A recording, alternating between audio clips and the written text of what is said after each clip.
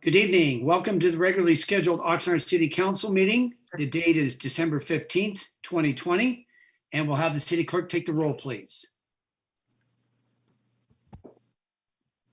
Councilwoman Basua, Here. Councilmember Lopez, Here. Councilman McDonald, Here. Councilmember Madrigal, Here. Councilmember Perlo.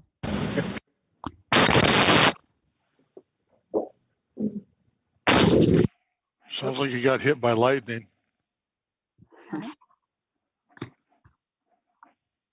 Did you call me? Yes. you- for the Yes, roll, I'm here. Okay, I'm here. thank you. What happened to Bert though? Where's Bert? I'm here. I'm here. And Mayor Flynn. Present. Okay, thank you. The agenda for this meeting was posted in the City Hall bulletin board on Thursday, December the 3rd. And pursuant to Government Code Section 54952.3, each member of the Housing Board of Commissioners present will receive $50 pay for convening this meeting. Thank you. Thank you very much. So the city council will be meeting in closed session here in the next few minutes. And then at 6 p.m., the regularly scheduled meeting will begin. And we'll have the the city attorney, please read the closed session item. Mr. Fisher. Thank you, Mayor. The City Council will recess to a closed session pursuant to Government Code Section 54956.9 D2. Based on existing facts and circumstances, there is significant exposure to litigation against the city in one potential case. Thank you very much. And we do have two speakers. The very first speaker is Jessica Torres, to be followed by Imelda Montanes, please.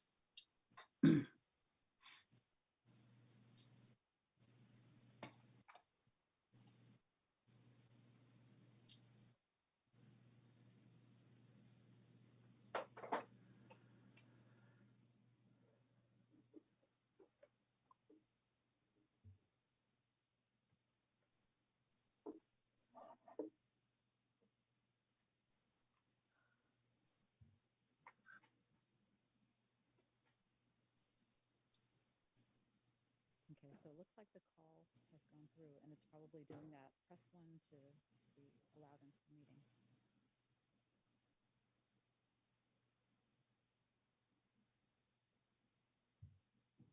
If they don't hit the 1, then they're not going to come in.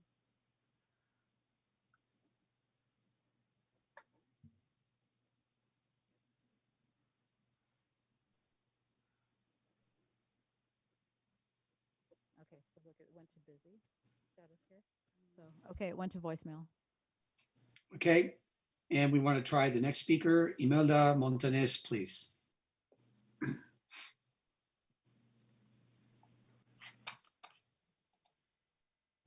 I just copied that, pasted it in here, and did it again. I have to wait until it gets to busy.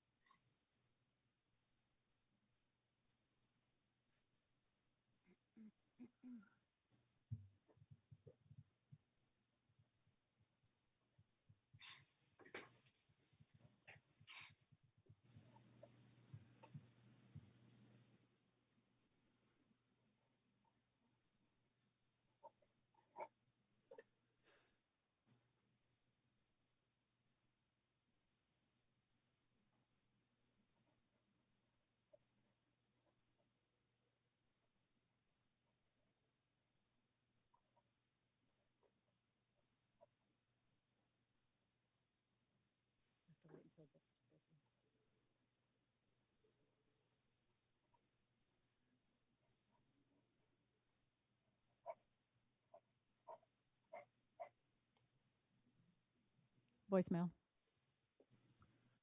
Okay. Why don't we just try Jessica Torres one more time, and then we'll try Imelda one more time, please.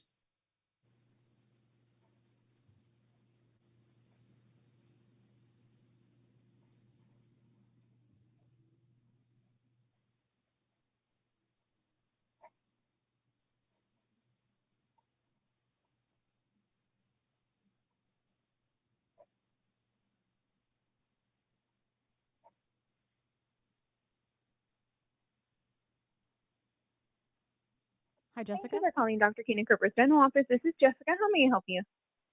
Hi, this is Michelle from the council meeting. You signed up to speak for the closed session. Oh, yes, but I'm actually at work at the moment. I'm so sorry. Okay, so you have 3 minutes. Would you like to take it or not? I'm at work. I'm so sorry. Okay, thank you. Thank you. And why don't we try Imelda Montanes one last time, please?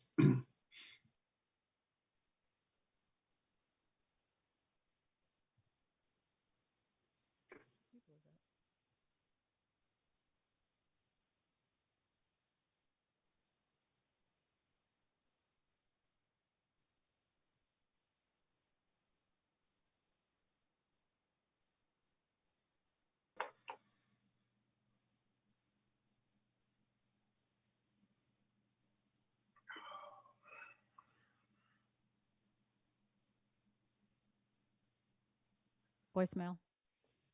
All right.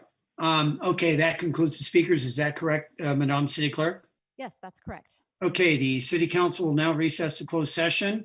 And we do start the regularly scheduled meeting at 6 p.m. And it's now 5:45. So let's hope that we make it. Thank you.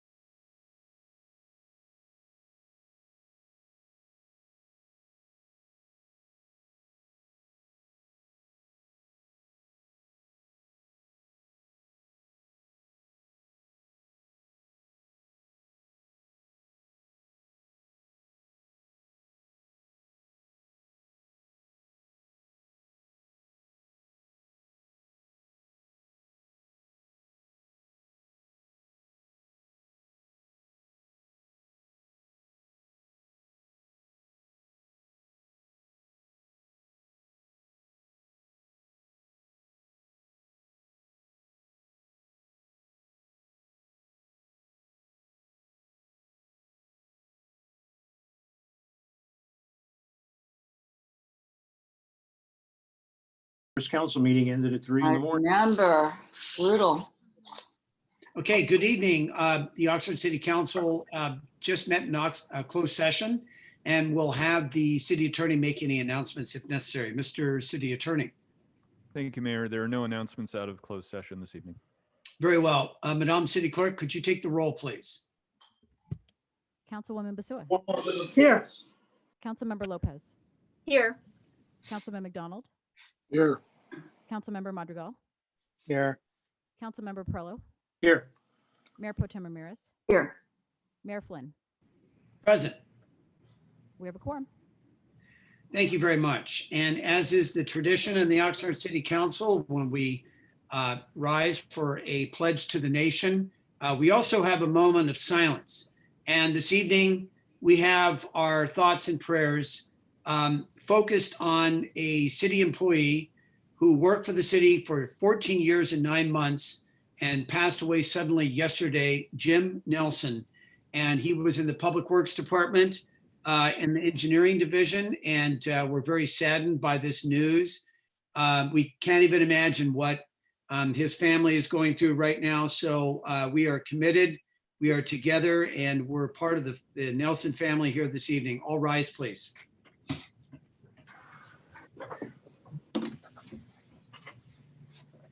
Mr. City Manager, could you lead us in the pledge, please? Yes, sir. Place your hand over your heart. Ready, begin. I pledge allegiance To to the flag Of the of United the States United of States of America, and to the republic republic for which it stands, one nation, under God, indivisible, with liberty and justice for all. for all.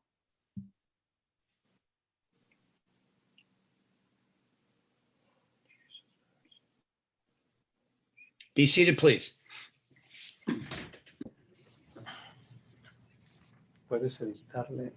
So now we're on page 2 of the agenda.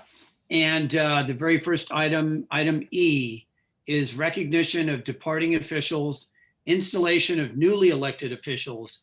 And that's item 1 under the city manager department, subject recognition of outgoing elected officials. The recommendation is that the city council, number 1, adopt a resolution honoring Mayor Tim Flynn's service on the city council. 2, adopt a resolution honoring Mayor Pro Tem Carmen Ramirez's service on the city council. And number 3, adopt a resolution honoring Michelle Ascension's service as city clerk.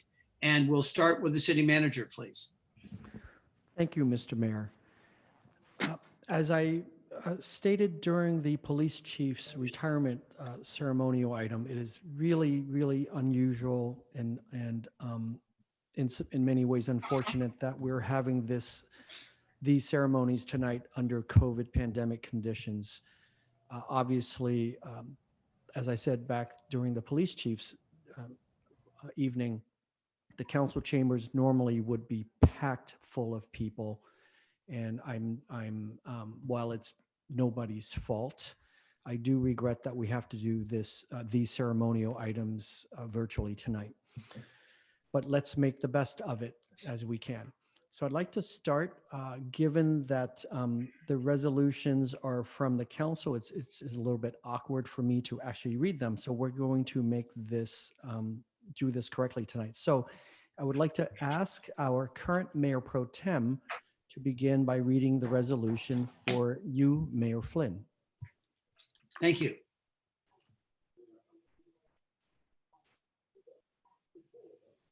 All right. I just want to make sure everybody could hear me. Can you hear me, Tim? Yes. Okay, great. Okay, and it's my honor to do this for Tim, who's been a friend. That might surprise people. We've been friends. We work together on things, and I really appreciate him, appreciate his positivity, his attitude towards our city and our people. And so I volunteered to read this. I asked to do it. So here we go. This is a resolution of the City Council for the City of Oxnard commending Tim Flynn for 14 years of dedicated public service as a member of the Oxnard City Council. Whereas Tim was first elected to the Oxnard City Council from 2004 to 2008 and was reelected in 2010. And whereas Tim has faithfully served the residents and businesses of the Oxnard community as mayor since he was elected in November 2012.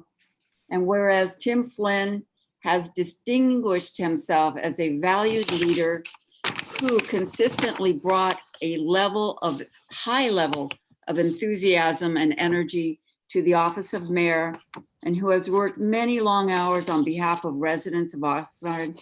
And whereas Tim Flynn has been active in local government, stretch it out, and has contributed greatly to the city as a member of the Oxnard Housing Authority, Redevelopment Agency, numerous boards, commissions, and committees, including chairing the Oxnard Successor Agency Oversight Board, Fiscal Policy Task Force, Transportation Committee, as well as serving on the boards of the Oxnard Airport Authority, Ventura Council of Governments, Ventura Regional Sanitation District, Oxnard Plain River Park Authority, Reclamation and Recharge Joint Powers Authority, Ventura County Regional Energy Alliance, and co-chaired the Graffiti Task Force.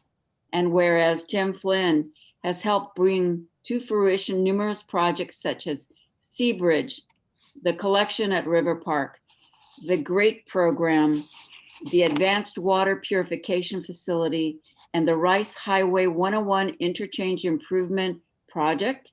And whereas Tim Flynn was instrumental in implementing the Graffiti Action Program that is a model for other cities in the county. And whereas Tim Flynn advocated for the takeover of the city's Del Norte Regional and Recycling Center, saving $2.5 million annually. And whereas Tim Flynn contributed to easing traffic congestion in Oxnard through the city's intelligent traffic systems that synchronized traffic signals.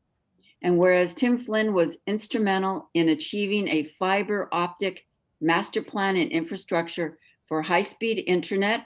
And whereas Tim Flynn tackled pension reform to have members pay their fair share of the pension cost, promoted and achieved a more rigorous decision-making process through the city council's committee system, and spearheaded the restoration of financial transparency, integrity, and honesty of Oxnard's finances.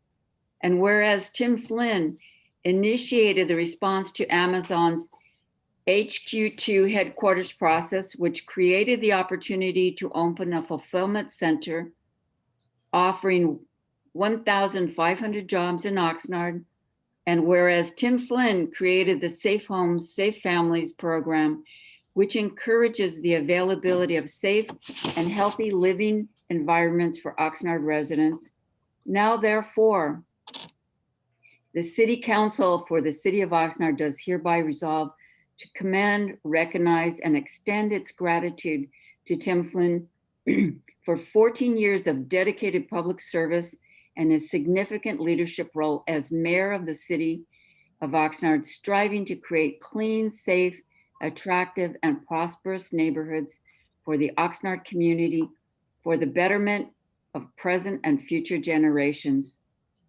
Whereas we're all going to sign this, and this 15th day of December. Congratulations, Tim, on a great time of service for our city. Thank you very much, Mayor Pro Tem. And I'll just make a very few remarks very quickly. Today is actually one of the best days of my life. And it's one of the best days of my life because I'm leaving this post as mayor and as a member of the city council for 14 years, knowing that my commitment to the people of Oxnard has been fulfilled. And Mayor Pro Tem kind of highlighted some of the things I've been involved with, but most importantly, my heart, my goal has always been about quality of life in Oxnard and quality of life in Oxnard neighborhoods. And in particular, what I've really been focused on is Oxnard's place in Ventura County. Who is Oxnard? Who are the people of Oxnard? And all I have to say is I've lived in many other places, San Francisco, California, Washington, D.C. I lived in Germany for a year, and many other places, even in Ventura County, Ventura in particular. And I just have to say that what has consistently brought me back is my love for Oxnard. My wife and I came very close to buying a home once in Santa Paula. And I love Santa Paula. Santa Paula is a great community. And I remember just before we made an offer on the house, I looked at my wife and said, you know something, Julie? I'll never be able to serve in Oxnard city government if we buy this house. And right there, we stopped and we didn't make an offer. And I want to say to my colleagues and to the city staff and to the people of Oxnard, I could have never accomplished what I accomplished without your support. And there's too many people to thank. And my top accomplishments, I think, were mentioned by Mayor Pro Tem. But what I'm most proud about are the jobs that have come to Oxnard, as Mayor Pro Tem spoke about, and also the financial honesty and integrity of Oxnard's finances and the taxpayers' money. So I want to congratulate the newly elected mayor, John Zaragoza, and wish him and you city council members the best of luck. I want to also thank my very close friend, Carmen Ramirez, who's like a sister to me. I'm not going to say she's an older sister. She's like a sister. And she and I have worked very closely together. I love you, Carmen. And you know that. And I have so much respect for you, so much high regard for you. And I also want to say in parting that recently I had a conversation with the city manager. And it was about a lot of things. And I spoke to him about my family. And my family is the reason why I was able to serve. My family enabled me to serve. And it started with my parents and their upbringing, my upbringing and public service. But it ended with my children, Megan, Maeve, and May Reed, and most importantly, my wife, Julie. And I would not be here without her in particular, and her strength and her advice and her never giving up on me and never giving up on the people of Oxnard. Right. And I will say in parting that recently in this conversation with the city manager, when I was telling him about my feelings, I told him as a former high school teacher and community college teacher that I'm a really, really tough grader. And he's kind of silent, almost like a student would be silent, kind of like, oh my gosh, what is he going to say to me? And I told him, I said, you know something, Alex, overall, I give you an 87%. And I'm going to tell you that that's the highest grade I've ever given to any public official. So he felt flattered that it was, that I gave him an 87%. It was the highest grade I ever gave anyone. But then he was upset when he figured out it was a B plus. And so what I want to say is I said that to him to see what reaction I'd get out of him. Alex, you're the best, one of the best things that's ever happened to the city of Oxnard. Actually, Alex, you get a 93%. You get an A, you get a straight A. And I'll say that on as my parting message.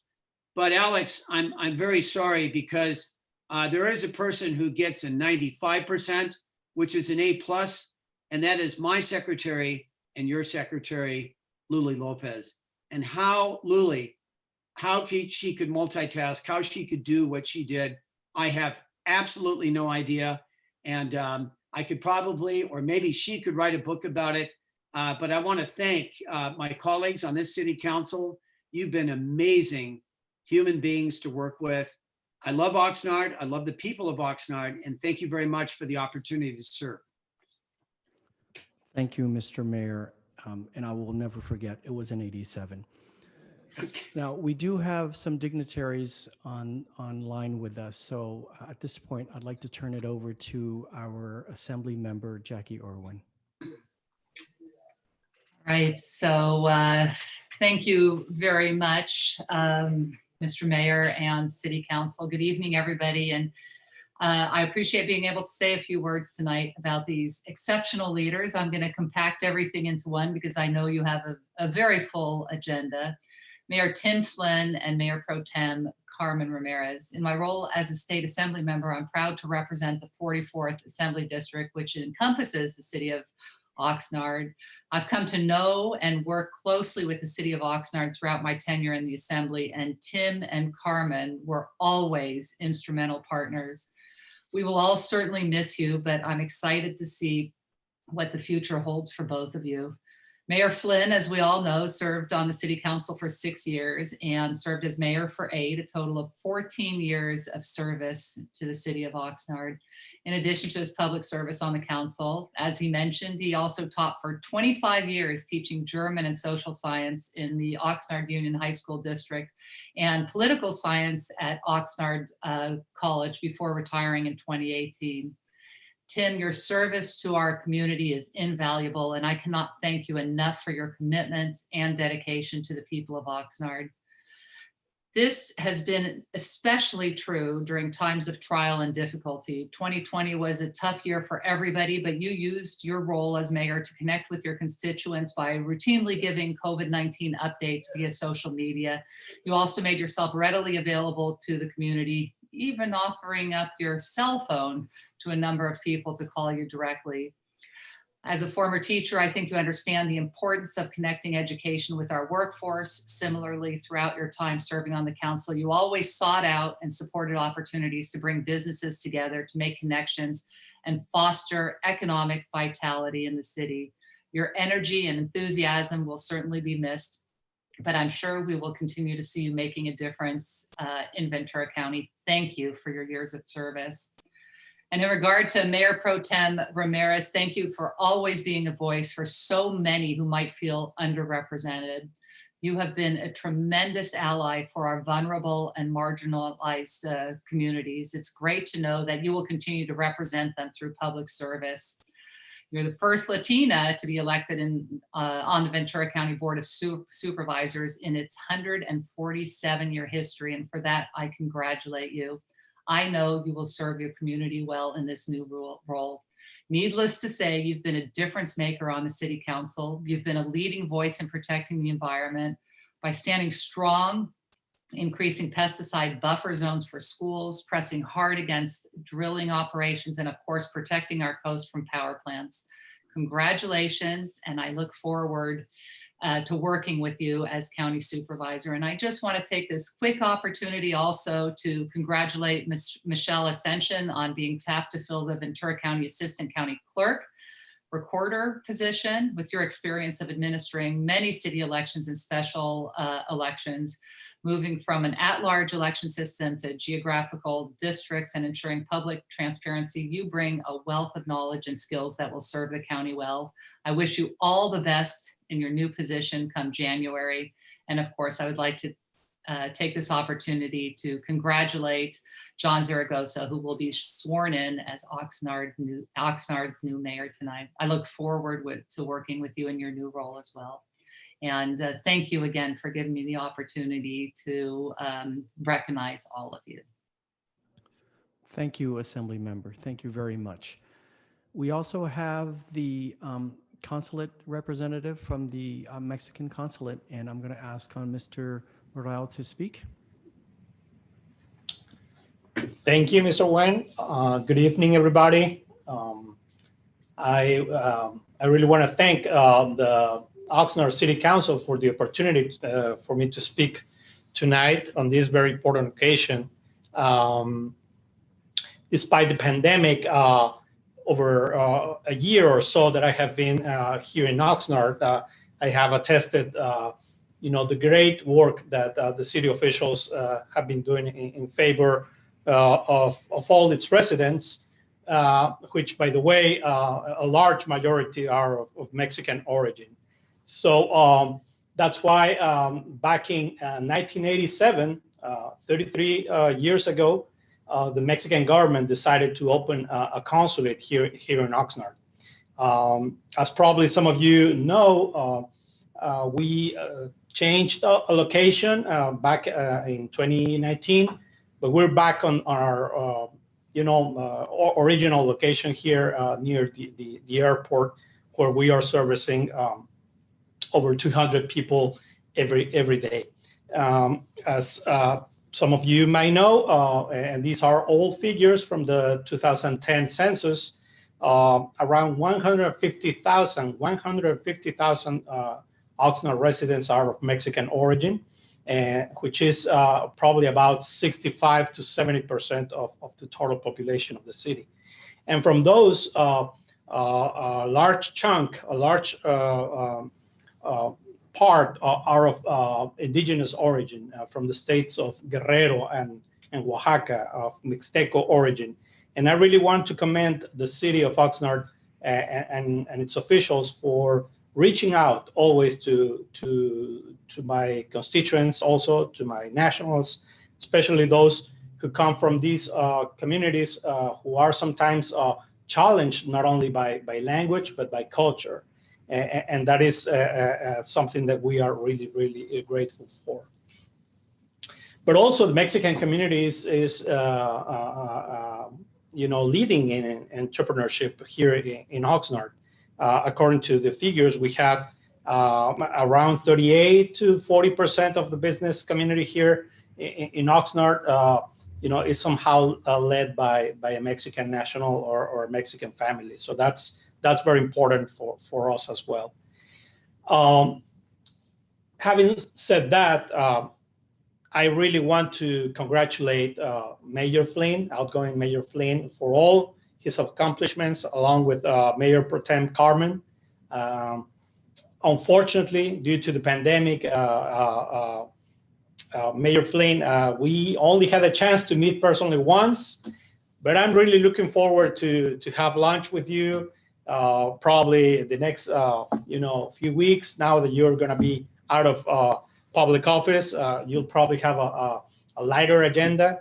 But anyways, I really want to congratulate you for all your major accomplishments, and also Carmen, who I've become very close to.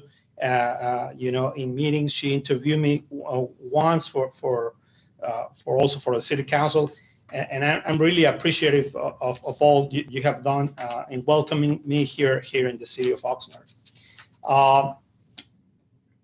Mayor John Zaragoza, congratulations for your election, for winning the election.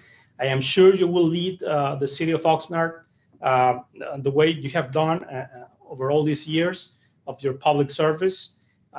We already know about your work throughout all these years, and that's why back in 2010, which is already 10 years ago, the Mexican government recognized now Mayor Zaragoza with the Oatley Award, which is the highest honor bestowed by the government of Mexico abroad to leaders who open the path for other Mexican nationals, as I said, overseas.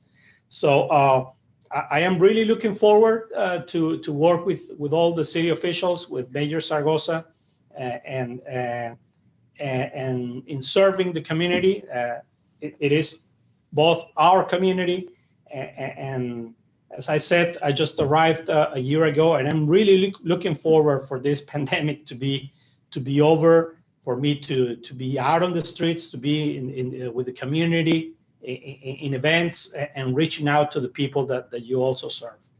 Thank you again to the City of Oxnard's Council for the opportunity to speak tonight. And I'm, as I said, really looking forward to working with you. Thank you. Thank you very much.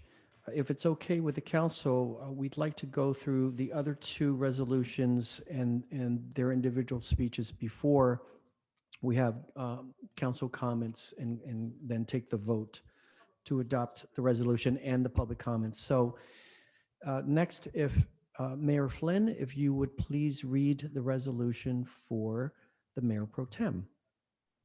Thank you very much, Mr. City Manager. And it is my privilege as Mayor of the City of Oxnard to read this resolution of the City Council of the City of Oxnard commending Carmen Ramirez for 10 years of dedicated public service as a member of the Oxnard City Council.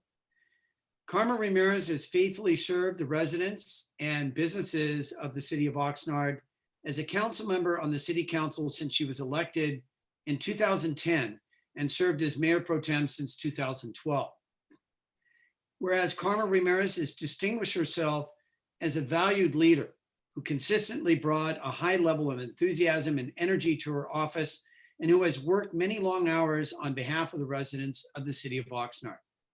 Carmen Ramirez has been active in local government and has contributed greatly to the city as a member of the Oxnard Housing Authority, Redevelopment Agency, numerous boards, commissions, and committees, including the Cultural Arts Committee and Transportation Committee. And I will just say as a side note, I don't know how she ever got through the Cultural Arts Committee, but I commend her for that. As well as serving on boards of the Beach Erosion Authority for Control of Operation and Nourishment, Carnegie Art Museum Cornerstone's Board of Directors, Las Cortes Housing Development Corporation, Ormond Beach Property Oversight Committee, Performing Arts Center Corporation, Southern California Association of Governments. And I'll say something quickly about the Southern California Association of Governments. I don't know how, that was like a full-time job in itself, Mayor Pro Tem. How you did that, I have no idea. Ventura County Air Pollution Control District, Ventura County Animal Regulation Commission. I know that was your favorite commission. And Ventura County Regional Energy Alliance, Clean Power Alliance, and served as vice chair of the Economic Development Collaborative of Ventura County. Carmen has been instrumental in advancing social justice, responsible economic growth, and environmental sustainability in our city. She has been a strong advocate of the successful efforts to defeat the proposed Cabrillo Port Liquefied Natural Gas Terminal off Oxnard's coast in 2007, and continues to advocate for industries and projects that improve the quality of life for lower socioeconomic communities. Carmen has also led efforts with the State Coastal Conservancy and the Nature Conservancy for the acquisition and restoration of Ormond Beach. Carmen has been working towards solutions to address homelessness in Oxnard, and she was instrumental in the creation of the Clean Power Alliance, providing Oxnard residents with the option of purchasing alternative electrical service. And now, therefore, the City Council of the City of Oxnard do hereby resolve to commend, recognize, and extend its gratitude to Carmen Ramirez for 10 years of dedicated public service and her significant leadership role in enriching the Oxnard community for the betterment of present and future generations. And I will just say in conclusion that Carmen, I think actually Assemblywoman Jackie Irwin said something that I think is so important, and that is that Carmen has been an advocate for oftentimes causes that require a tremendous amount of courage. And she's had, as a woman, a tremendous amount of courage to stand up for what she believes, regardless of the consequences, which I admire tremendously. And Carmen, you are a model public servant. You're going to do a great job as county supervisor. I support you strongly, and I know the community of Oxnard does. We're looking forward to working together. And I will just say in conclusion that we will be working together again. Thank you, Tim. Thank you. Mr. City Manager. Yes, I'm giving the floor now to the Mayor Pro Tem. Okay. Thank you. You know, this is very, feels very awkward. I was raised to be modest, believe it or not. So, but let me thank you, Tim, for those really very warm remarks. And back at you, I feel the same way about you. I did write some notes here of things I wanted to make sure I said, to thank people, to tell you and everybody listening that it's been such a great honor to have been elected, to have won elections. And I want to do a particular recognition of my colleagues, including the mayor, that we survived a recall together people do not survive recalls generally. And I think the only reason that, or the most important reason that we did, is that we were doing the right thing and we stuck together. And to me, that's a highlight of our time on council. We did the right thing. It was painful. The city needed it, and we came out on top. So I'll always be proud of that effort we took together to do the right thing for our city, for the people who live here, for the environment. This is my last council meeting. I'm going to be sworn in January, so I'll still be here if you need me to sign anything or come to, please, no special meeting. But I have not missed one meeting in 10 years of council. I've been lucky. I haven't had emergencies. I haven't been ill. I've been able to be here, and I'm very proud of that record of perfect attendance, because it's something I certainly wasn't known for in high school. It's really unfortunate that we can't be together and have that cake and apple cider and hug each other and celebrate, but we have to do the best thing because we have to get through this pandemic healthy. We've all survived so far. Please keep up the safety precautions we're taking so we can get to the other side of this. You know, I've been on the ballot with all of my colleagues here at least once, including Brian, who beat me the first time, and then the mayor who beat me for mayor. And I was very proud to be mayor pro tem for this city. And I know that's changing tonight. When I was a little kid growing up in San Gabriel Valley, I always wondered what kind of life I was going to have. I knew I really wanted to have something better than my parents, who worked so hard. My father, a World War II vet, sixth generation Californian, married, and he and my mom, they had 7 of us. Life was hard, and I thought, I want to have something a little better in terms of work. And I was so lucky to be able to go to college, to go to law school, and then come to Oxnard and serve this community. And I'll tell you, I will never look back and say, oh, I wish I had stayed in LA County. I'm so grateful to be not just in Ventura County, but Oxnard, which I just can't think of living anywhere else. The people, the opportunities, the landscape, my colleagues, our history, it's been so great. It's been an honor. We've had difficult times since I got on council, and the staff of our city has worked so hard with our hardworking council and our community to right our ship.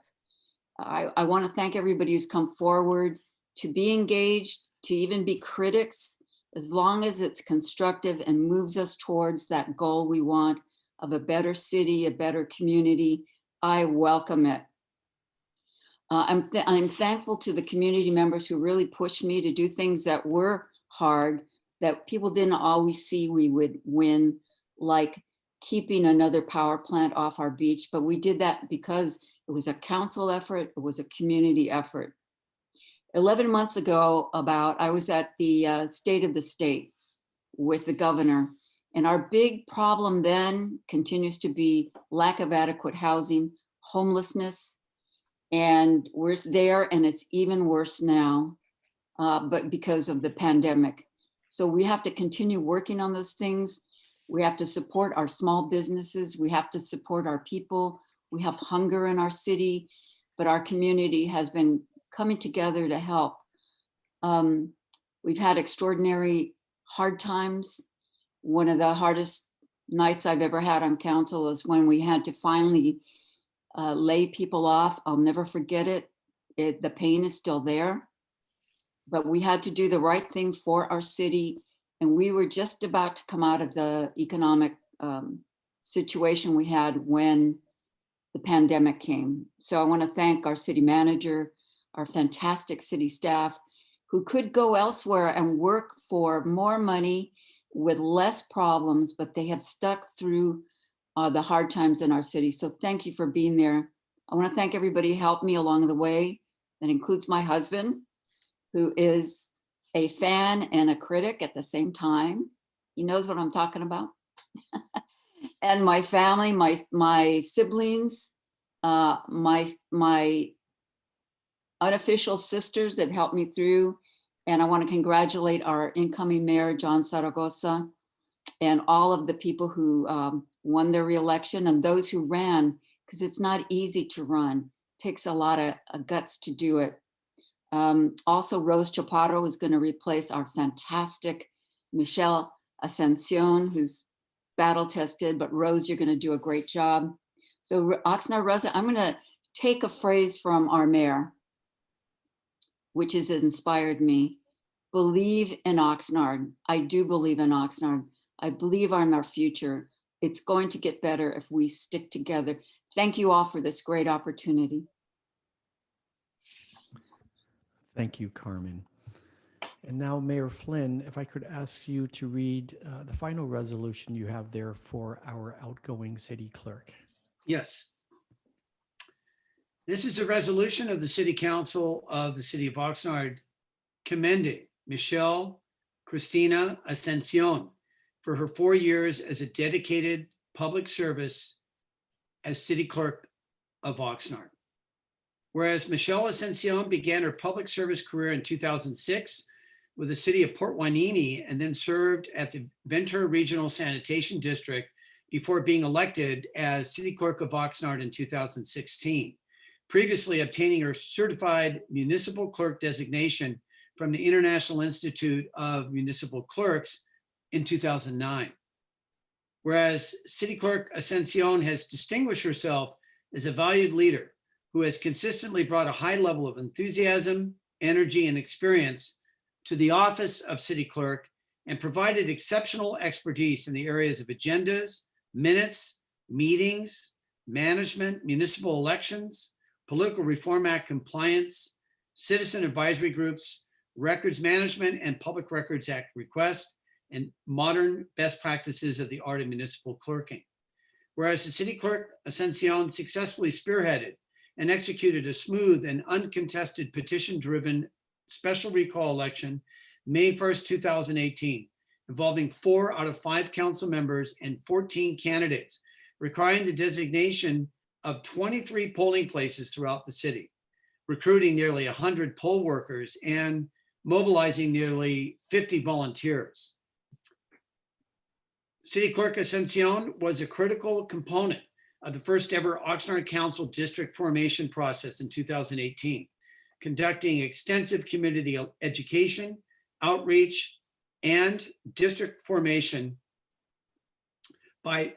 first by district election, which included the expansion of the city council.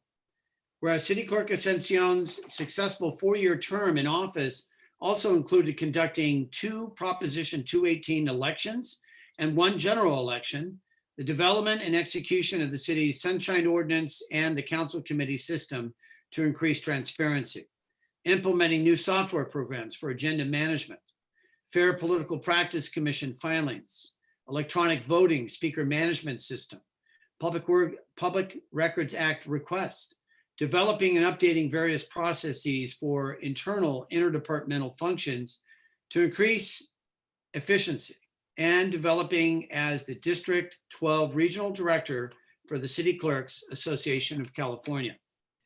Whereas upon completion of her term as City Clerk, Mrs. Ascension will continue her public service career at the Ventura County Clerk Recorder's Office beginning in January of 2021. Now, therefore, the City Council of the City of Oxnard is hereby resolved to commend, recognize, and extend its gratitude to Michelle Ascension for 4 years of service as the Oxnard City Clerk and extends best wishes for the success in all her future endeavors. And I will just say, ladies and gentlemen, that this is a remarkable, very talented young woman who I think just the fact that she was asked to become the assistant county clerk is a testament to all of the things I just read. How can any city clerk face all of those things at once and actually succeed and keep her cool? I don't know how she kept her cool. I don't know how she was able to just stay focused and get the job done. Michelle, we're so proud of you. You're going to do great things, and you are just a model public servant. Thank you very much. Madam Clerk, the floor is yours. Thank you, Mayor. Good evening, everyone. My parents and I moved here to Oxnard in July of 1982. We made several trips up here before moving day to check on the progress of our house that was being built in the northeast corner of the Lemonwood neighborhood. I was only 6 years old, so it was a long time ago, but I do remember that I would tell my friends, "We're moving to Oxnard. I think it's in the country."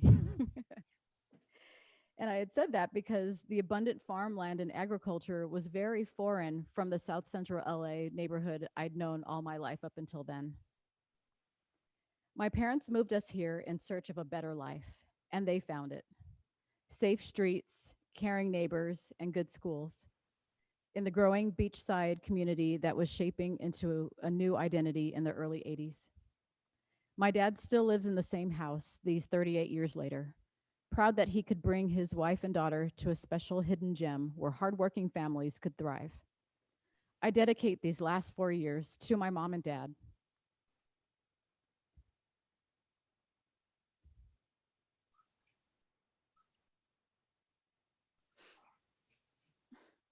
Excuse me. Carla and Lester Boykin, as well as everyone from my hometown who sculpted my youth. My teachers of the Oxnard School District, Santa Clara High School, Oxnard College, our neighbors, friends, and church family throughout the years. Sorry.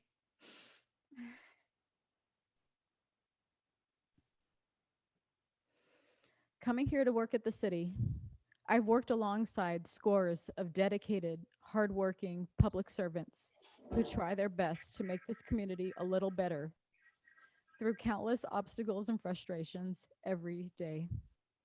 I'm so proud of all of you. A special thanks goes to the city managers for all their support, starting with Greg Nyhoff, then interim city manager Scott Whitney, and now the dynamic trio of Alex Nguyen, Ashley Golden, and Sherry Klima. The city attorney's office, city manager's office, IT department, and all the rest of the staff. Thank you all so much for just being so awesome. Stay strong, persevere, keep the faith, and know that I will continue to cheer you on from the stands. Dwayne, Karen, and Simone, you're the best, and you know that I think the world of you.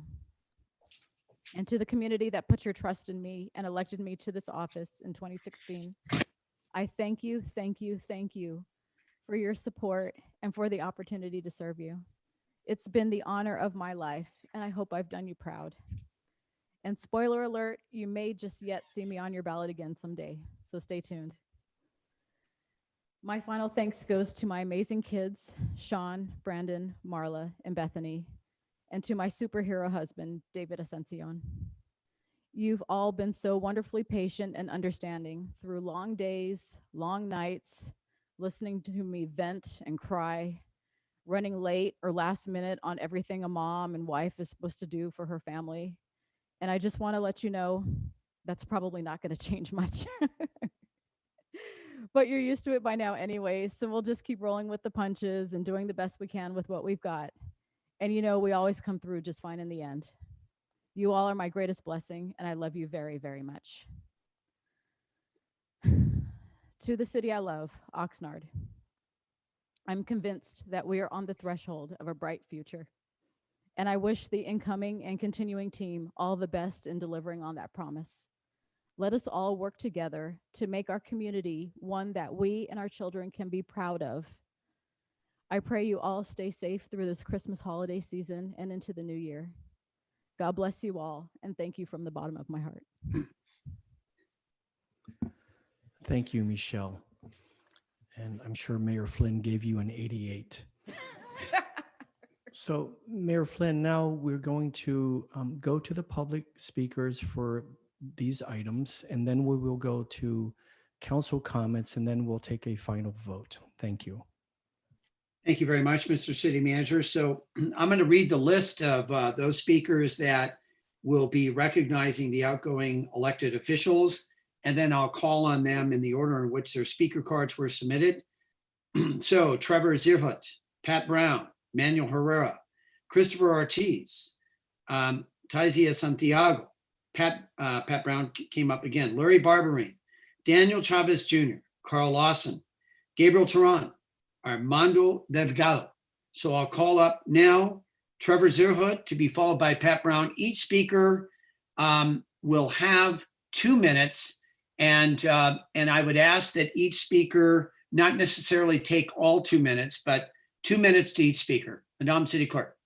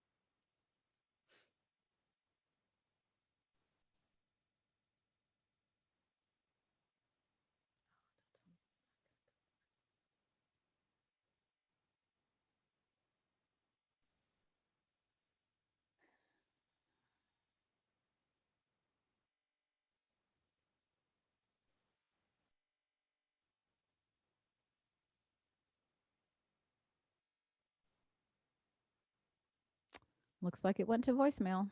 Okay. The very next speaker is, let's see here, Pat Brown, to be followed by Manuel Herrera, please.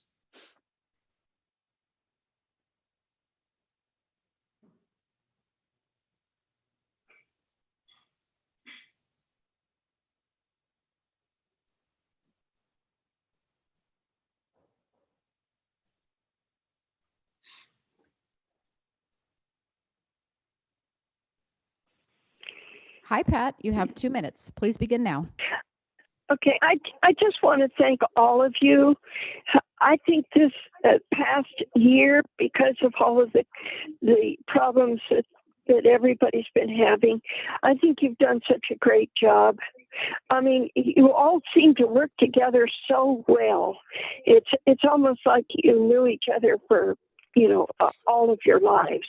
You work so well together, and I'm just so proud of all of you. And I hate to lose anybody. I hate for this change, but I know that we're going to get new people that you all are going to help to help us keep in the same vein, the same things we've been doing. So I just wish that we could just grow without losing anybody, because you're all so great. And Carmen, I know you're going to do a marvelous job in the Board of Supervisors. I mean, that's just a given. So I want to wish you my best there. Thank you very much. Thank you very much. And the very next speaker is Manuel Herrera, to be followed by Christopher Ortiz, please.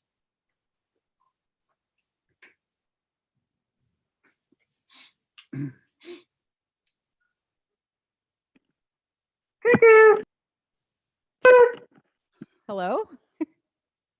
That's Seamus O'Clima. Oh, hi, Manuel. Yes. Hi, you have 2 minutes. Please begin now. Okay, thank you. Hello. First of all, I'll start with Michelle. Michelle, your emotional comments touched us all, and it attests to the person that you are. So I wanted to thank you for the many years of service as our city clerk. Your hard work and dedication will be sorely missed.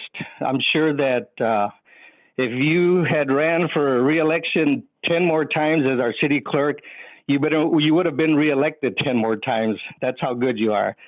So, just know that our loss is the county's gain. So good luck to you. Mayor Flynn, thank you for your dedication of all the years you've given us as our council representative and as our mayor. I'm sure your service as a public servant isn't over yet, so we all look forward to see where the next chapter of your political life begins. Mayor Pro Tem, as is the case with Michelle, our loss is the county's gain.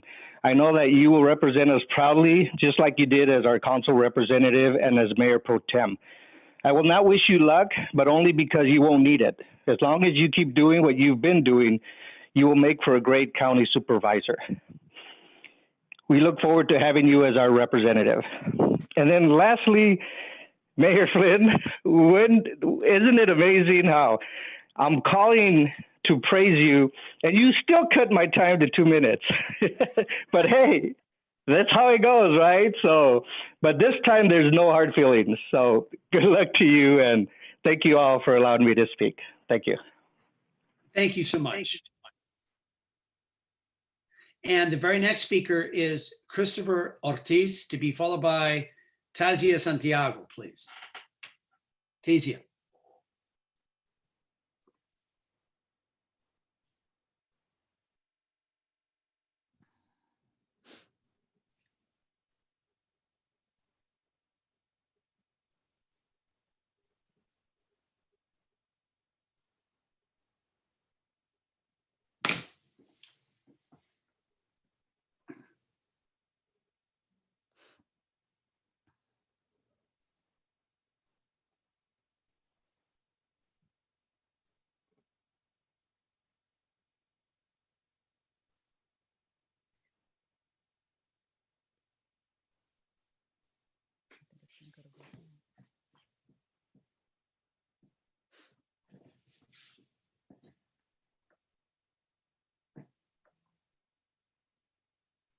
Went to voicemail. Okay, very well. We'll go on to the next speaker, which is Tazia Santiago, to be followed by Larry Barberine, please.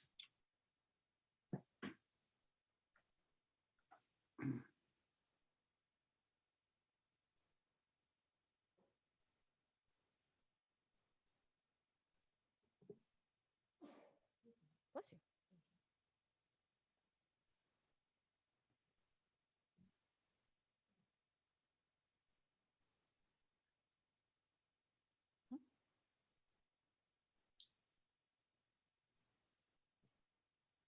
Oh.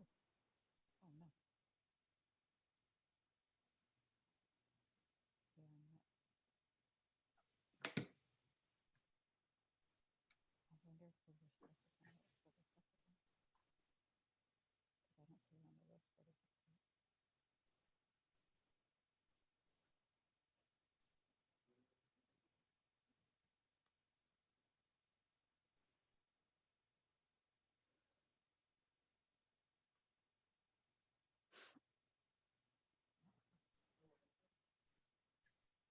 So when it says busy, that means it's gone to voicemail. Okay, voicemail. Okay, very well. And And I think this next one may be a accidental repeat. She's on here twice. Pat Brown is on here twice for E1, Yes. but I think that might have been for E2. okay, So good. we'll Larry. add her to the list for E2. Yes, and Larry Barberine, to be followed by Daniel Chavez Jr., please. Okay.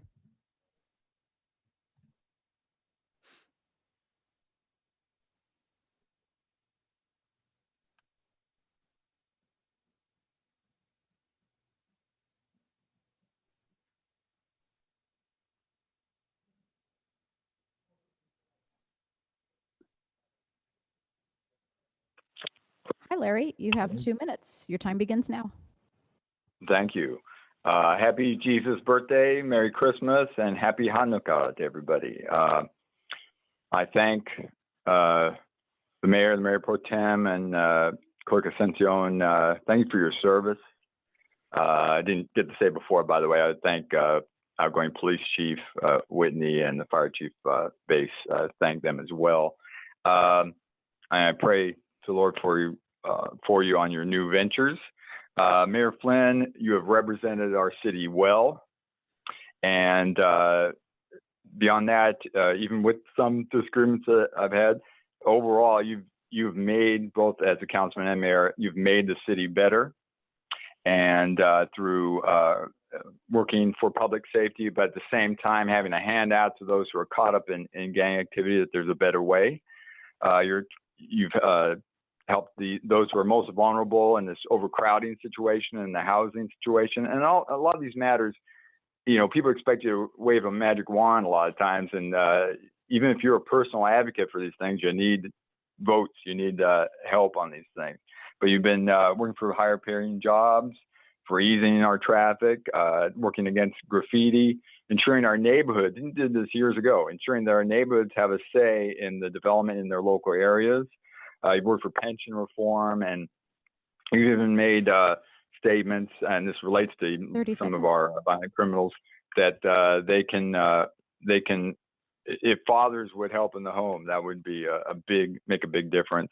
And Mayor Pro Tem, you made a wise statement years ago about if you don't want big government, you need to be working on these local issues. And I appreciate your kindness, and even with disagreements, you've been working hard on many issues. And Clerk Ascension, you've been a great student's mom, as I know about, and also a great clerk, and we may indeed be able to vote for you someday. So I appreciate your work so much. Okay, thank you. Time's up. Bye. Thank you very much. The next speaker is Daniel Chavez Jr., to be followed by Carl Lawson, please.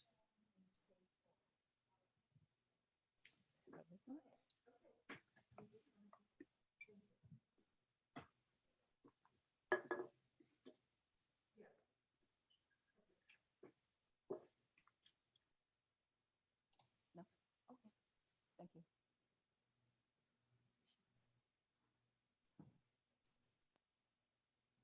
Hi, Daniel. You have 2 minutes and your time begins now. Good evening, Council, Oxnard residents, and staff.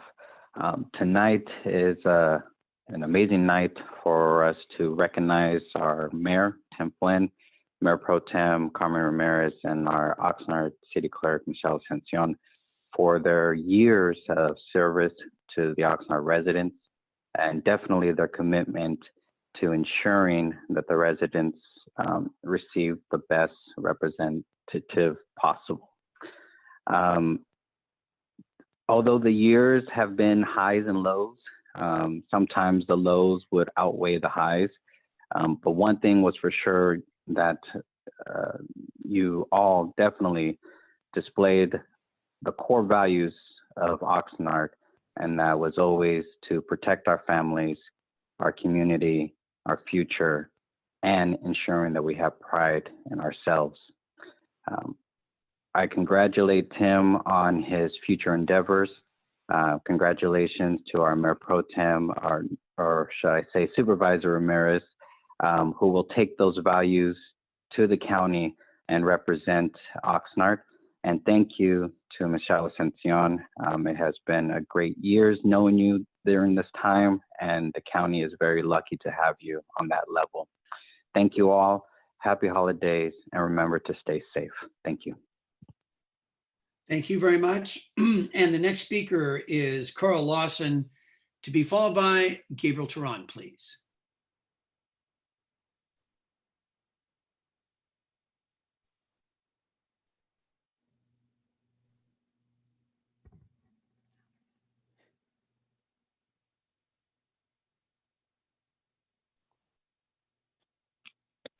Hi, Carl. You Hello. have 2 minutes. Your time begins now. Thank you. Good evening. My name is Carl Lawson. I am speaking tonight on behalf of the Board of Directors of OMA, the Oxnard Mid-Managers Association. OMA represents and is the bargaining agent for 105 mid-managers who work in all departments throughout the city organization. First, we wish to echo the mayor's comments earlier and express our sincere condolences to one of our colleagues who passed away suddenly this week. He was a fine public servant in the Public Works Department, and he will be missed very much by all of us. OMA wishes also to express our thanks and appreciation to the elected officials to whom we bid farewell to this evening. To Mayor Flynn, we thank you for your decades of dedicated service, from a neighborhood activist to a city council member to a teacher, and finally as mayor. We likewise thank Mayor Pro Tem Ramirez, who has also served our community for many years as a legal aid attorney, the head of the Self-Help Legal Center, and finally, member of City Council. Both of you have shown true care and commitment to the citizens of Oxnard and to the city organization. As mid-managers, we recognize your leadership and dedication, and we thank you. And finally, to our outgoing city clerk, Michelle Ascension, our members also wish you our very best. You and your staff have been a pleasure to work with in all aspects. Highly professional, always responsive to both the public and to those of us throughout the city organization who we rely on the clerk's office to faithfully fulfill our roles as public servants. The county is fortunate to have you, and your successor indeed has some big shoes to fill. So on behalf of OMA, we wish all three of you the best, and we thank you for your service to the city and to its citizens. Thank you very much. Thank you very much. And the next speaker is Gabriel Turan, to be followed by Armando Delgado, please.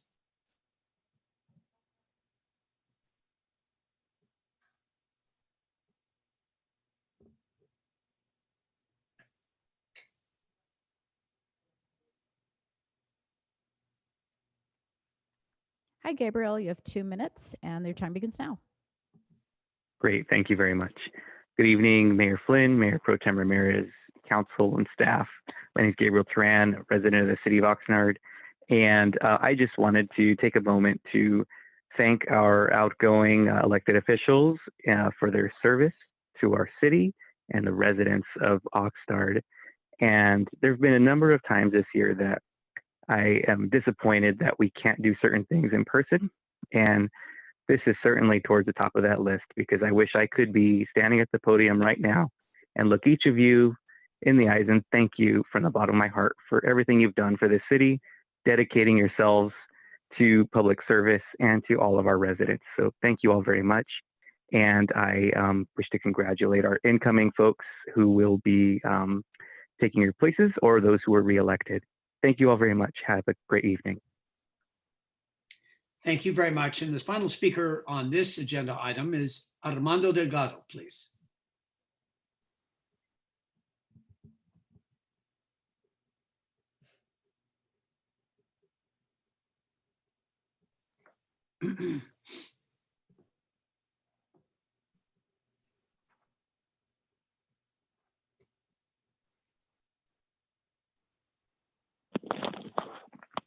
Hi, Armando. You have 2 minutes and your time begins now.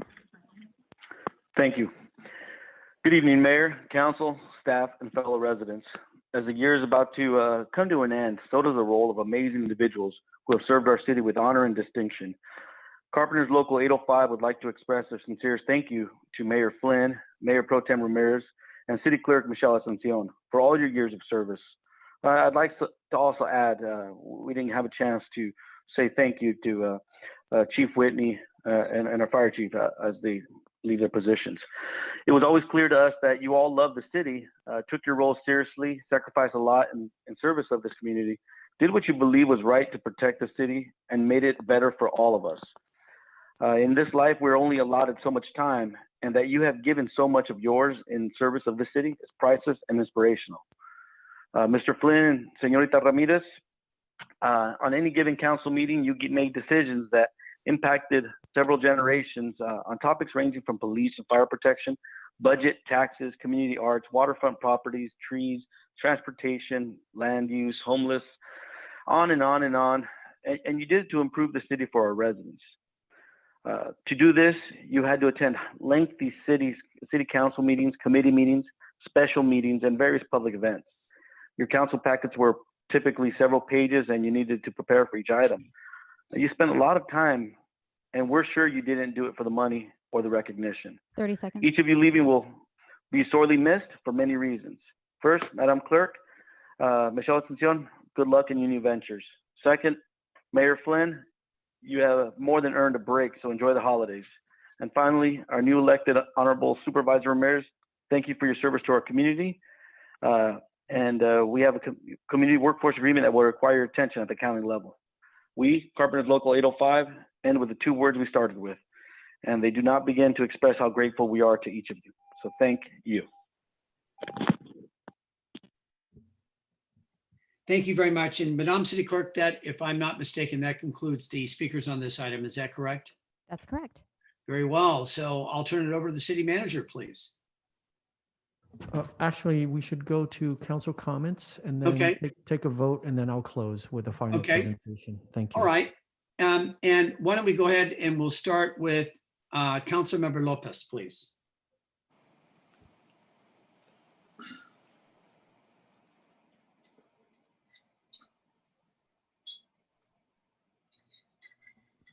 Councilmember Lopez, you're muted.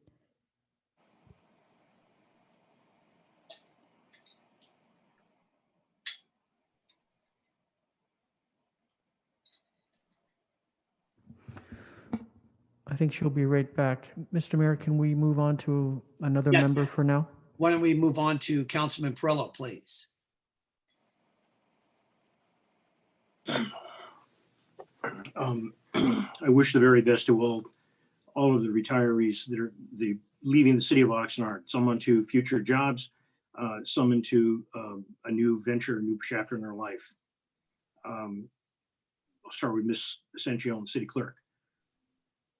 I believe that she brought a level of professional performance on this position that had not been seen for decades. And it was her training and her background. I recall seeing her when I served on the Ventura Regional Sanitation District. I urged her to run for the position. She did do a heck of a job for our city, and she was tested. Unfortunately, somebody saw how good she was and made her an offer she couldn't refuse. And so I wish her the very best, her and her family, and happy trails. And we, as you said, we may see you again on the ballot. The Mayor Pro Tem.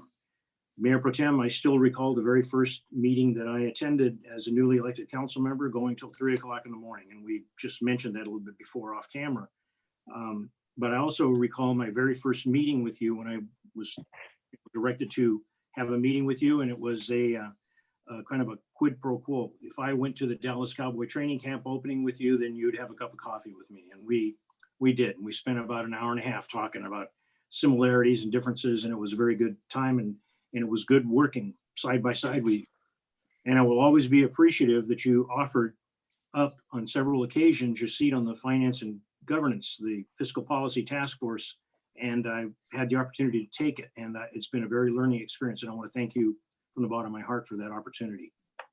I wish you the very best on District 5. You have some big shoes to fill for a lot of issues that are coming up on District 5. Mayor Flynn.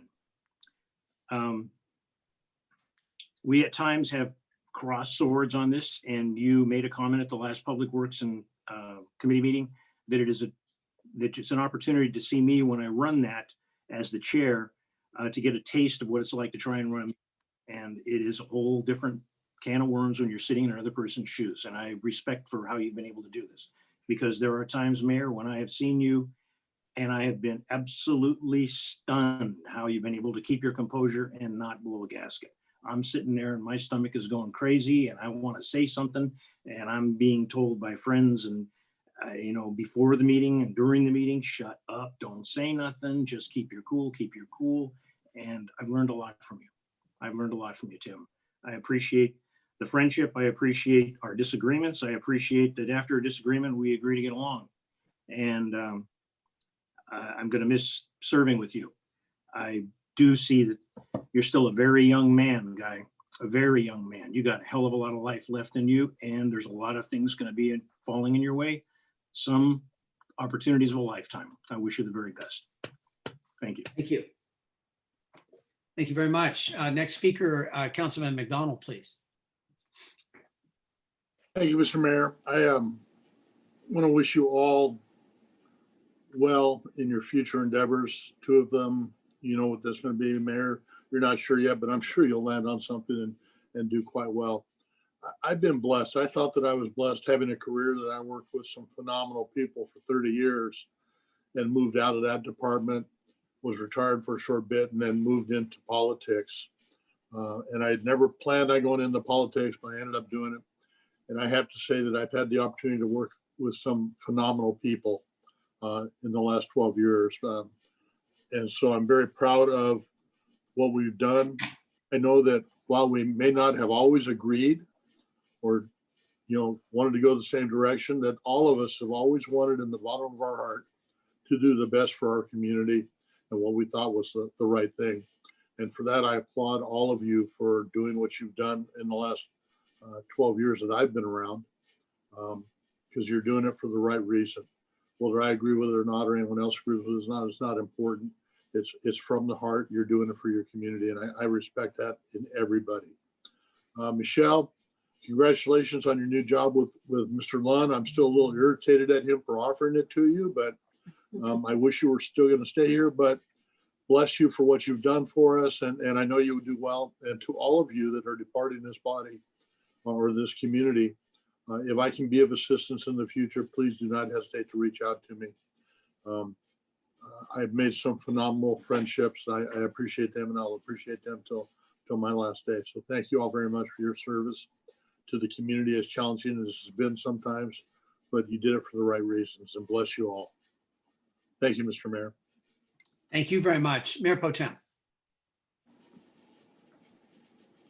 I really don't have anything more to say. Thank you all. Thank you very much, Councilwoman Pasua. Thank you, Mayor. I will go ahead and start first with you. You welcomed me onto the council almost 2 years ago. And I thank you from the bottom of my heart. It has been a pleasure to work with you. I enjoy how you keep us on track with those meetings, and I really have enjoyed your leadership. To Carmen, if I would have known that COVID was going to hit and I wasn't going to get to sit next to you again, I would have probably taken a picture of us together. You have been my partner there when we have been really, really cold in the chambers, continuously saying to each other how cold it is. And see, I have my scarf because it's also cold here in my house. So I'm going to miss you, but I know you're going to be doing great things at the county level. And I really look forward to your leadership that you're going to be able to give to all of us as you embark on this new journey. The best of luck to you. To Michelle, I've known Michelle for many, many years, extremely bright. I'm extremely honored to call her my friend and a colleague. She can't get rid of me yet. So I'm sure we'll be doing lunch at the county when she gets there. And I'm sure I'll be seeing Carmen also when I go visit. But Michelle, wishing you always the best in everything you do. Very well deserved. Thank you. Thank you very much. Councilman Madrigal. Where do I begin? I'm here at home and I'm seeing 3 people on my computer screen, and sadly not in person. We've been a team for the last 4 years. Some of you have been a team longer, but this group, we've worked a very long time to help out the city as being a part of the council. You've brought new and better solutions. I just happened to join along the way. I am in awe of the many victories that you all or we have won since then, of the challenges that we or you all have faced and overcome, and how those successes have changed the face of this city. There is still much work to be done, but because of you all, these 3 great individuals, we are in a better place today. Michelle, thank you for everything. Since day one, you have always been there to help the public, and when needed, you've always helped me. I have seen all the hard work and dedication you have for your job. It is admirable. You let your work do the talking. The city of Oxnard's loss, again, as many have said, is the county of Ventura's gain. You will be dearly missed. Carmen, thank you for reaching out when I found out, I won the election 4 years ago. You reached out that evening and invited me to the Christmas parade to walk alongside you. I'll always remember that. I want to thank you. I want to thank you for showing me the ropes when I first started. You're going to do great things as a supervisor. And I want to thank you not only for being a great role model to everyone in the community, but for your kindness and how much words of advice you give to my sisters. Thank you. Tim, thank you for everything. I have learned so much from you over these last 4 years. It was great meeting you many years ago at Pacifica High School, and recently having the opportunity to work with you over the last 4 years. You know, I've learned so much. Although we may disagree at times, I have nothing but respect for you. Thank you for your service to the city. And I'm for sure, I know that I will see you around, as you know, many great things are ahead of you, Tim. So thank you. Thank you so much. And we'll go to Councilmember Lopez. Thank you, Mayor. Sorry I missed you just by a second when you called me earlier. I want to start off by thanking you for your leadership, for your service to our city, for always looking for opportunities to enhance the lives of all our residents, for being so welcoming 2 years ago as I came on the council, and being supportive in so many ways, you know, in and out of council meetings. And we'll definitely miss seeing you zoom in and out of events throughout the community as you were working to be present in every space possible. So thank you for all that you have done.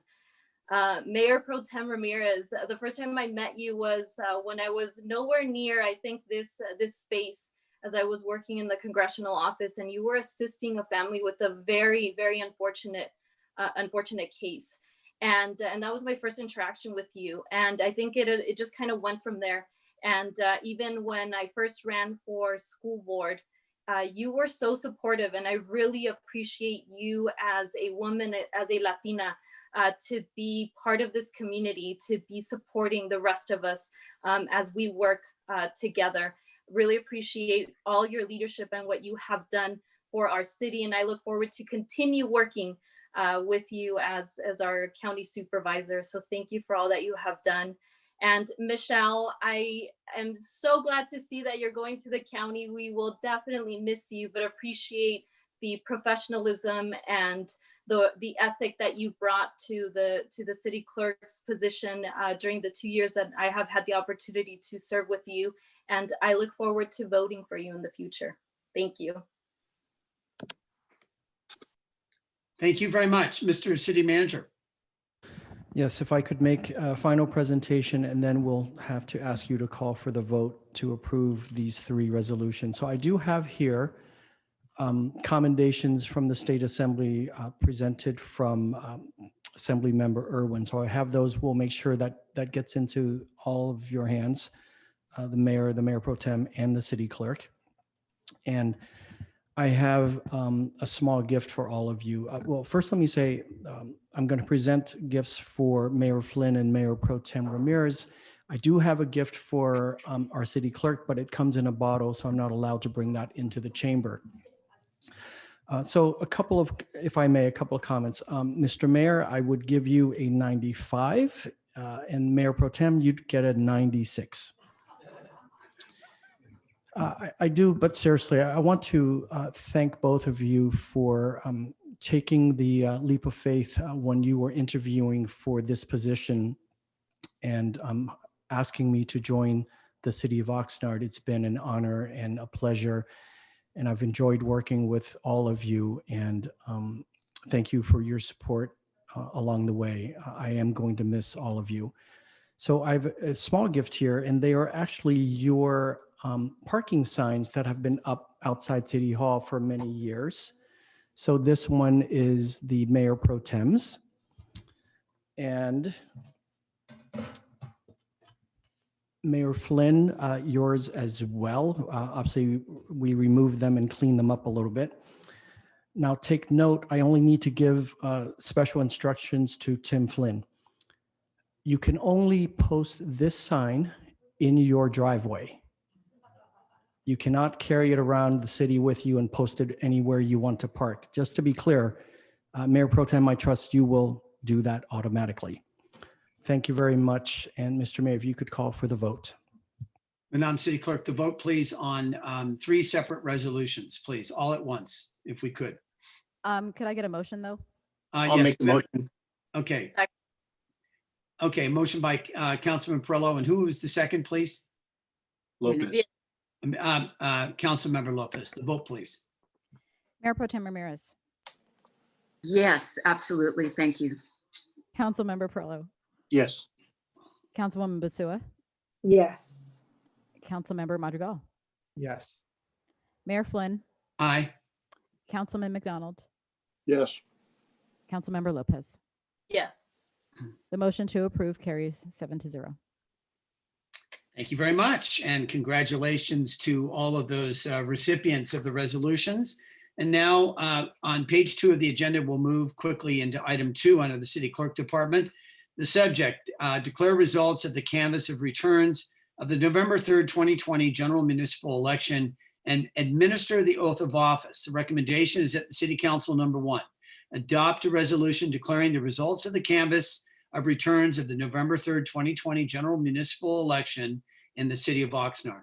2, authorize the city clerk to administer the oath of office to the newly elected officers, followed by remarks from the city treasurer, city clerk, council members, and mayor. And we'll turn it over to the city clerk, please. Well, good evening again, Mayor, Madam Mayor Pro Tem, council members, staff, and members of the public.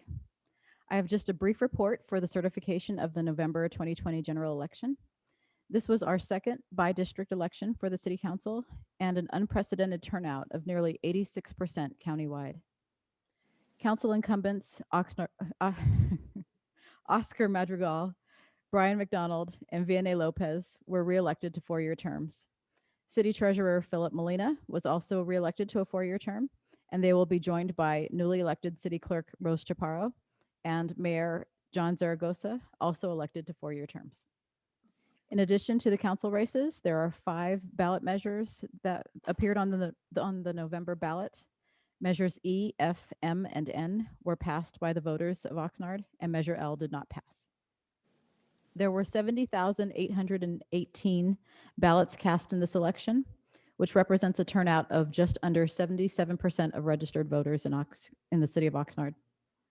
Every registered voter received a vote by mail ballot for this election, and there were also 48 voting locations throughout the county available for in-person voting. Just a quick note that the resolution has been updated to include 2 declarations that were inadvertently omitted and to incorporate the county's updated certifications.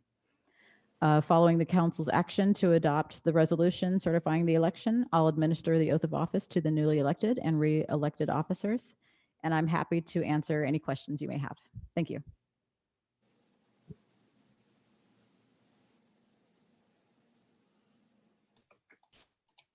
Very well. Thank you very much. And Madam City Clerk, did you just say that you will start with the authorization of the oath of office, or are we going to have the speaker comments first? We should, I guess, go to comments first. Okay, that's what I thought. Oh, hold on one second.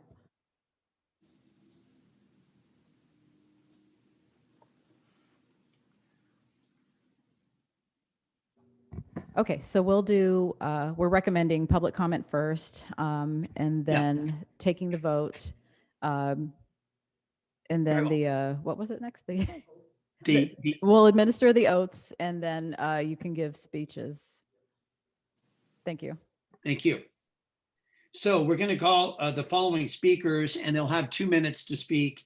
Trevor Zerhut, Renee Zaragoza, Linda Zaragoza, Patricia Garcia, Elizabeth Ramirez, Gregson, Doug Stewart, Anthony Mireles, Debbie Acosta, Bill, Jacob Zaragoza, Manuel Herrera, Armando Delgado, Carl Lawson, Abel Magana, and that's it. So let's go ahead with the very first speaker. Again, 2 minutes. Trevor Zerhut, to be followed by Renee Zaragoza, please.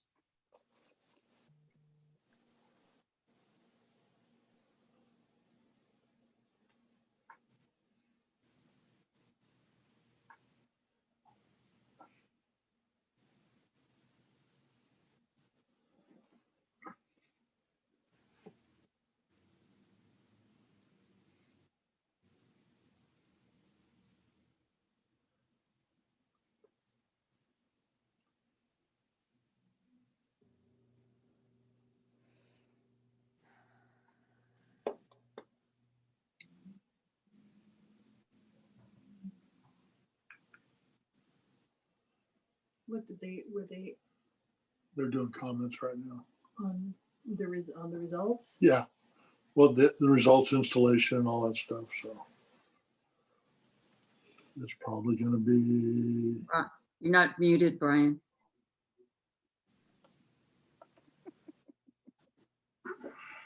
Okay, it went to Look at voicemail. my screen I am. I can hear you, Brian. Very well. We'll go to the next speaker, Renee Zaragoza, to be followed by Linda Zaragoza.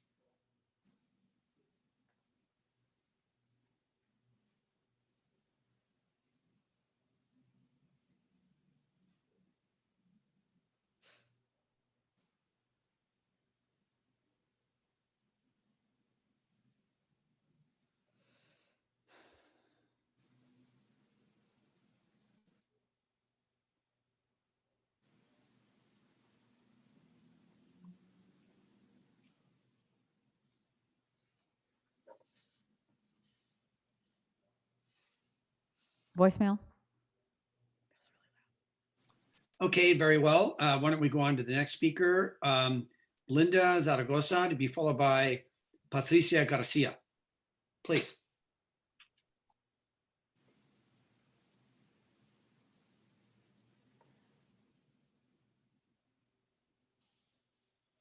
Hi, Linda. You have 2 minutes. Your time begins now.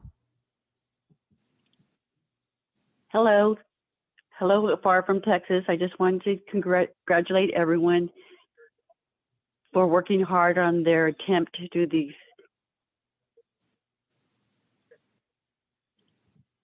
I just wanted to congratulate everybody on all their hard work that they have put in for these last elections. I know it's been a trying time, but know that everybody during this trying time.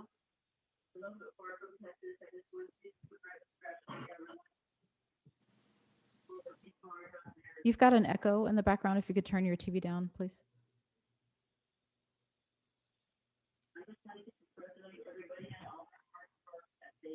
And your time is continuing to run.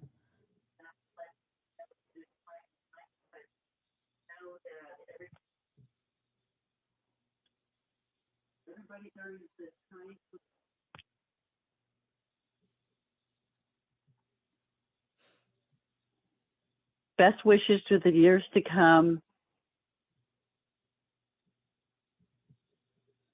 And congratulations to all.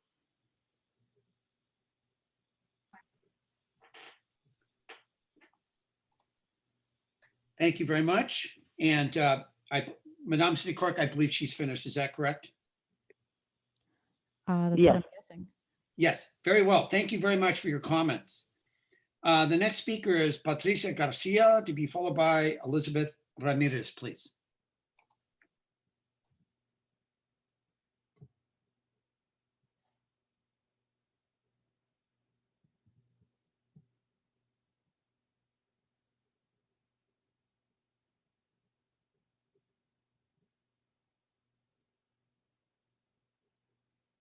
Hi, Patricia. You have 2 minutes and your time begins now. Please begin.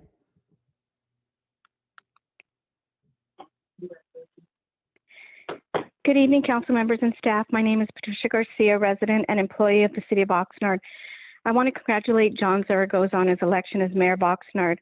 I know this position doesn't come without sacrifices, and I'm grateful for his willingness to serve as mayor and the commitment it's going to take to tackle the job ahead, but I'm confident John will serve the city well. His past achievements advocating for the city and the relationships he's built over the years says it all. I was very fortunate to have John as my boss when I began my career with the city of Oxnard. He was a great mentor and instilled good work ethics. John led by example and always displayed teamwork and supported his staff, colleagues, and residents of Oxnard. His willingness to work with groups such as Neighborhood Council with neighborhood cleanups or simply supporting other departments when needed was how I learned exceptional customer service. We appreciate his hard work, his dedication, and continued commitment serving the residents of Oxnard. On behalf of Liz DeHaro and myself, congratulations, John, on your new position as Mayor of Oxnard. I also want to congratulate the other council members who have been reelected to City Council and to our newly elected City Clerk and to Carmen Ramirez for being elected to Ventura County Board of Supervisors. I would also like to send a big thank you and best wishes to our departing City Clerk, Michelle Asuncion, on her new position as the Assistant County Clerk Recorder. I echo all that was said in her resolution. She was wonderful to work with, and I'm going to miss her. And finally, my condolences to friend and colleague Sandra Borjas and Melissa Mendez on the loss of their sister Nancy last week and their mother Ruth that just passed away this last Saturday, all within a week apart. Also, my condolences to Jim Nelson and his family.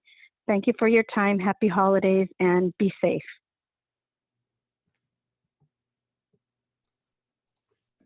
Thank you very much. And the next speaker is Elizabeth Ramirez, to be followed by Mike Gregson, please.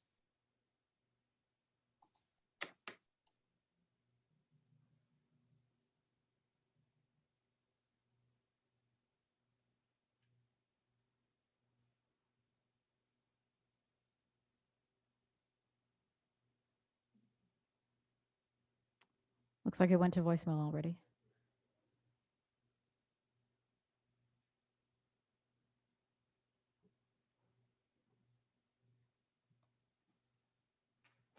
I'll move on to Mike. Very well, thank you.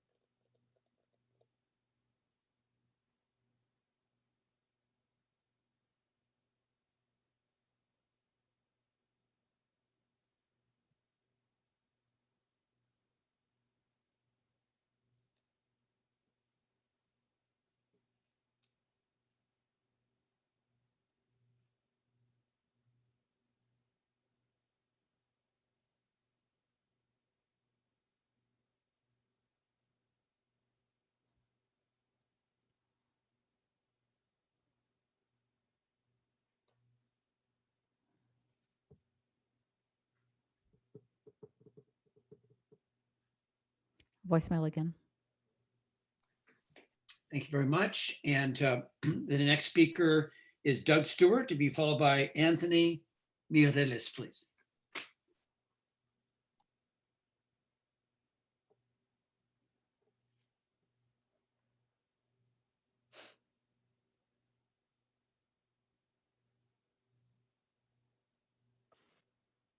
Hi, Doug. Hello? You have 2 minutes and your time begins now.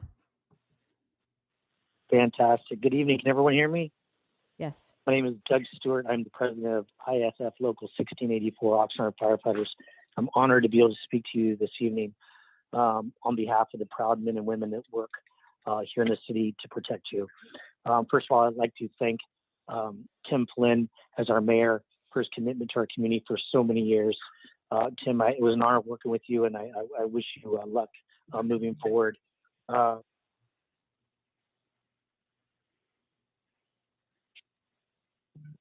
Can you hear me? Oh, sorry, Carmen, Mayor Pro Tem.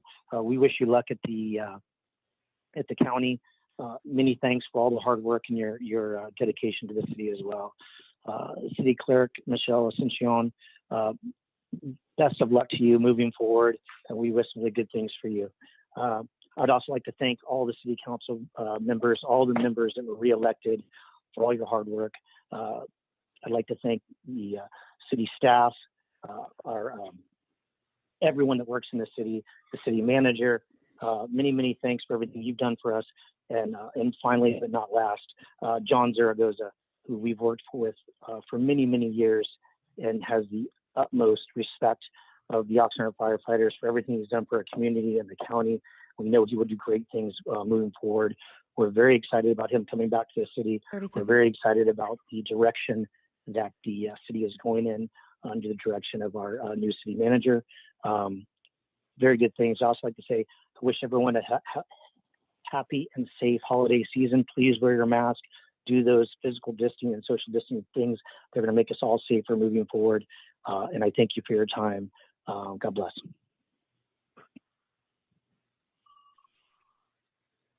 Thank you very much. And I just get my list here. Anthony Mireles to be followed by Debbie Acosta, please.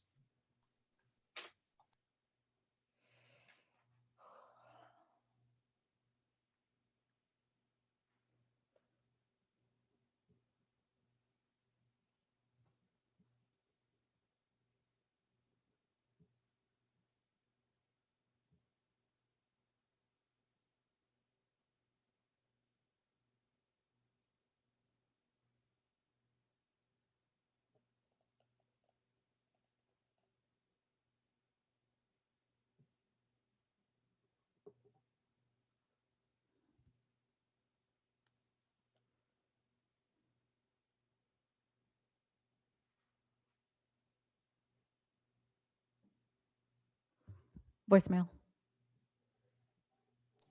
Very well. And let's, let me just, sorry that my screen goes out. Let's go to the next speaker, Debbie Acosta, to be followed by Jacob Zaragoza, please.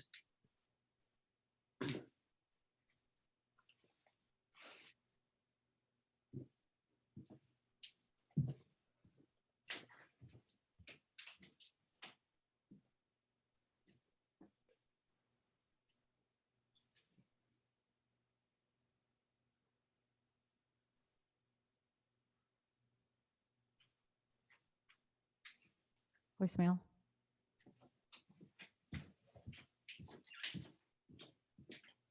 Very well. Let's go on then to the next speaker. Sorry, this is being lost. Jacob Zaragoza. Yes, Jacob Zaragoza, please.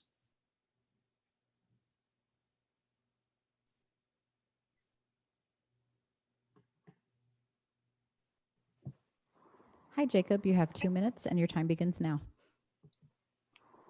Hello, my name is Jacob Zaragoza. I am calling on behalf of my grandfather, John Zaragoza. I would like to thank Mr. Mayor Tim Flynn for his service. Thank you to Mayor Pro Tem. Thank you to our city clerk, and thank you to all who serve Oxnard. I would like to congratulate my grandfather with his upbringing, educational achievements, many decades of service, the absolute admiration for the community. He has proven that he is a qualified leader to guide Oxnard to success. He leads with respect, passion, and justice. He has been a true role model for me and the community and for our entire family. He's been a champion of the people, a fierce advocate for the Latino community, a voice for the voiceless, a gateway to success for the youth, and a positive leader. I can assure you that Oxnard is in great hands and the best possible person you could ever have as mayor. And basically, let's look to a future of success. And thank you guys for everything, and congratulations, Mayor Zaragoza. Thank you very much. The next speaker is Manuel Herrera, to be followed by Armando Delgado, please.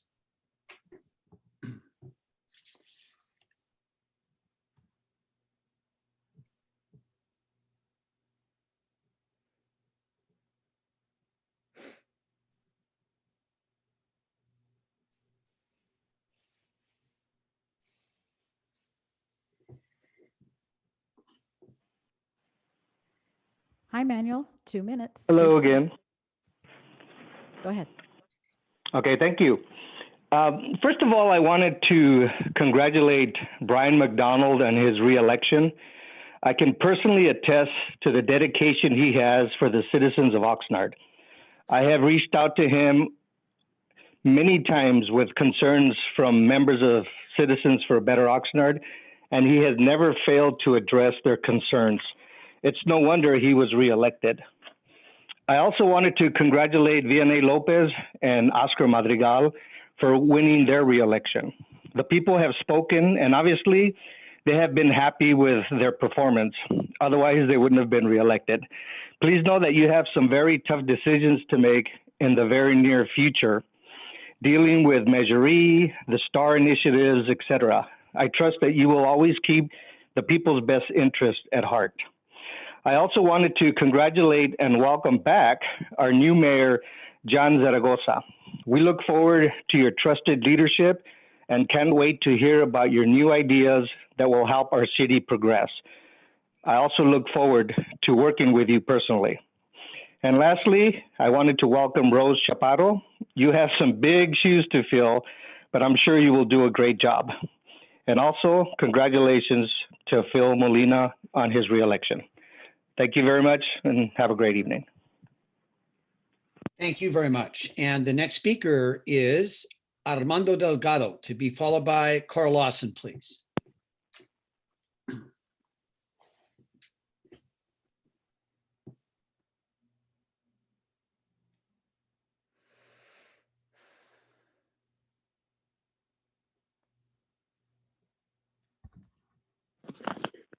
Hi, Armando. 2 minutes and your time begins now. Please begin. Thank you. Good evening again, Mayor, Council, staff, and fellow residents. Earlier, we expressed our gratitude for those who will not be returning. They have indeed more than earned a break. We'd like to encourage everyone to put the campaigns behind us and show how Oxnard is not like other places. Our people can actually get along, make hard choices, and move forward positively. More than once, we have shown that we share many common values and we come together for the common good of our community. The members of Southwest Regional Council of Carpenters Local 805 and their families would like to congratulate those re-elected council members who will be returning. Council members McDonald, Madrigal, and Lopez, we appreciate your willingness to serve again and for what you're about to undertake. We will support community leaders who are committed to working for the betterment of our carpenters and other tradesmen alike. We recognize your willingness to work with businesses to ensure that there is an atmosphere conducive for them to invest capital in our communities. We hope that all of you, along with the other outstanding council members, enjoy the holidays, but be ready to get busy come the new year. To our newly elected Honorable Mayor Zaragoza, thank you for standing up for our working families like ours at the county level. We expect that by investing in our infrastructure, supporting prevailing wage for our workers, and protecting the benefits our members have earned, we will prosper together here also.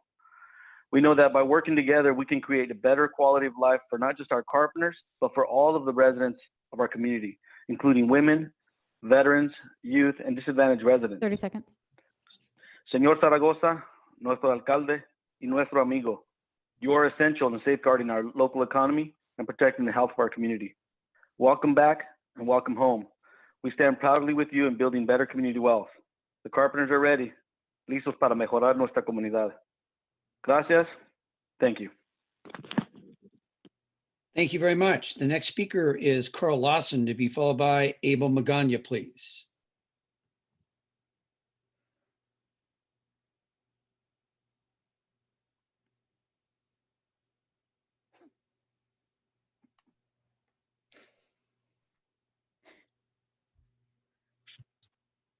Hi, Carl. 2 minutes. Please begin. Thank you. My name is Carl Lawson of the City Housing Department, and I'm speaking again on behalf of the Board of Directors of OMA, the Oxnard Mid-Managers Association.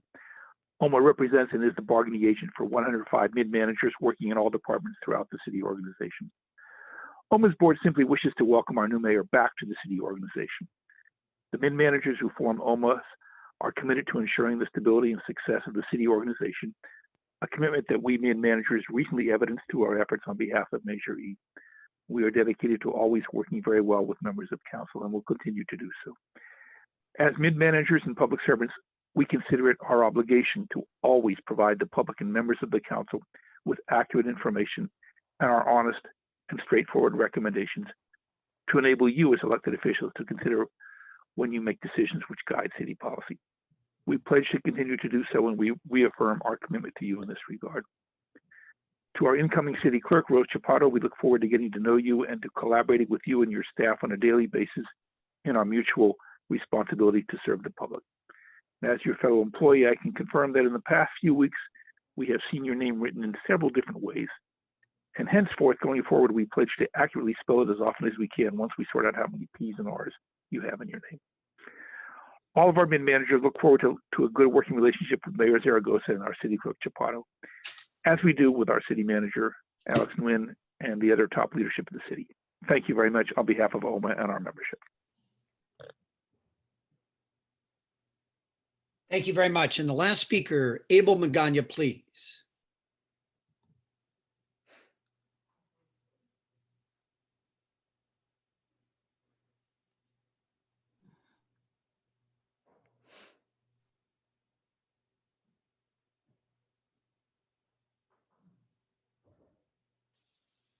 Hi, Abel. You have 2 minutes. Your time begins now.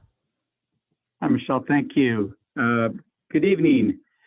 My name is Abel Ramirez Magana. I am the director for the Oxnard Downtown Management District, the Property and Business Owners Association.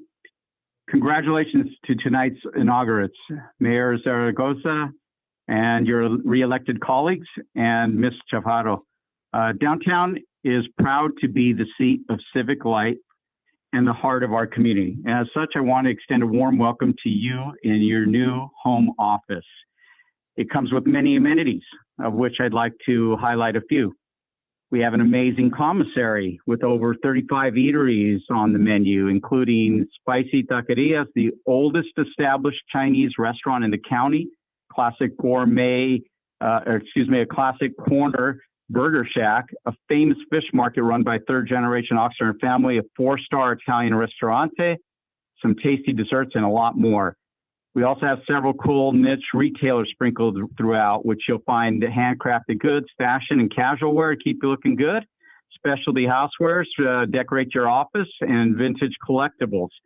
We have many fine barbershops and salons to help you keep a good look, whether you're on Zoom or in person. And for your fun entertainment, just maybe to blow off some steam after a long day of meetings, we have the 14-screen movie theater and a corner pocket billiards, which we hope will be reopening very soon. So please take time to stroll to downtown on your work breaks, and especially now during this holiday season when our streets are decked out at their holiday best with the shiny garland and wreaths courtesy of the management district. And when you can't be here in person, the next best way to experience downtown is to support downtown, is to visit virtually via our social media channels at Downtown Oxnard and our newly relaunched and redesigned website. Again, thank you very much, and blessings to all of you. And since I can do this from the comfort of my home, I'll raise a glass and say cheers to all of you, and Happy New Year. Wishing you all the best.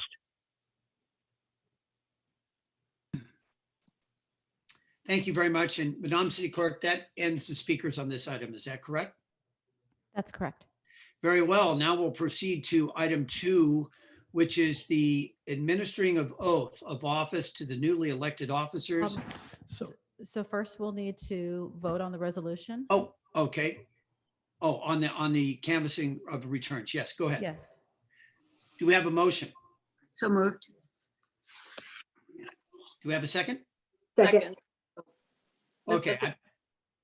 I presume that's Councilmember Lopez. So we have a motion by Mayor Pro Tem and a second by Councilmember Lopez. The vote, please. Mayor Flynn. Aye. Mayor Pro Tem Ramirez. Yes. Councilmember Perello. Yes. Councilmember Lopez. Yes. Councilmember Madrigal. Yes. Councilwoman Basua. Yes. Councilman McDonald. Yes. The motion to approve carries 7-0. Very well. So now that the returns have been confirmed, then we'll go to item 2 of the agenda, and that's to authorize the city clerk to administer the oath of office to the newly elected officers, followed by remarks from city treasurer, city clerk, council members, and mayor. Madam City Clerk. Mr. Mayor, this is the city manager. Very quickly, I'd like to ask our elected city treasurer, Phil Molina. Mr. Molina, if you would sign back on in order to do the swearing in ceremony. Okay.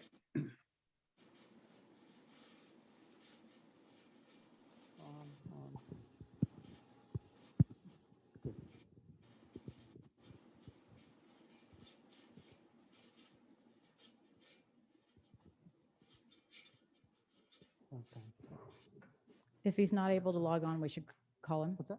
Okay, I'll place the call now. Stand in front of the. Yes. this over the side since I'm away.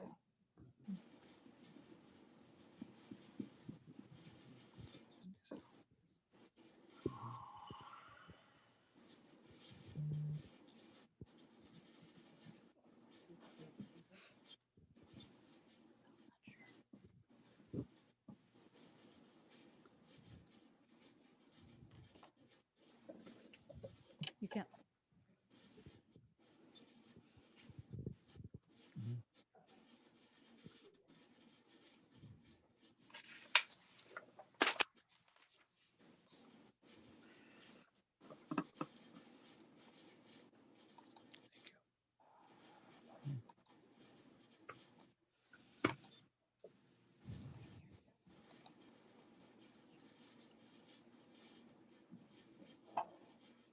Okay, for some reason the call's not going through. Let me try it again.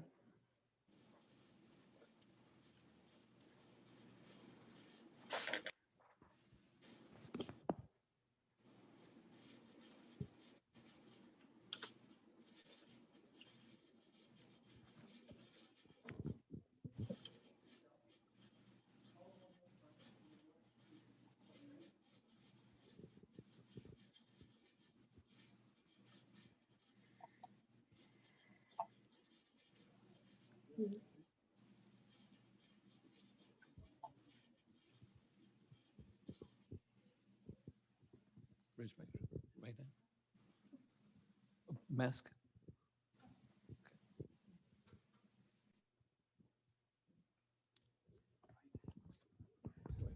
It's not going through. Ready? Okay, we're having a difficult time reaching Mr. Molina. We certainly hope he's okay. We're going to proceed, and if need be, we can do the ceremony for him later. But let's proceed for now. Thank you very much. Madam City Clerk, without being able to reach the city clerk, and I would imagine we'll continue to do that, you'll now administer the oath of office to the other elected officials, please.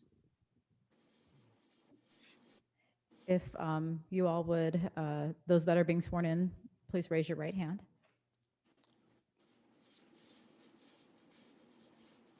I state your name.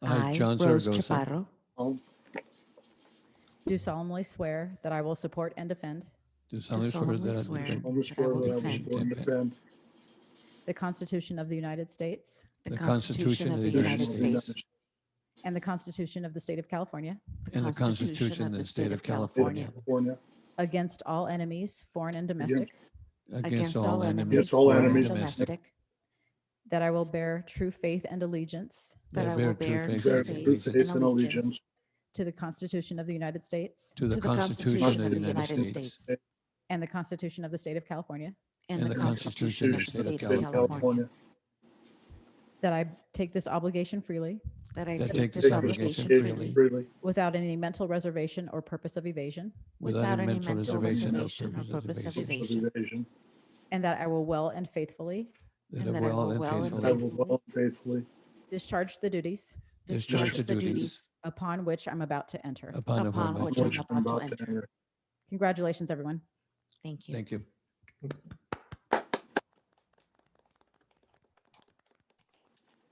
Congratulations. And so, Thank you. Thank you. and I just want to add that who's joined us, Councilman McDonald's very dedicated and loyal wife, Lorraine. Welcome. Okay. Congratulations to all those officials that have just been sworn into office, and they have taken their oaths. And now there will be remarks from the city clerk, the newly sworn in city clerk, council members, and mayor. So, Madam City Clerk, well, the new mayor has been sworn in. Is he allowed to take over now? After we complete this item. Okay, very well. Thank you very much. Okay, so we're going to go first to the newly sworn in city clerk. Congratulations.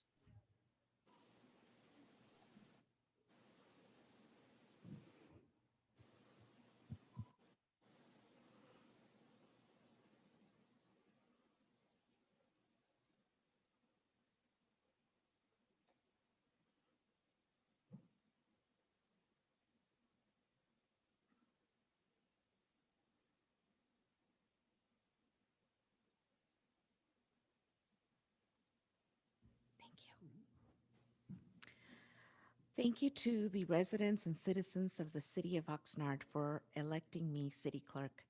I am honored and humbled to represent our great city and the community where I grew up. I want to thank council, our city manager, Alex Nguyen, and his entire staff for their support and continued dedication to the city of Oxnard. Oxnard staff is second to none, and I appreciate all that you do. I want to express my sincere thanks to our outgoing city clerk, Michelle Asuncion, for doing such an amazing job this past term. Michelle is a person of great integrity and dedication to the Oxnard community. I wish her well and all the best in her new position and future endeavors. We are all better and more vibrant city when we work collaboratively. As your city clerk, I am looking forward to working with all of you. Together with you, the citizens of Oxnard, we will continue to keep our city beautiful, progressive, and a safe place to live. A place we can all call home and be proud of. A few special thank yous as well. First of all, I have the most incredible family in the world. It starts with my husband, Rick, and I want to thank him for keeping me focused and making our life balanced by reminding me to also have a little fun along the way. I would also like to thank my beautiful daughter, Ashley, for her love, understanding, and support through this journey. And I want to thank my supporters, community leaders, elected officials, heads of nonprofit organizations, and neighborhood councils, everyday citizens, my colleagues, friends, and neighbors who have supported me. In closing, I wish to thank the citizens of Oxnard for the privilege of serving as your city clerk. Wishing you all a wonderful and safe holiday season. Thank you again for this opportunity. Thank you. Congratulations. Thank you. And Okay. now I believe then Mr. City Manager will go to the Here's what we're going to do. We just were able to get Mr. Molina's different phone number. So let us do that. In the meantime, this would actually be a good moment for the virtual passing of the gavel. Okay. So thank you very much. And we're going to call Mr. Molina now. And I'm on the phone now, sir. Thank you, sir. So the city clerk will swear you in right now. I appreciate it.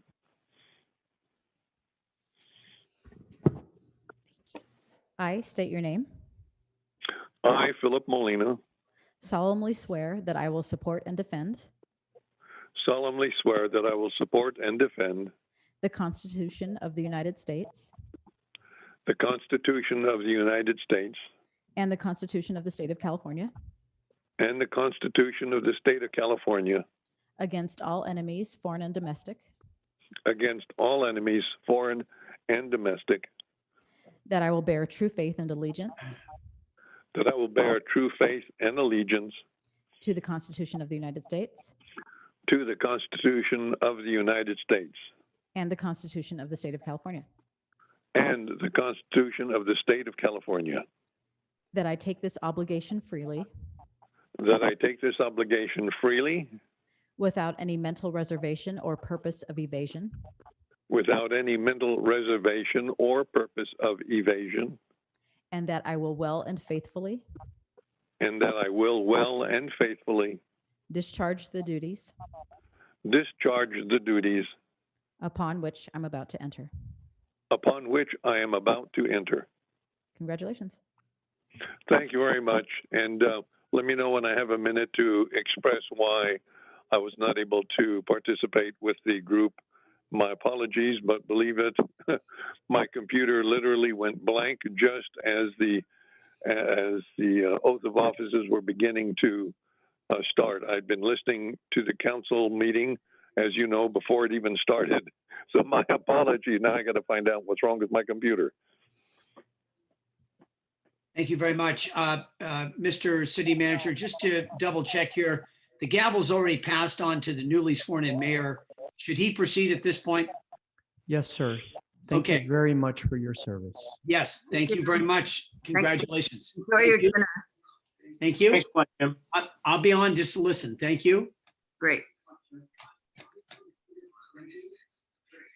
Thank you, ladies and gentlemen. So then Phil would be the next person to share some comments. Thank you. Well, I'd like to say I appreciate very much working with the mayor and the mayor pro tem and our city clerk. They've always been very professional with me, and I appreciate that very much. I look forward to working with John Zaragoza. That name is familiar. Oh, John, you and I worked together quite a few years ago. Many years. And Yeah. many years ago. Well, let's not say how many. And I'm sure we will be able to just start where we left off back then, and I appreciate that very much. Thank you to all those who voted for me, and thank you to all those who voted for my very qualified opponent James Aragon, I'm sorry. And he is a very qualified young man, and perhaps we'll be lucky someday soon to have him on board as well. I appreciate very much working with the entire staff, and as always, my phone number is available to anyone in the public, and my email is available. As everyone knows, it's philip.molina@oxnard.org. If you have any concerns about the city, please let me know, and I'll be sure to have them addressed as much as possible. Again, thank you very much to everyone who voted both for me and to Mr. Aragon. We appreciate very much your dedication to the concept of democracy in the United States. God bless. Thank you so much, and congratulations to your re-election. And the next person that we have is Councilmember Oscar Madrigal. Thank you. First, I want to thank the residents of District 3 for entrusting me with being their council member.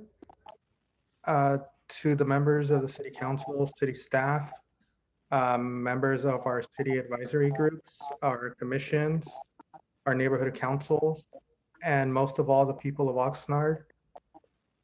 Thank you for entrusting me. We have a lot of work in front of us. I want to start by giving thanks to my family for helping me, not only with this campaign, but every other campaign. Win or lose, they have always been my strongest supporters. To my parents, gracias por todo. Nunca se los puedo repagar. To my sisters, thank you for being the most important people to every single campaign. To my uncles and aunts, thank you for standing by me since day one. I am very appreciative of you all. To my cousins, thank you all for all the work that you guys have done for me. As you all know, we're very strong-knit family, so you guys are like brothers and sisters to me. To my niece and nephew, thank you, as you are some of my strongest supporters out in the playground. Please know that I will always be there for you too. To my friends, you are like family to me and have been there through it all, and always willing to give a helping hand when need to be. I am grateful. To my past and current students, thank you. I have built quite a coalition thanks to you all. I am grateful for all that you have, for all of you. You've made me a better teacher and a better public servant. I also want to give special thank you to all the organizations and people that helped me during this campaign. I am truly appreciative of everything that you did for me. To everyone that may have donated money, time, and energy into my campaign, I am eternally grateful. I want to thank everyone that helped me walk my district, especially the last 2 weeks. I want to thank everyone. Thank you all. I also want to congratulate each of the public servants who were sworn in to office today as well. Speaking of family, no matter how you define it, family is what we make of it. it can be defined by our relatives, our friends, our coworkers, our community members. It's who we are. My parents taught me the concept of family, and it's something I pass on to my students. We are stronger together. We need to be there for one another during the good times and the bad times. It's been said that if you want to go somewhere fast, go alone. But if you want to go somewhere far, go together. This might be one of the greatest lessons I learned from my parents, that together as a family and as a city, we are better together, and together we can achieve anything. And, you know, we already have that ongoing collaboration with those who we share and love, that share that same love for the city of Oxnard. As always, the council and I will be working hard. We'll be committed and determined to make Oxnard a better place for all now and in the future. We are going to make Oxnard sustainable and a leader in this county. Over the last year, I was asked, why I wanted to run for council again. My answer was quite simple. We are not finished yet. We can't rest, and there is no doubt that Oxnard will continue to have a brighter future.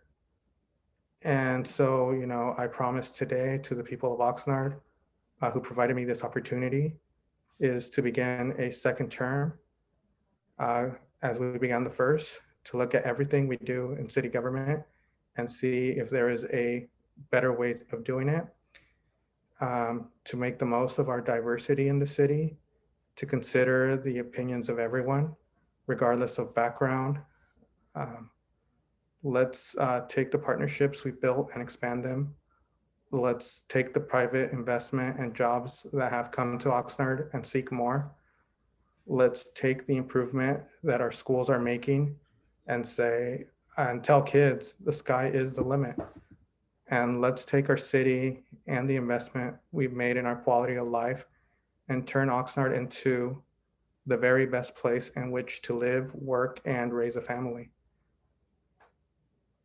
Each and every one of us is proud to call this city our home, a city that enters a new decade with many questions due to the pandemic, but powered by promise and hope, and a city with a bright future than we could have ever imagined. Thanks to all the people of Oxnard, and I want to thank my family. Thank you all for watching this during this difficult time. God bless you all. Thank you, Thank Council you. Member. Thank you. Very good. Congratulations. Now we have Council Member Brian McDonald. Let's share a couple of words. Thank you, Mr. Mayor. I have alongside of me here my wife, although it looks like she's sitting behind me. She's not. She's completely alongside of me. She's my equal. And without her, I wouldn't be doing what I'm doing tonight for this community. She's been my support, my sounding block. She brings me back to reality periodically when I wander off and get a little wild. And so I truly appreciate her support. She's my cohortedness. So she wants to hold my hand here. I'm sorry. Yeah. It's interesting. I listened to the comments by Consul General from the Consulate to Mexico and talked about the history of our two countries. And I've started doing some of my genealogy. And I knew that my grandmother was from Mexico. She was born and raised in Chihuahua and came to this country in her early 20s. But what I didn't know about her was that she had 6 or 7 siblings that she never talked about. We never knew much about her. And her maiden name was Payan.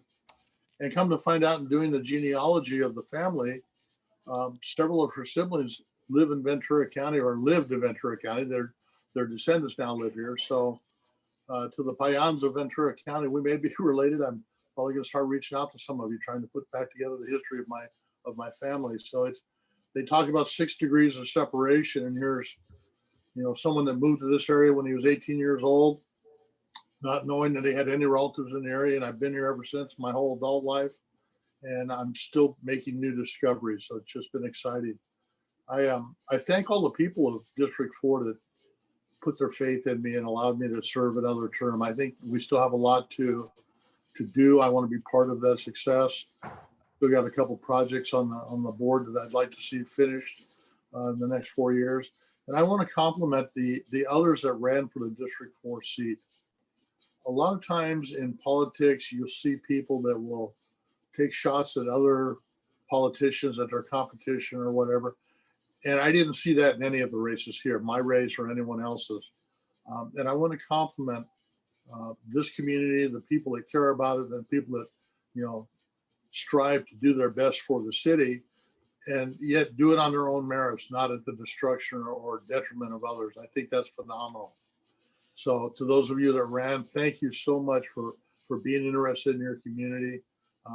It's just a great show of faith about how much we all love our community. So Mr. Nguyen, thank you for your leadership in the last few years. I'm looking forward to new successes. I made a comment earlier about the opportunity to work with phenomenal people. I still have that opportunity. And together we're going to be moving forward and taking this city to better places. So thank you all very, very much for having that faith in me. Thank you, Council Member, and thank you so much. Appreciate it. Well, you don't have to clap because my wife clapped, but thank you. Thank you so much. So Vinny Lopez, Council Member. Thank you, Mayor Zaragoza, and welcome to the city. Congratulations to you as well as Ms. Chaparro for being our new city clerk.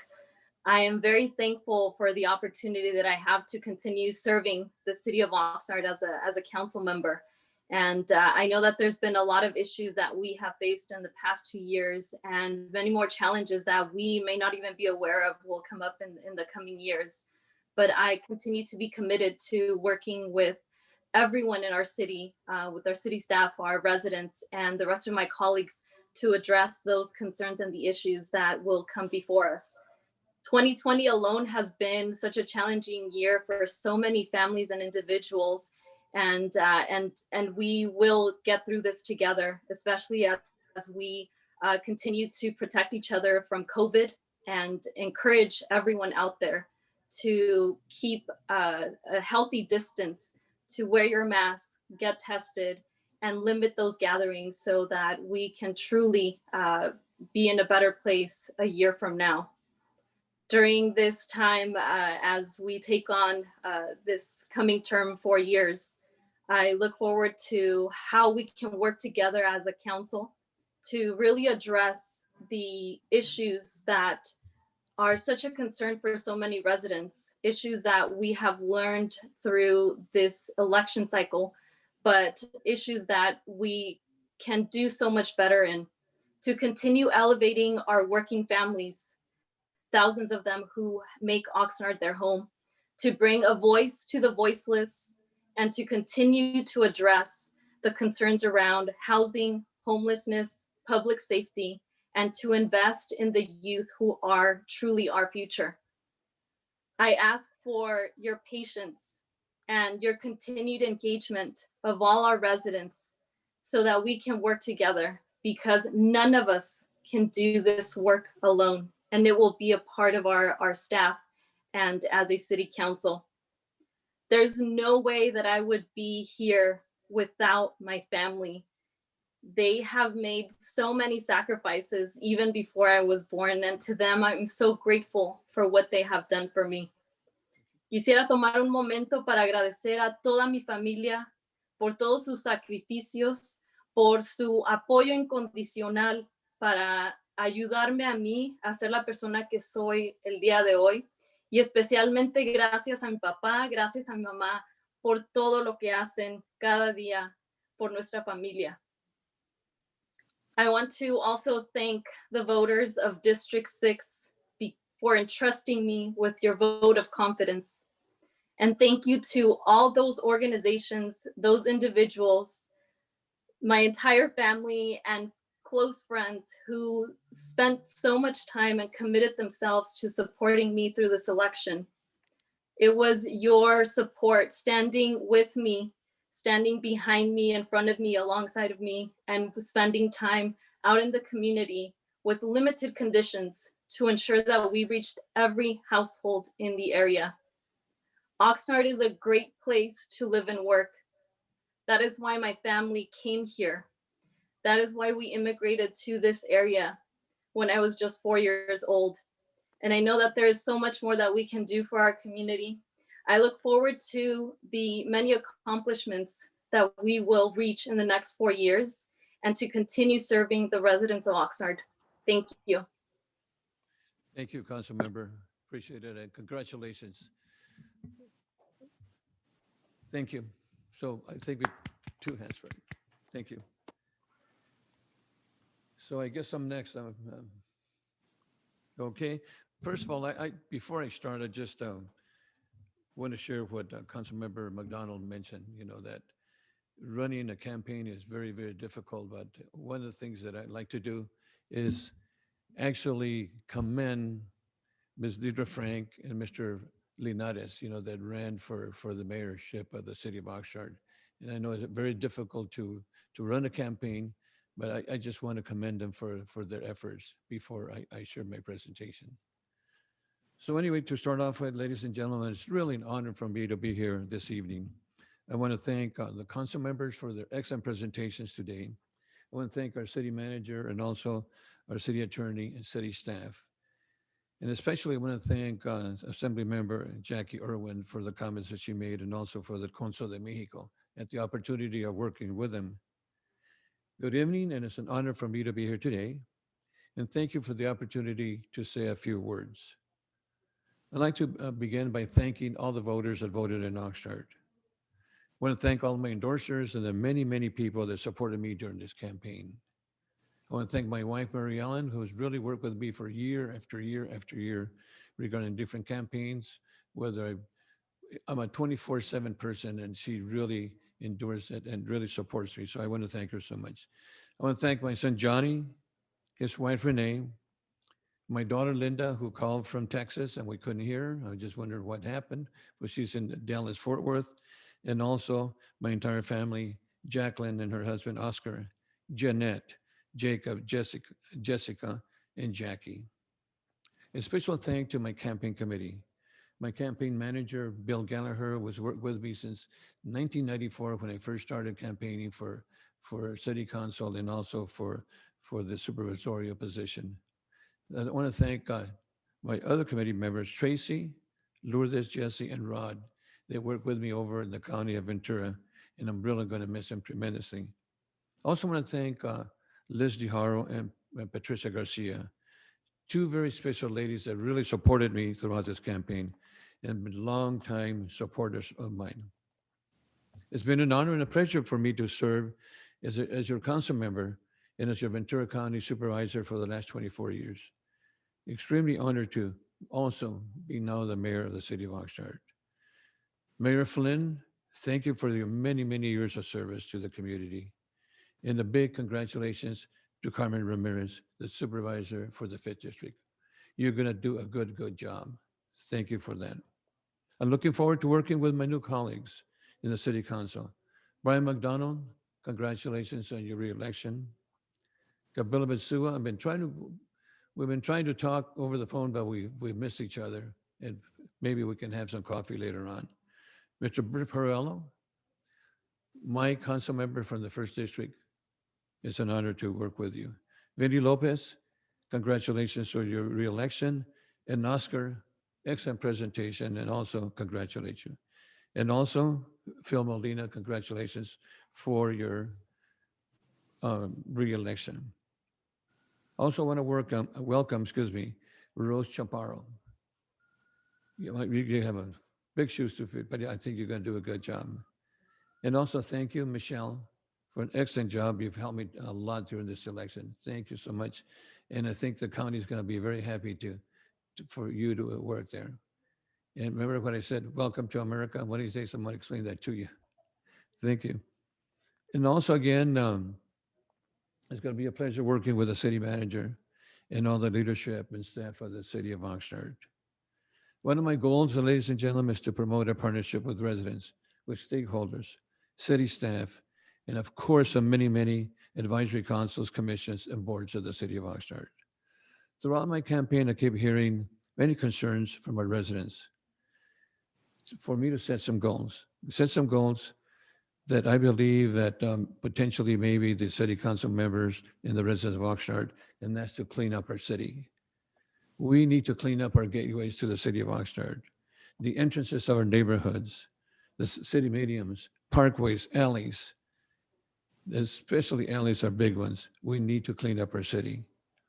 Our shopping centers, our parking lots from plastic bags and bottles, and of course our streets and also our roadways. To our dear residents, I want to ask you, roll up your sleeves. Really take ownership and pride of our homes and streets in our communities and neighborhoods. I encourage all of us to start simply by sweeping our curbs, our alleys, and also before collection and after refuse collection.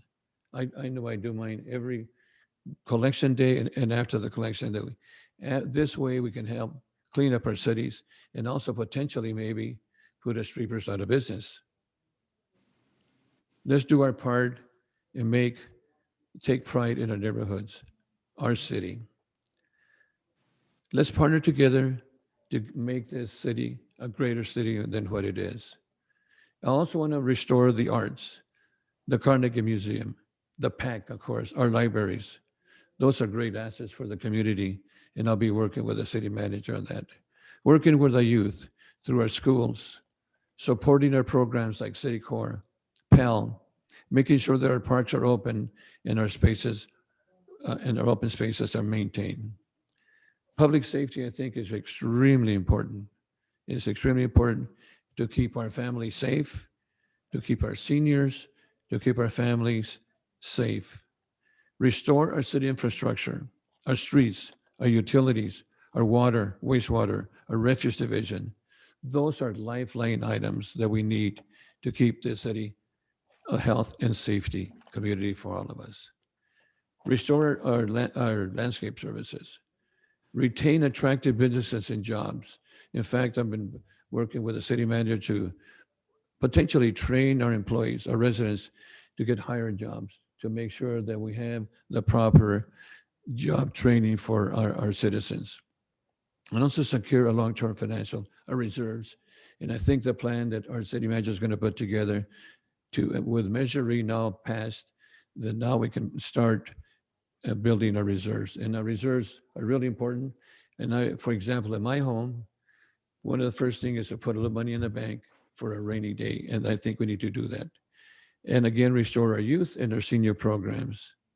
I know it's going to take some time to do that, but I know that we can do it. I know that we have a team of good council members that we can do those things that are important for our community. And finally, I want to thank you for the opportunity to serve the city of Oxnard. I made a complete circle. I started off as a council member, as a supervisor, now I'm back as supervisor. But I worked for the city of Oxnard for many, many years in the refuse department and also as a little tiny bus driver. And thank you again for the opportunity to serve you as your mayor. Thank you, sir. Thank you, Mr. Mayor, and welcome back. Thank you. Thank you. And Mr. City Manager, I think my agenda says we take a little recess. Yes. After. I'd like to make a comment. Can council members make a comment? Yes. Yes. Go ahead. May I? Yes, Bert, you can. Okay. Number one, I would like to thank all the people that have spoken so far this evening. This is not my councilman's comments. This is just a comment on this item on the agenda. I would like to wish the very best for the elected officials that were re-elected: Madrigal, McDonald, Lopez, and Molina. I would like to wish the very best for the two new elected officials in our city, Mr. Zaragoza and Mr. Parro. I would also like to thank tremendously the 17 people that put their hats in the ring and put their necks on the line to get involved in an election process to represent this city. It takes a lot, and has been mentioned by other candidates, some of them, and some public speakers. It takes a lot to put your neck on the line. With that being said, and with the actions that have taken place tonight, Ms. Ramirez going to the Board of Supervisors leaves District 2 seat open. Whatever the decision is made by the council, whether it will be an election or an appointment, whatever that decision would be, I would hope that residents in District 2 pay attention to what the process will be and prepare, because the elected individual representing or appointed individual representing District 2 will come out of these neighborhoods. Either River Park, Wagon Wheel, El Rio West, Sierra Linda, Carriage Square, Fremont North, Orchard, or one half of Wilson, one half of South Bank, and one half of Fremont South. The reason only half of the neighborhoods, that's because of the cockeyed way that the districts were cut. But again, I'd like to restate it. Residents from River Park, Wagon Wheel, El Rio West, Sierra Linda, Carriage Square, Fremont North, Orchard, one half of Wilson, one half of South Bank, and one half of Fremont South. Someone will be the new District 2 representative on this council. And I wanted to make that statement. And I appreciate Mayor letting me make that statement. I wish the best for everyone going forward. And again, the 17 people that threw their hat in the ring and went through this process, my hat's off to you. Thank you. Those are my comments. Thank you, Councilmember. So, any other comments before we go in recess for about 5-10 minutes? So anyway, we'll go to recess. Thank you. Thank you so much. Mhm. Council members, if you can log into the next meeting, please. Thank you.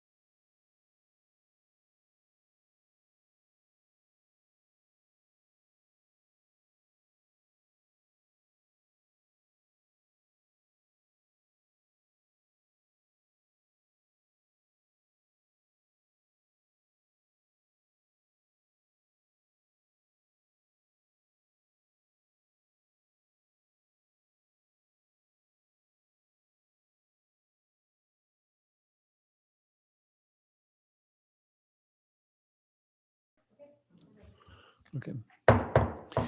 Okay, I'm going to call the meeting to order for the Oxnard City Council, Housing Authority, Oxnard Community Development, Commission Successor Agency, and please, Madam Clerk, roll call.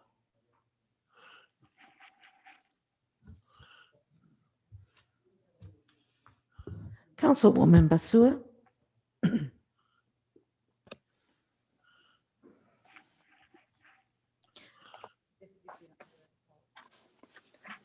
Councilwoman Basua. I'm sorry, here. Councilmember Lopez. Here. Councilmember McDonald. Here. Councilmember Madrigal Lopez. Here. Councilmember Perello. Here. Mayor Pro Tem Ramirez. I'm here. Mayor Flynn. Mayor Zaragoza. Here.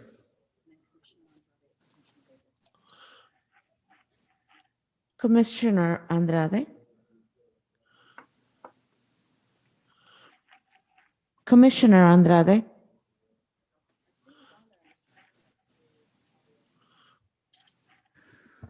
Yes, we see he's on, but his audio is still trying to connect.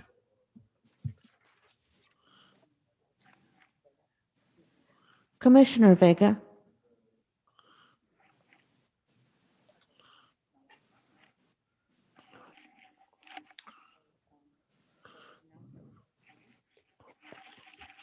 We have a quorum for this meeting. Okay. The agenda was posted for this meeting was posted in the City Hall Bulletin Board on Thursday, December 3rd, 2020, pursuant to Government Code Section 54952.3. Each member of the Housing Board of Commissioners present will receive $50 pay for convening in this meeting. Thank you, Madam Clerk. So we're now still page 2, item F, and this is public comments on the, not on the agenda. And at this time, the legislative body will consider public comments based on the number of speakers. We have 70 speakers today. The submitted speaker cards will be given 1 minute to speak.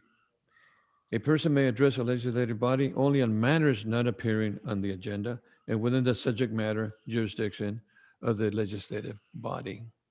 So we do have approximately about 70 individuals, and we, again, is 1 minute. And we'll start off with Walter Snyder, followed by Manuel Herrera. Walter Snyder. And my understanding is that the dialing number is 646, Madam Clerk.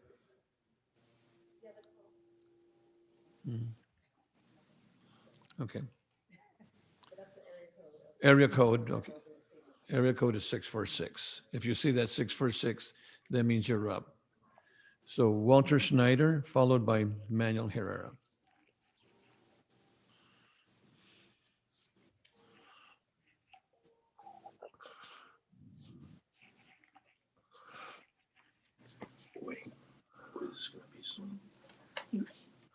Hello?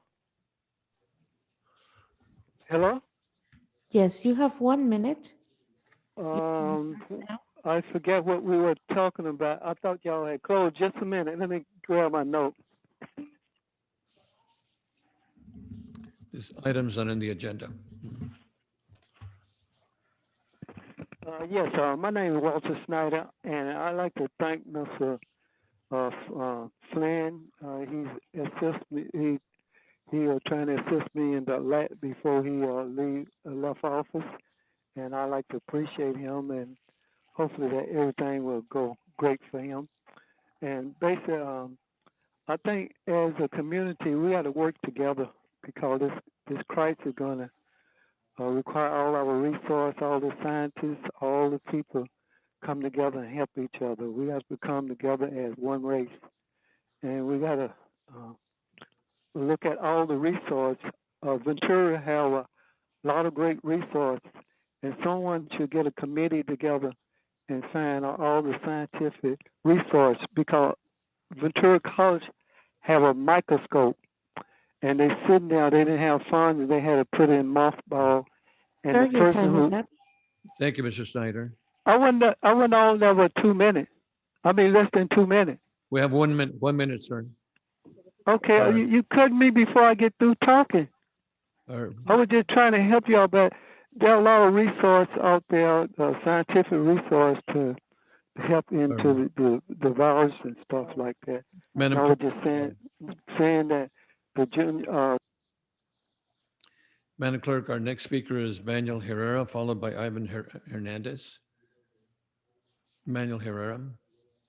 1 minute, please. And the reason we have 1 minute, ladies and gentlemen, is because we have 70 speakers, so please bear with us. Thank you. Mhm.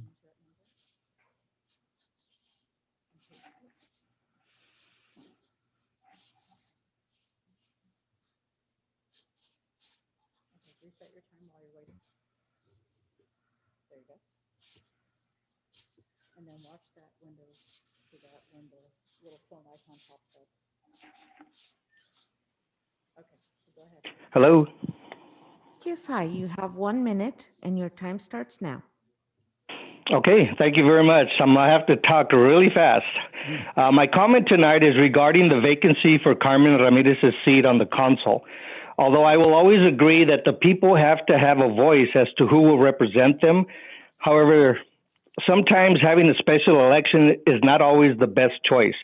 If we were to have a special election, A, it would be too expensive. B, the person elected would only serve for about 1 year because a special election won't take place until November. As a resident of District 2, I strongly believe that the council should appoint the best qualified candidate with input from the people as soon as possible. There are many important decisions coming up that need to be made, and District 2 needs to be represented during these discussions, during these votes. I trust that you will make the right decision and appoint a council member as opposed to having a costly special election. I also expect this council to get as much input from residents of District 2 so that they can make a fair and common sense decision. Thank you. Thank you, Manny. Our next person is Ivan Hernandez, followed by Beatriz Basurta.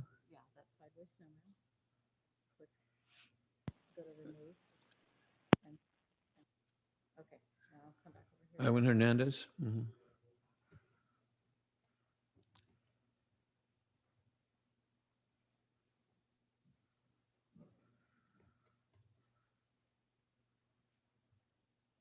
Go ahead. Yeah.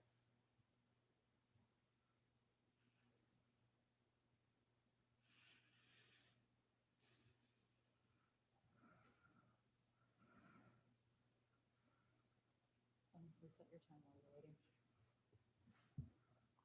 Okay.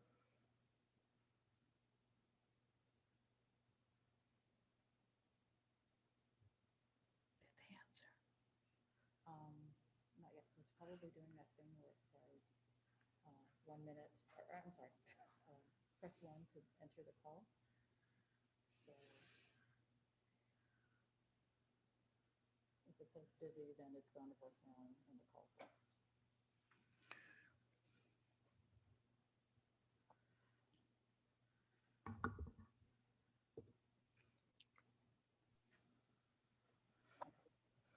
It's gone to voicemail. Voicemail, okay. Thank you. And by the way, just for information, if we miss you in the calls and you do not call, it can be very difficult to come back because we have so many speakers. So I just want to share that right up front.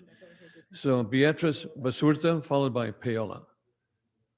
Beatriz Basurta. Control Z to undo.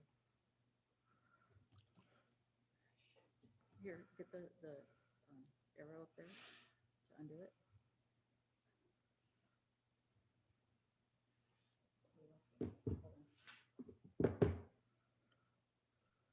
This was Beatriz, right? Mhm. Okay.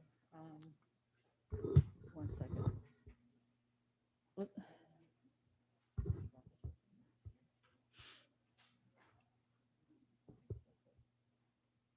Now, Control C.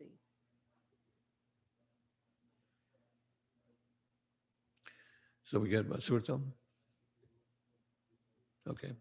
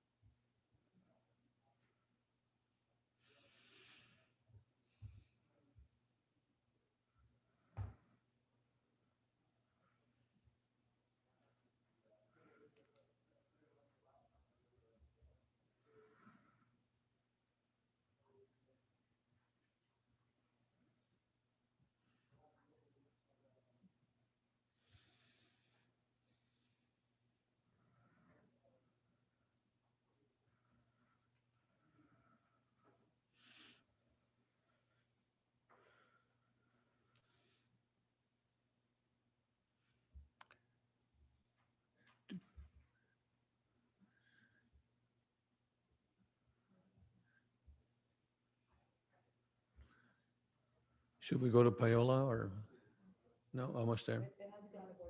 Okay, thank you. It went to voicemail. Oh, voicemail. Okay.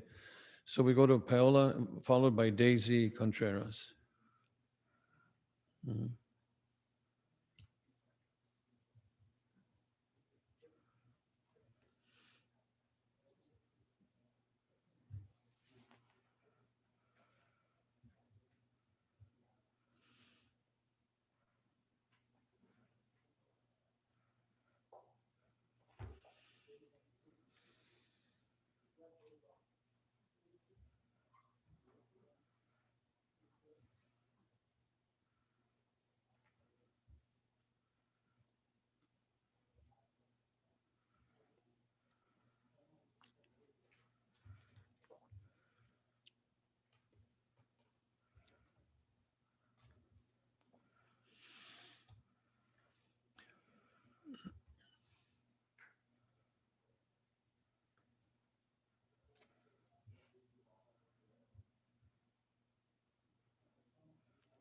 It went to voicemail.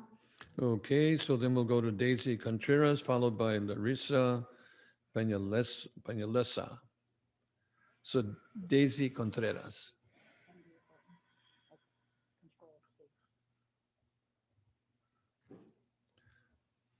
And she's followed by Larissa Peñalosa.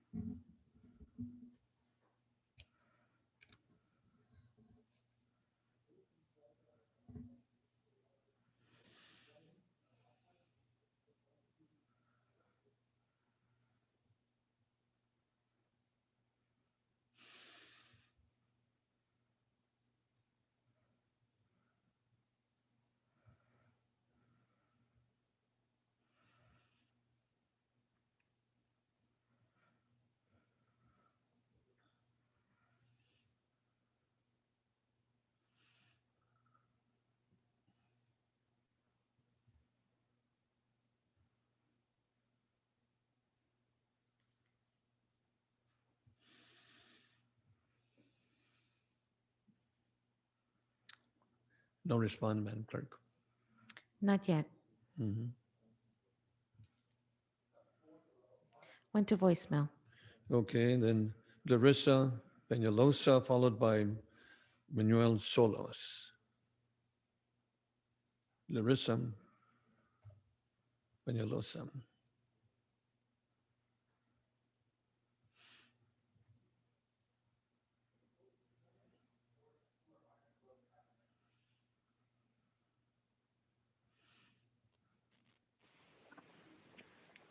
Hello?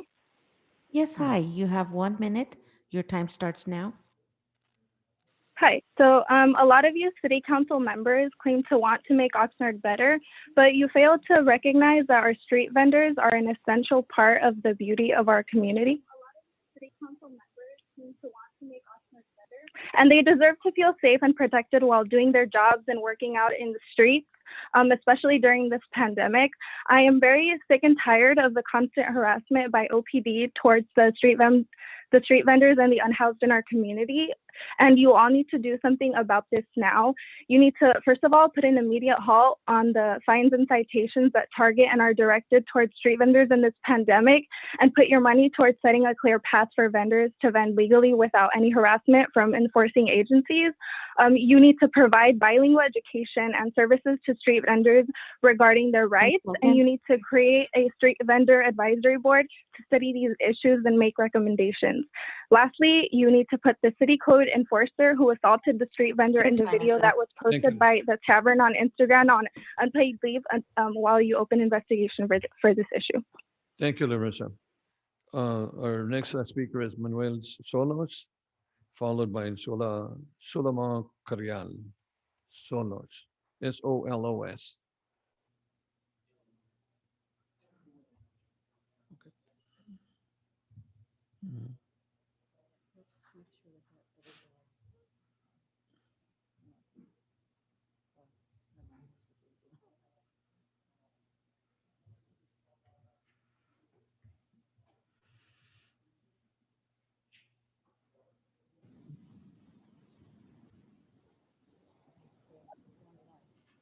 You have 1 minute. Your time starts now. Who's this? Yes, you have 1 minute. Who's calling? Manuel Solos. Go ahead. This is for your public comment, City of Oxnard City Council meeting. Oh, okay. Hi, I just wanted to let everyone know that I don't think the street vendor threatening or anybody being rude to the street vendors, especially code enforcement, harassing them all the time. And just recently a video was posted about code enforcement hitting a street vendor's cart. Yeah, they should really be fired for that. There needs to be justice for our street vendors and equality for them as well. Thank you. Thank you, Manuel. The next speaker is Sulama Curiel, C-U-R-I-E-L.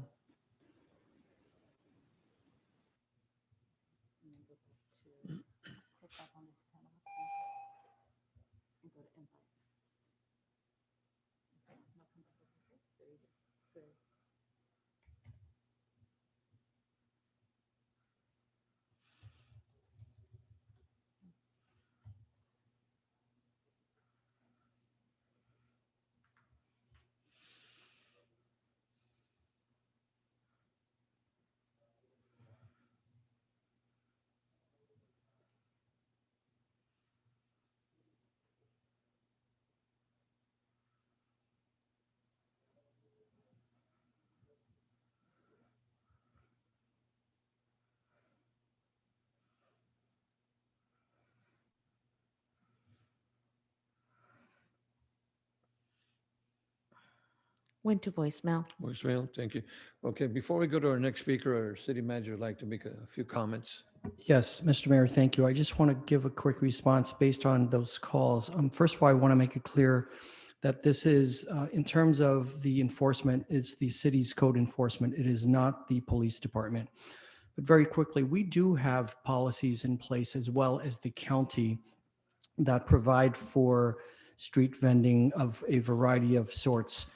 The issue is that there are several issues here. So very quickly, one is the particular video that surfaced over the weekend.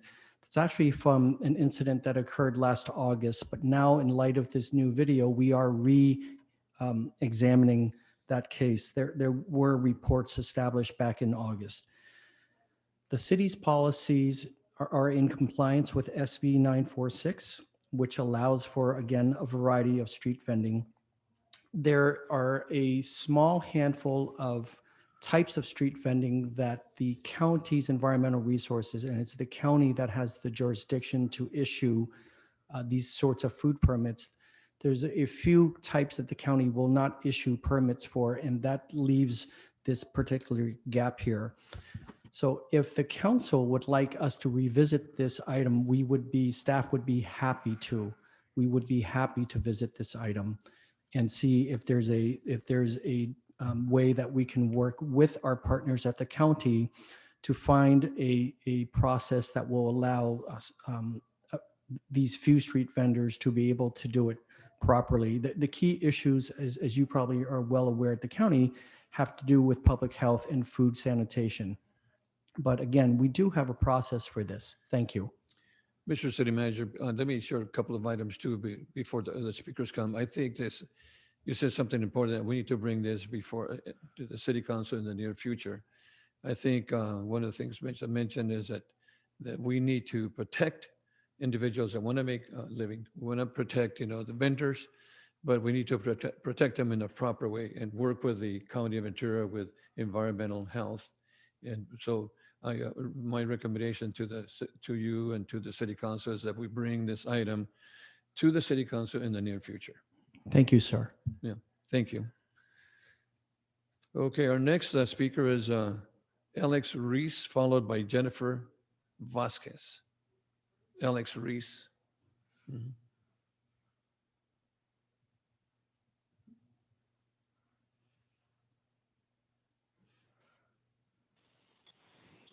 Hello. Hello. Hi, you have 1 minute for your comment. Your time starts now. Thank you so much.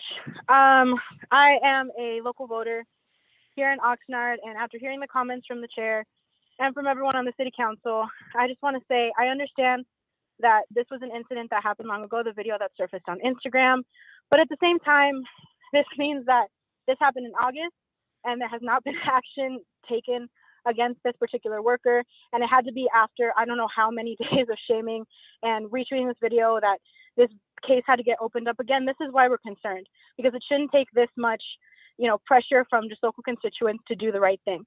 And yes, I'm very glad that they're also saying that we will need to work with the county to get the proper measures taken. I hope that does happen.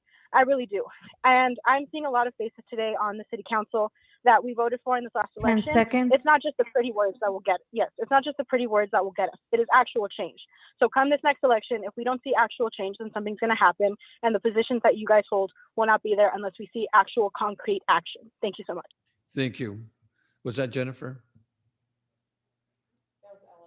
Alex Reese. Alex, okay. Jennifer Vasquez, followed by Claudia Rangel. Jennifer Vasquez.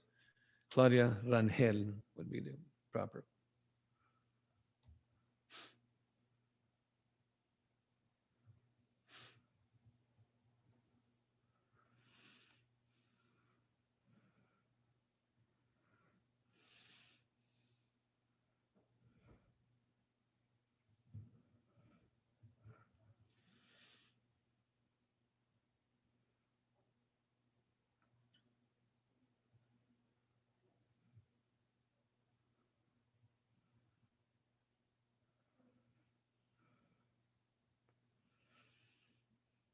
Went to voicemail.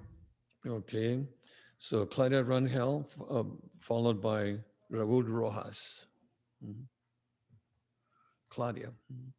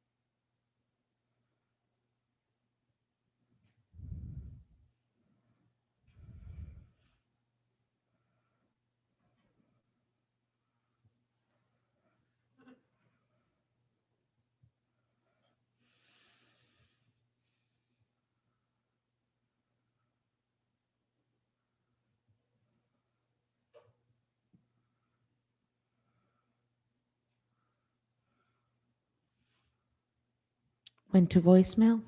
Okay. Raul Rojas, followed by Sofia Vega.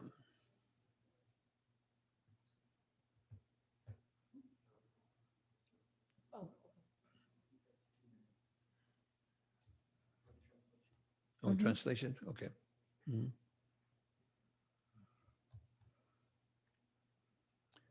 Is this for Raul? Yes, Okay. Go on. it's ringing. 2 minutes for Raul. Mhm. Okay.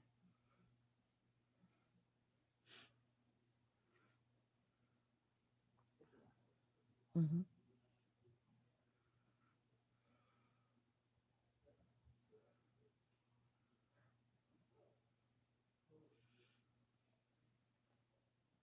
Went to voicemail.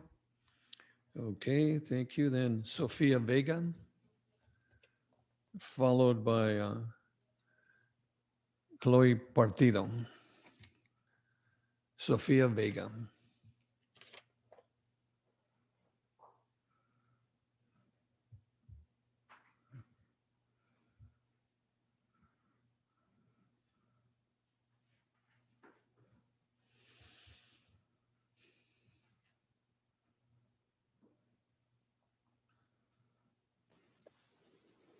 Hello?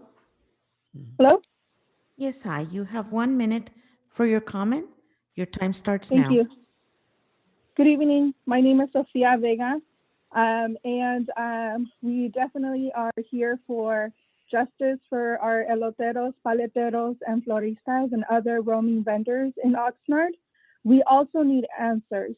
How many carts and product has been confiscated, and to what retail value does that product have? All monies that were confiscated, if any, where is proof of receipt, and where was that money applied to?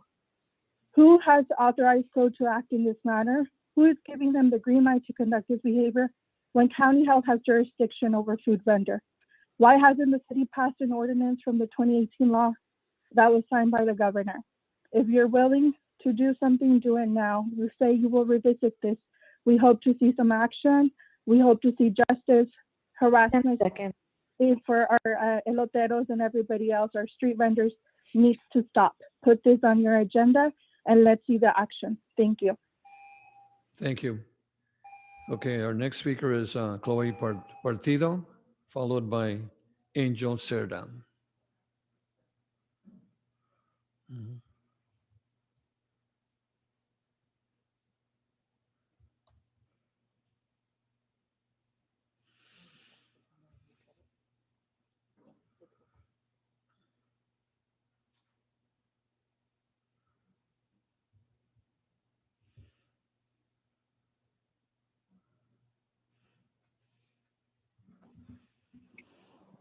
Hello? Hello?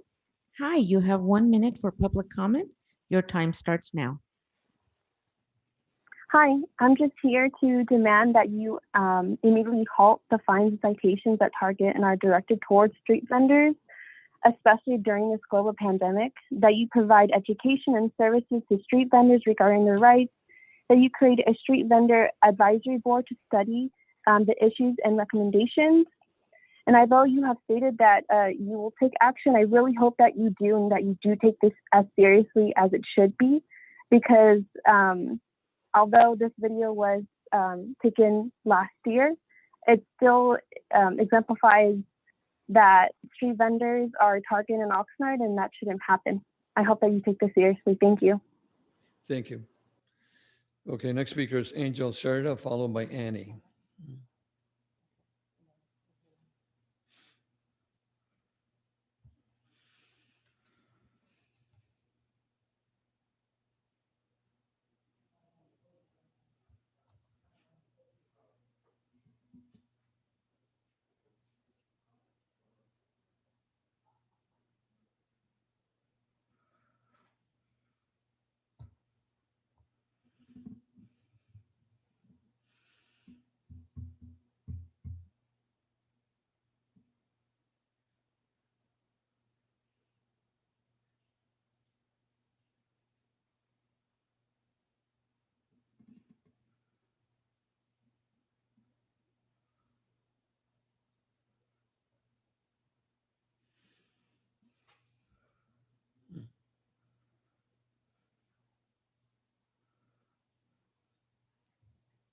Went to voicemail.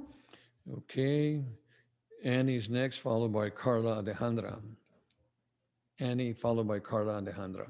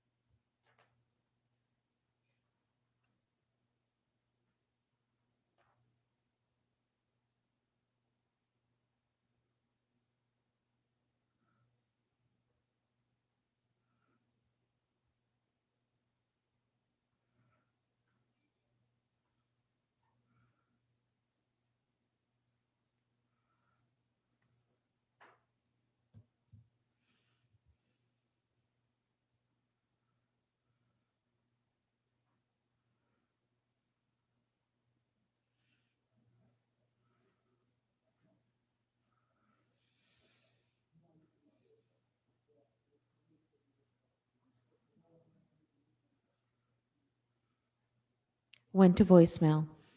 Okay. Carla Alejandra, followed by Cynthia Martinez.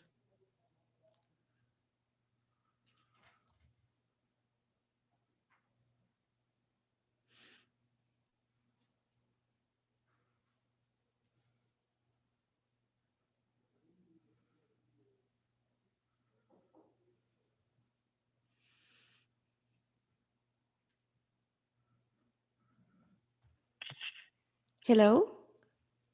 Yes. Hi, you have 1 minute for comment. Your time starts now.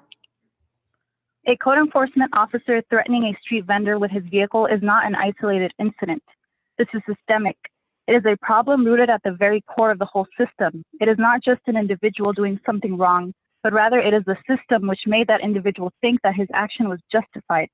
This city continually makes marginalized residents, especially migrant residents, targets for this type of harassment by continually criminalizing people instead of adopting measures that will help them put food on their tables.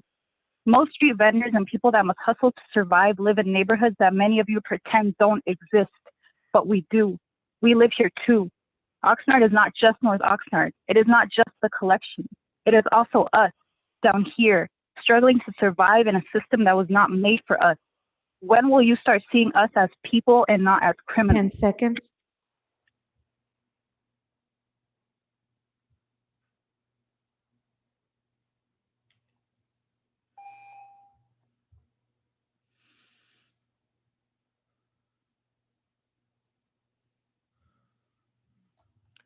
Okay. Did she complete her thought? Yes, she ended the call. Okay, then next is Emmanuel Lupian, followed by Chris Araujo.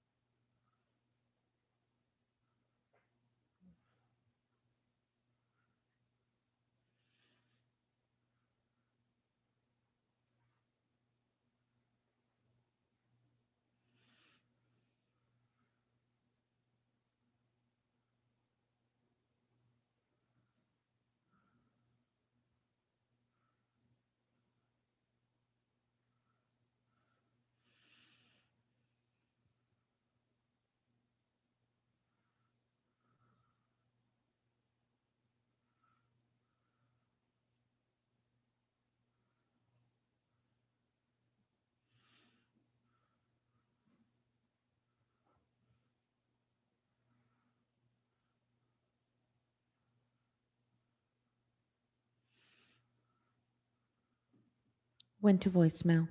Okay. Chris Araujo, followed by Elisa Ramirez.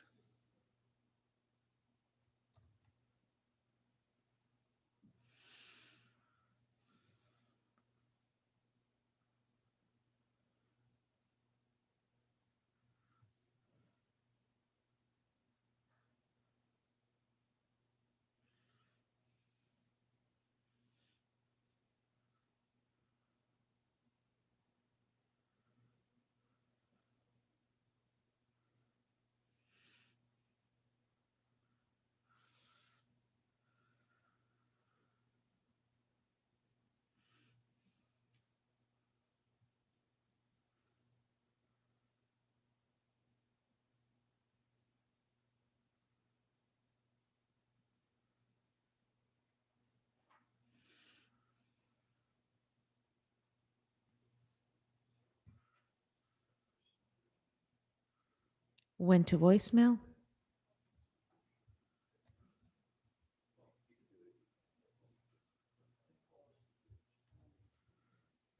Okay, our next item is, a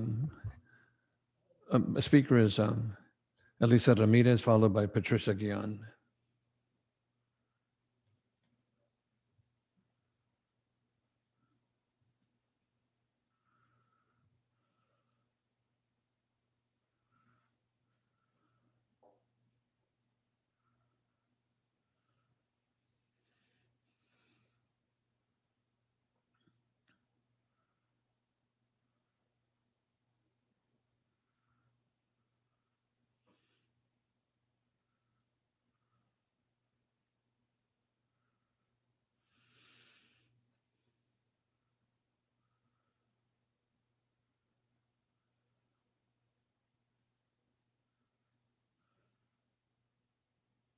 Went to voicemail.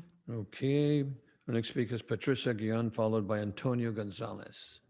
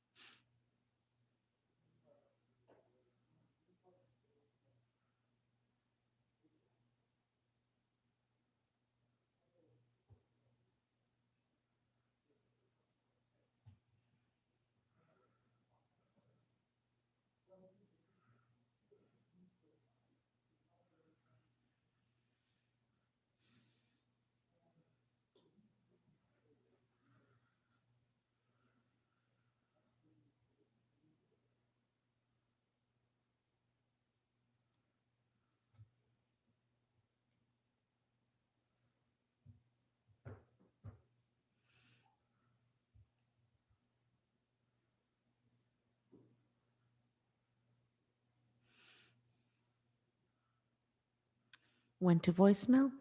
Okay, Antonio Gonzalez, followed by Amanda Gomez. Antonio Gonzalez, followed by Gomez. And Amanda.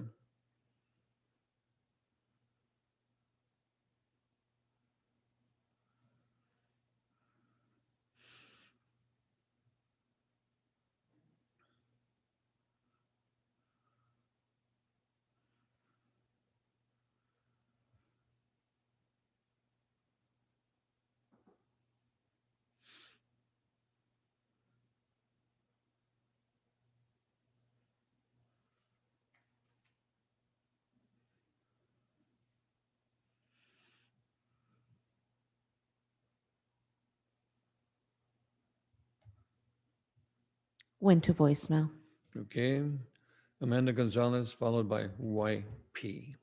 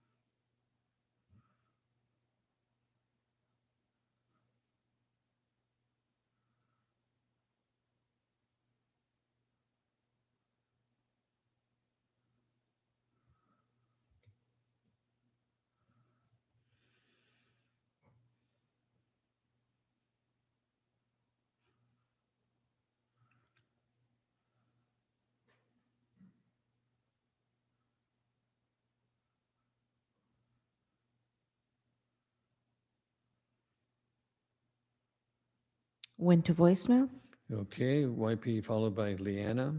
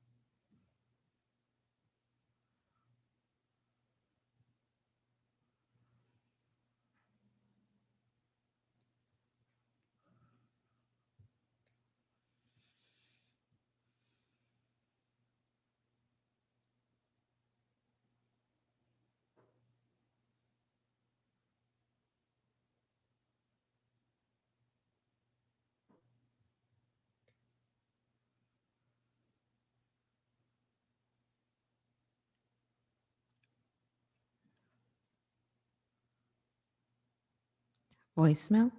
Okay, Leanna followed by Charlotte Maeda. Leanna, Charlotte Maeda.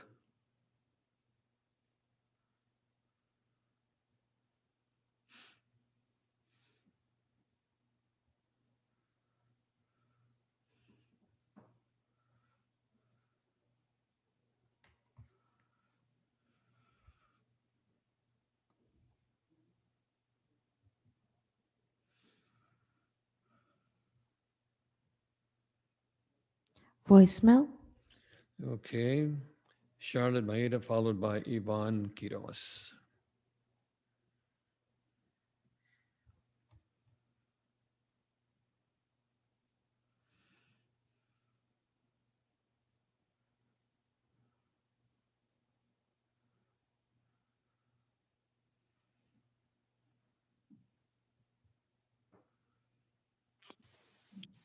Hello. Hello, this is Charlotte Maida. Yes, you have 1 minute for comment. Your time starts now. Hello, I am speaking on behalf of Viva Oxnard, an organization that has recently become really open about their distaste for the way that folks have been treated, especially people who have been working through the pandemic and who are not able to acquire the proper vending licenses and have been kind of like sabotaged recently by Oxnard City PD. And so I want to just list off that there are some demands here that this organization is making. The first would be to add an item to the City Council agenda that reassesses protection and rights for street vendors in Oxnard. This is incredibly important because there is a ordinance that was passed by the state of California that says that street Your vendors time should is be up. permitted, but leaves it. I'm sorry. Thank you, Charlotte. Thank you. Okay. Thank you. Bye-bye. Our next speaker is Yvonne Quiroz, followed by Jocelyn Garcia. Mr. Mayor, as we get the next caller on the phone, please proceed. Let me just reiterate a couple points. Number one, the city of Oxnard did update our ordinance. It was passed in December of 2018 and went into effect in January of 2019. We do have the ordinance in place that is in compliance with the state's SB 946. There is a clear pathway for the majority of street vendors in Oxnard. Again, there's a small gap of a certain kind of vending that is not eligible for a environmental a health permit from the county. So like I said, we're happy if the council wants, and I've heard from you, Mr. Mayor, that you would like us to bring this back to council and try to find a path forward with the county. And once more, I want to reiterate, this is not something that the Oxnard Police Department engages in. This is code enforcement. And I want to make it clear, we do not target this particular segment of street vendors. So I look forward to working with the council and the community to try to find a path forward together with the county. Thank you. Yeah, Mr. City Manager, I agree that we need to bring that as soon as we can and to comply with SB 946 and also to work with the environmental health of the County of Ventura to make sure that they're in compliance and make sure that we also protect not only the vendors, but also the public. Thank you, sir. Okay, Yvonne Quiroz, followed by Jocelyn Garcia.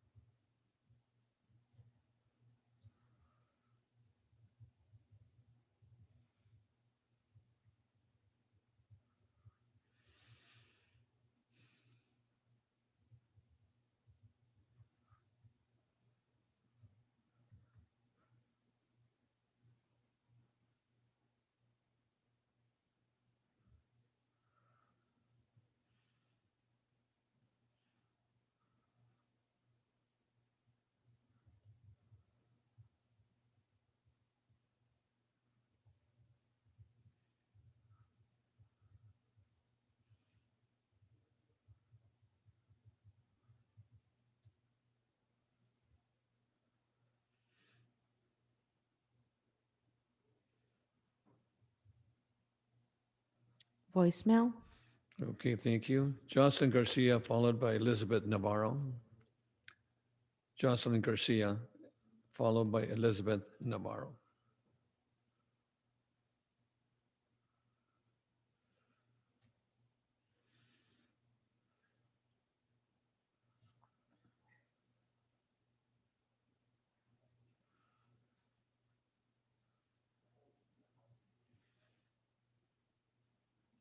Voicemail. Okay, Elizabeth Navarro, followed by Destiny, Mejia.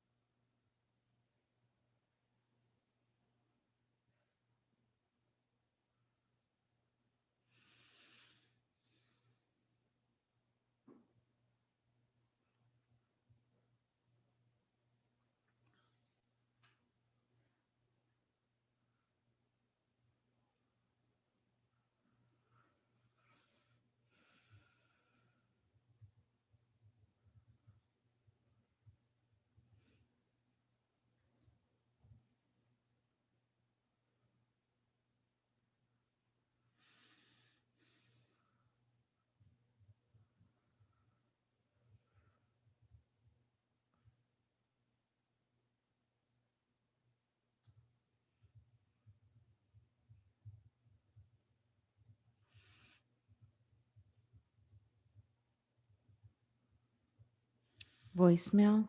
Okay, Destiny Mejia, followed by Gazelle, and I'm going to spell the last name Oleynick. Destiny Mejia, followed by Oleynick, Gazelle.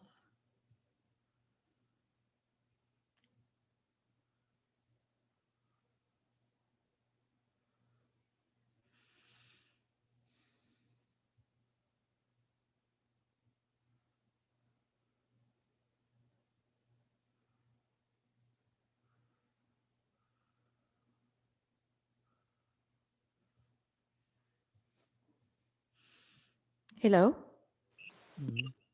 Hi. Hi, you have 1 minute for comment. Your time starts now. My name is Destiny Mejia. I decided to talk about this because I grew up in Oxnard and I've seen a lot of eloteros and a bunch of paleteros get harassed by cops. And to see this happen in today's world is just so sad and honestly breaks my heart because those are really hardworking people that help our city in many ways. And it breaks my heart that this is happening in my city. And I want you guys to fix this because this is not okay.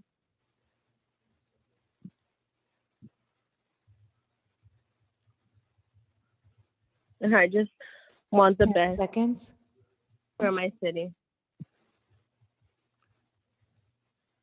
And I hope you guys understand this. And I Time's hope up. you guys really. Thank you, Destiny. Thank you for sharing. And again, Thank the you. other with Gazelle, and I'm going to spell the last name again, Oleynick, Linick.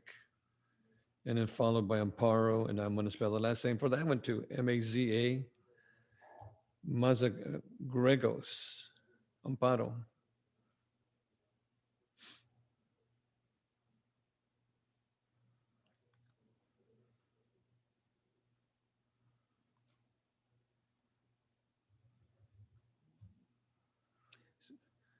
So we had Spanish speaking?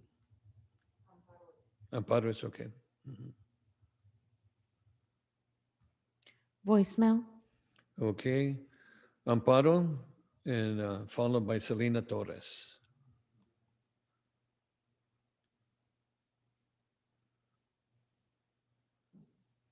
¿Cómo se pronuncia el apellido? Mazariego. Gracias. Ujú.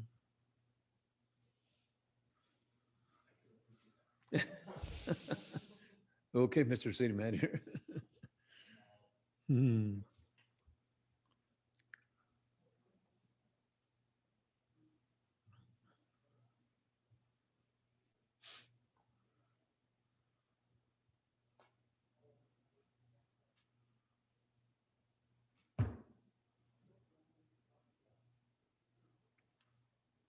Voicemail. Mhm. Okay. Selena Torres, followed by Celeste Gambino. Selena Torres. Oh, Selena Torres, excuse me. Mhm.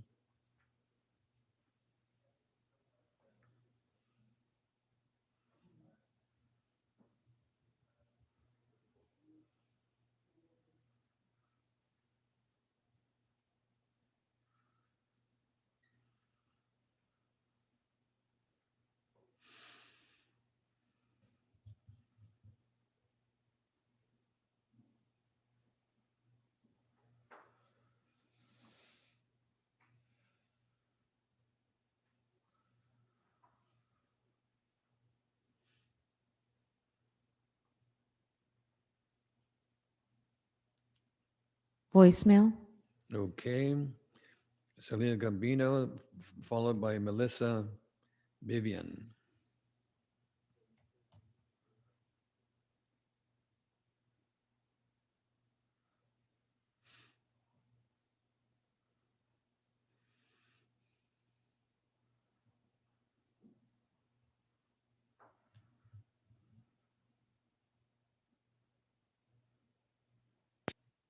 Hello.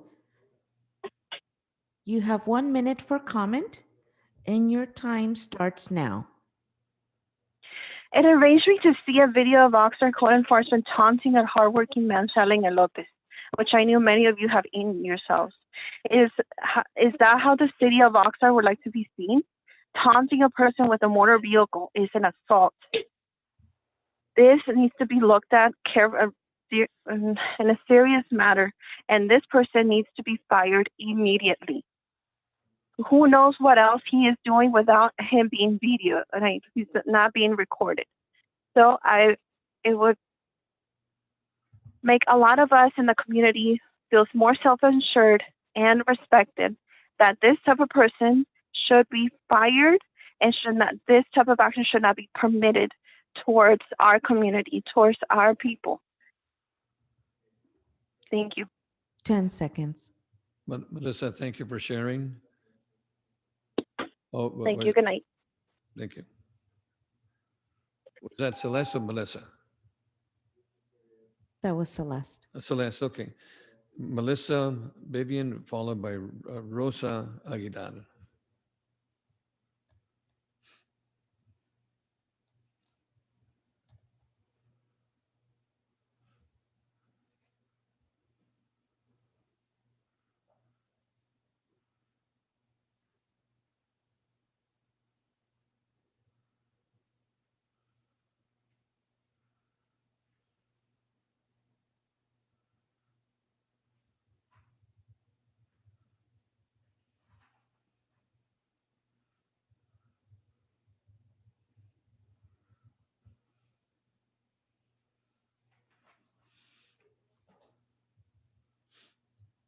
Hello.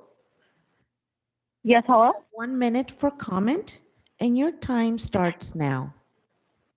Hello, my name is Melissa Vivian, and I was just calling in regard to the street vendors. And I really hope that you guys do take this into very serious consideration and you make the investigation of this public works or code enforcement public so we know that good people are working in the streets of Oxnard.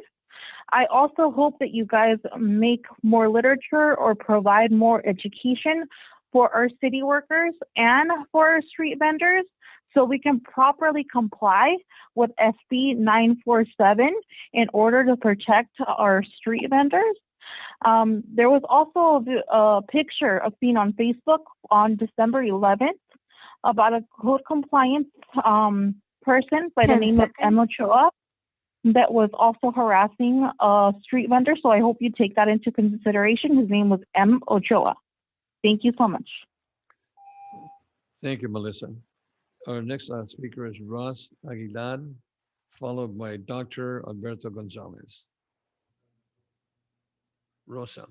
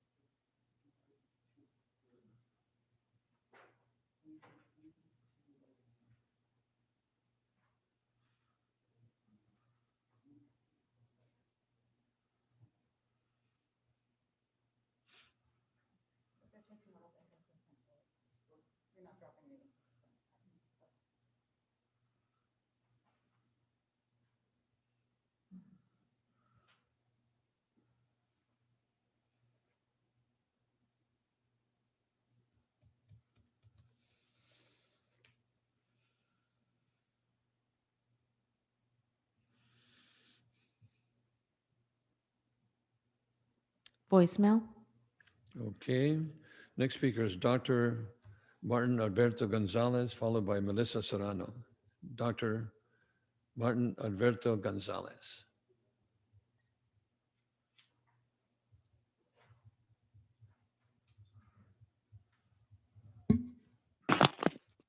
Hello. You have Hello? 1 minute for comment. Your time starts now. I'm just calling because I am tired and angry about the harassment of street vendors in Oxnard. Enough is enough.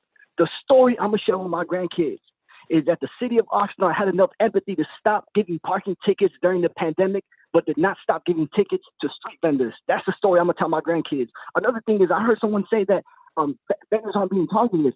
How do you know that? How do you know that? I just interviewed one who had to pay $3,000 who told me that they were targeted. Yes, told me that they were targeted. The last thing I want to tell y'all is that the pandemic has set a very important precedent. Law and code enforcement agencies locally, nationally, constantly use the phrase education over enforcement. That's what they've been saying about the mask.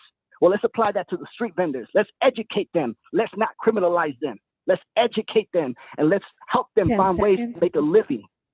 Appreciate y'all. Y'all have a good night. Thank y'all. Thank you. Okay, next speaker is Melissa Serrano, followed by Kevin Antonio.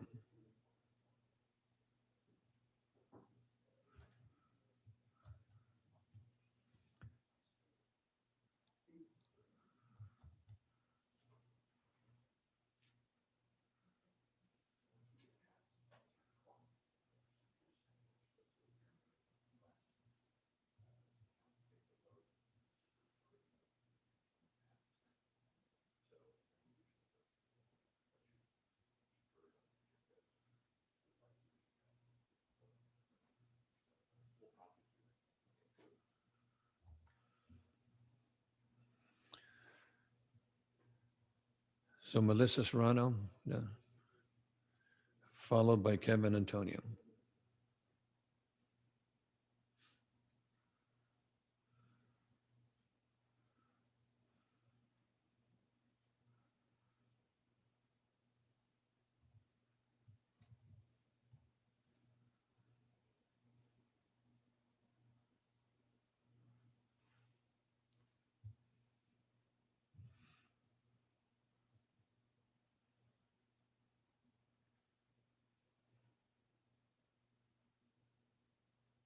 Voicemail.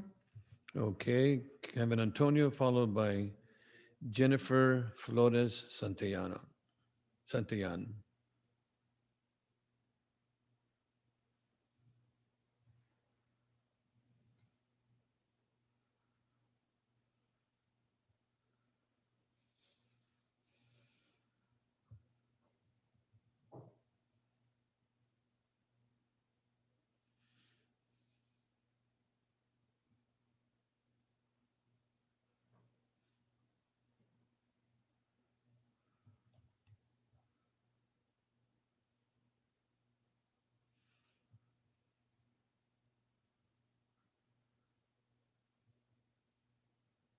Voicemail.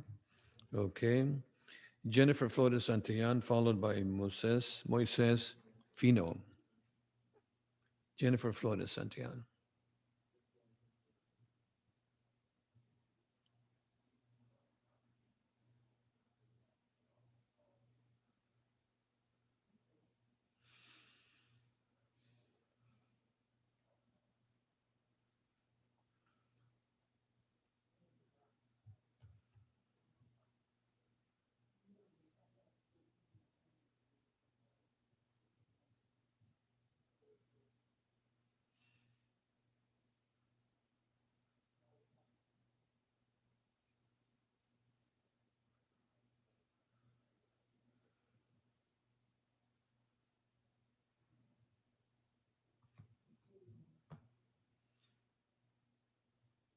Voicemail. Okay, Moises Fino, followed by Veronica Esquivel.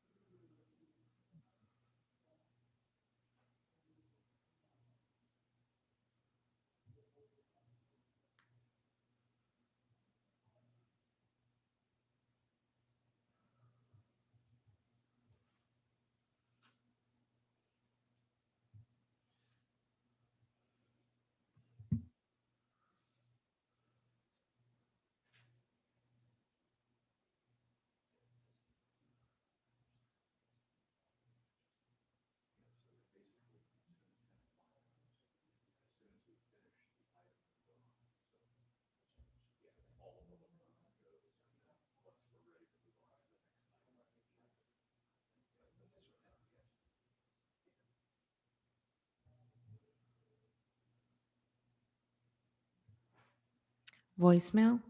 Okay, Veronica Esquivel, followed by Angel Garcia.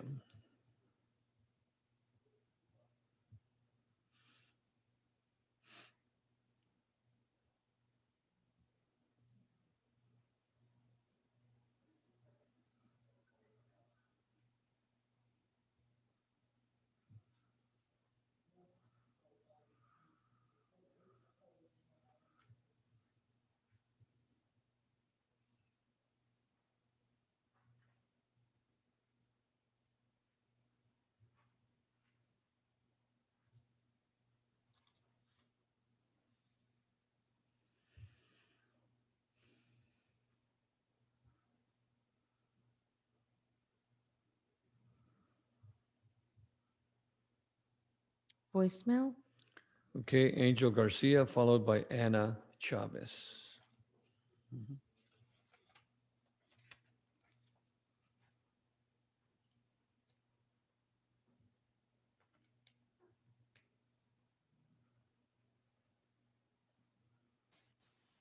Hello.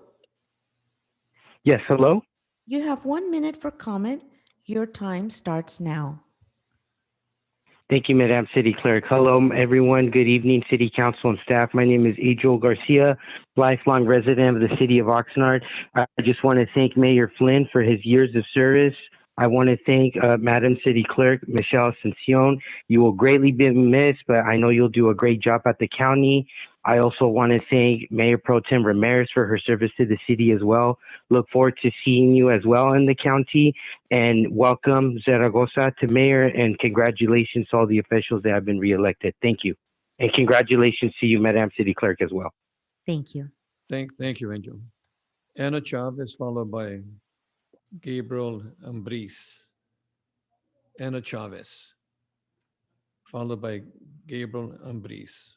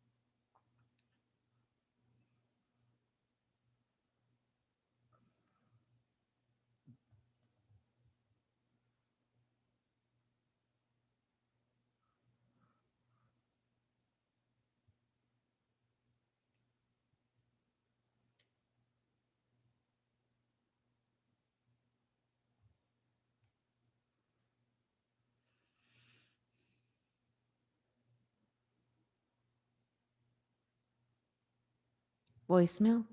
Okay. Gabriel Ambris, followed by Stephanie Becerra. Stephanie Becerra.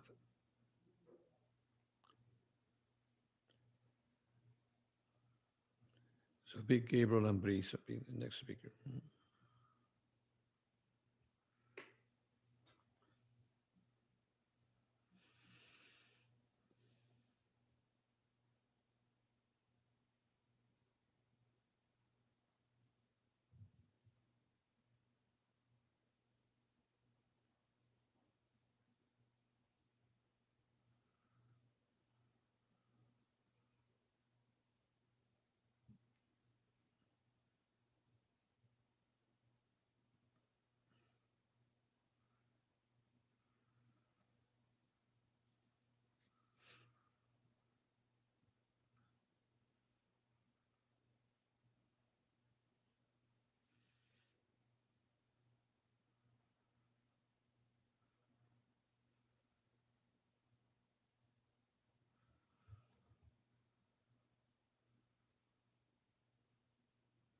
Voicemail.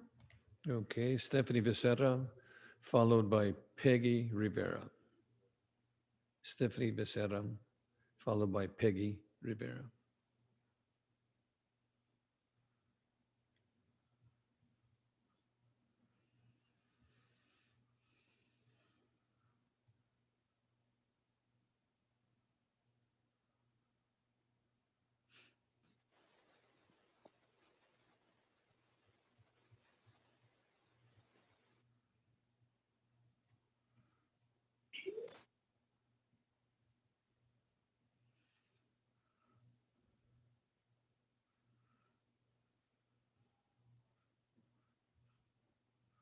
Voicemail. Okay, Peggy Rivera, followed by Michelle Ramos. Peggy Rivera.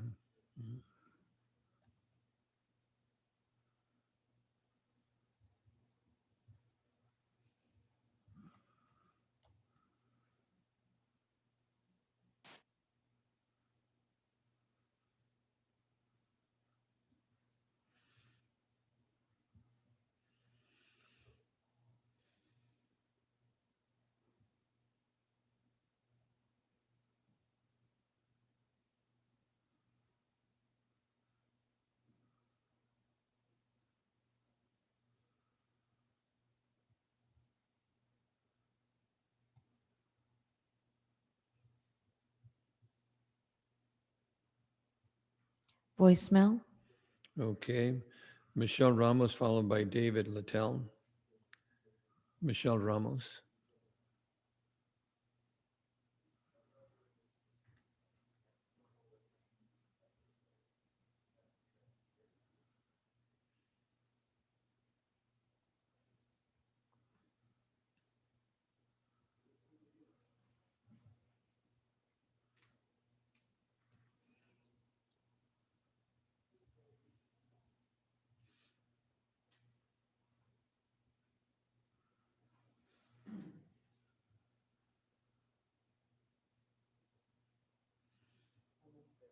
I know.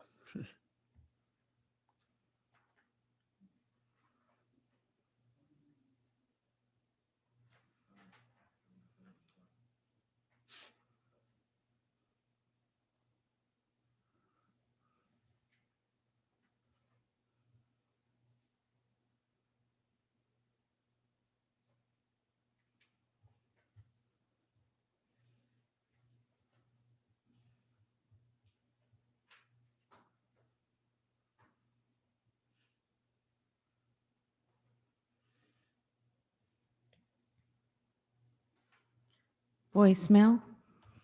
Okay, David Littell, followed by Janet. David, Littell.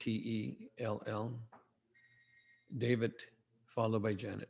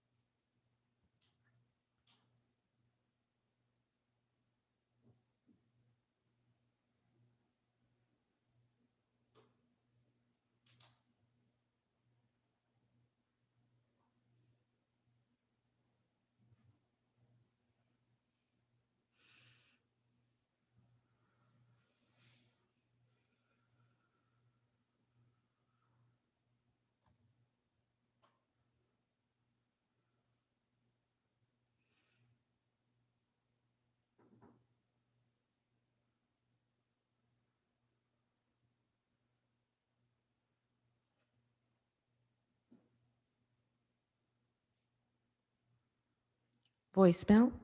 Okay, Janet, followed by Sarah Gomez. Janet.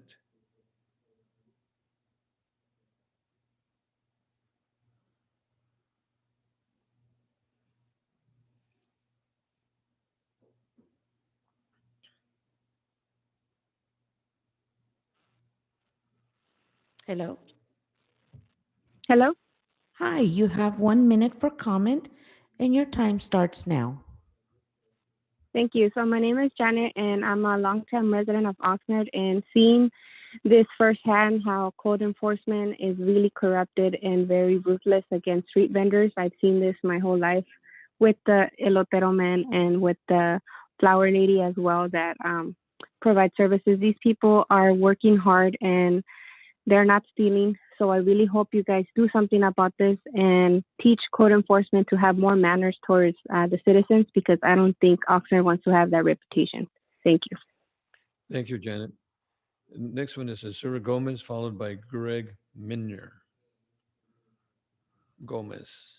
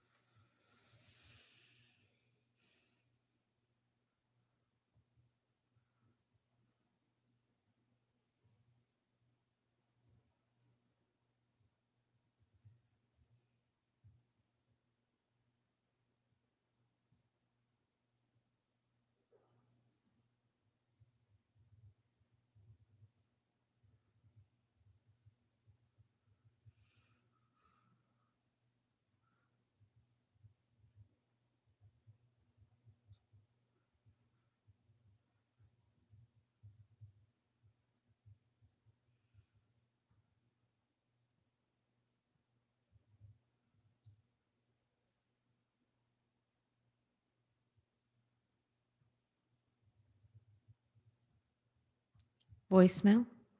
Okay, Greg Minier, followed by Kevin Antonio. Greg, Minier, followed by Kevin Antonio.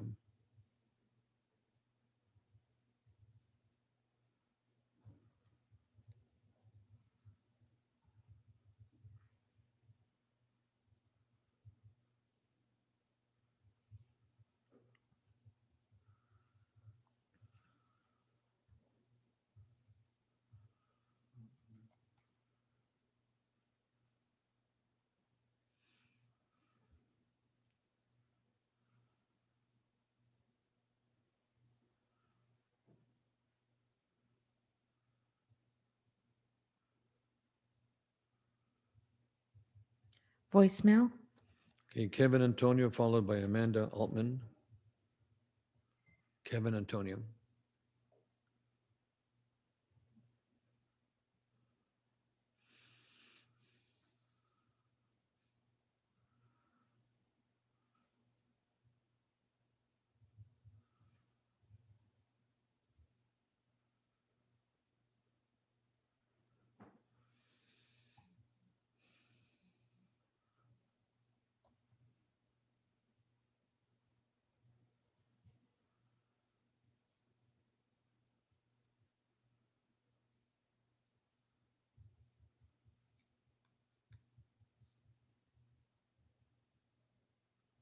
Voicemail.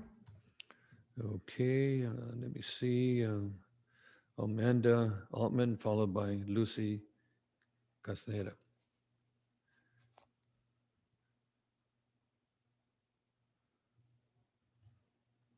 Voicemail. Okay, Lucy, followed by Matthew Merricks.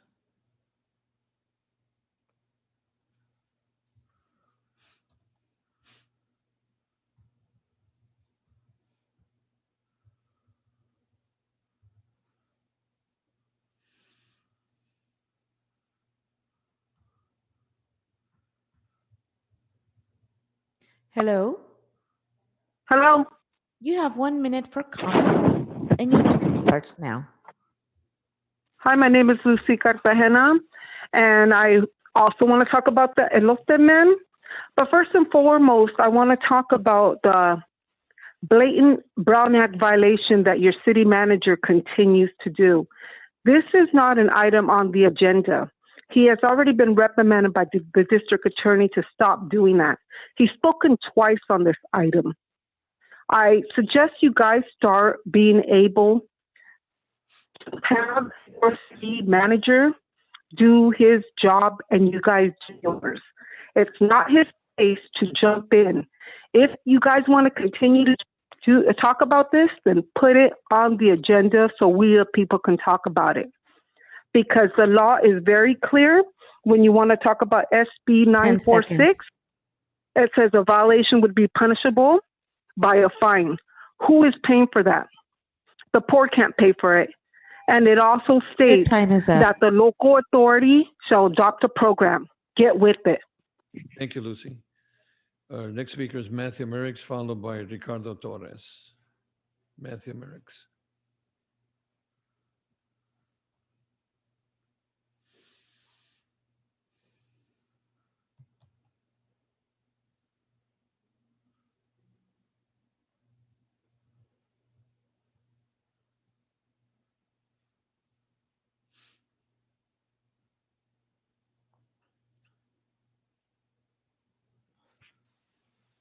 Hello?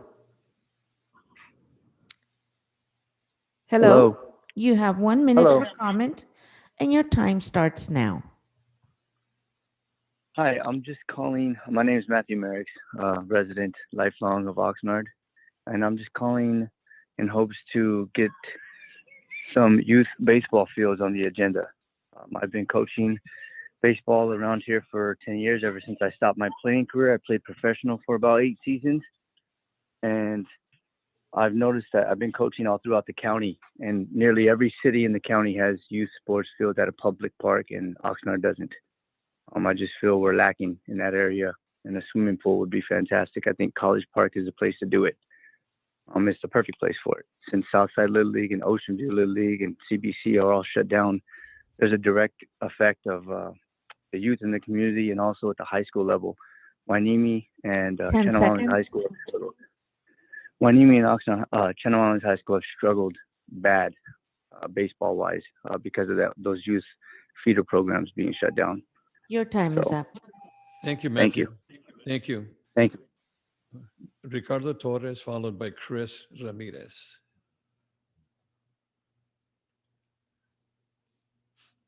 Ricardo Torres is next, followed by Chris Ramirez.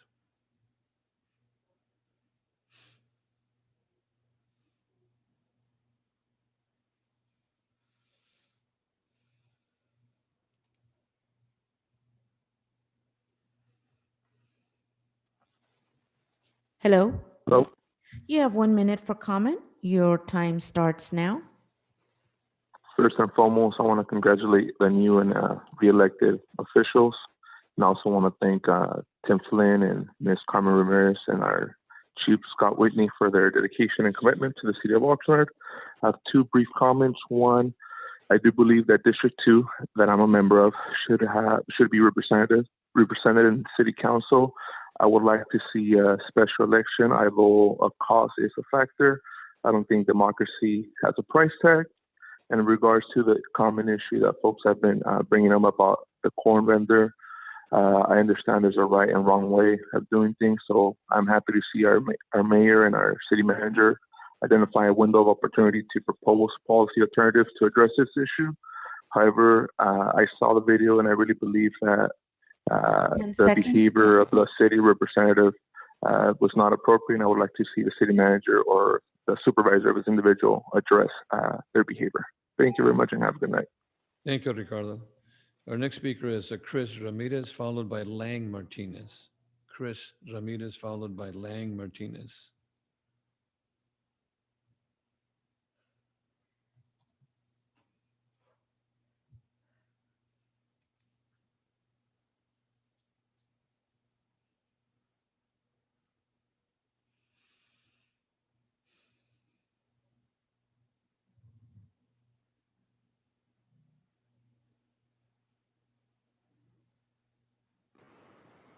Hello?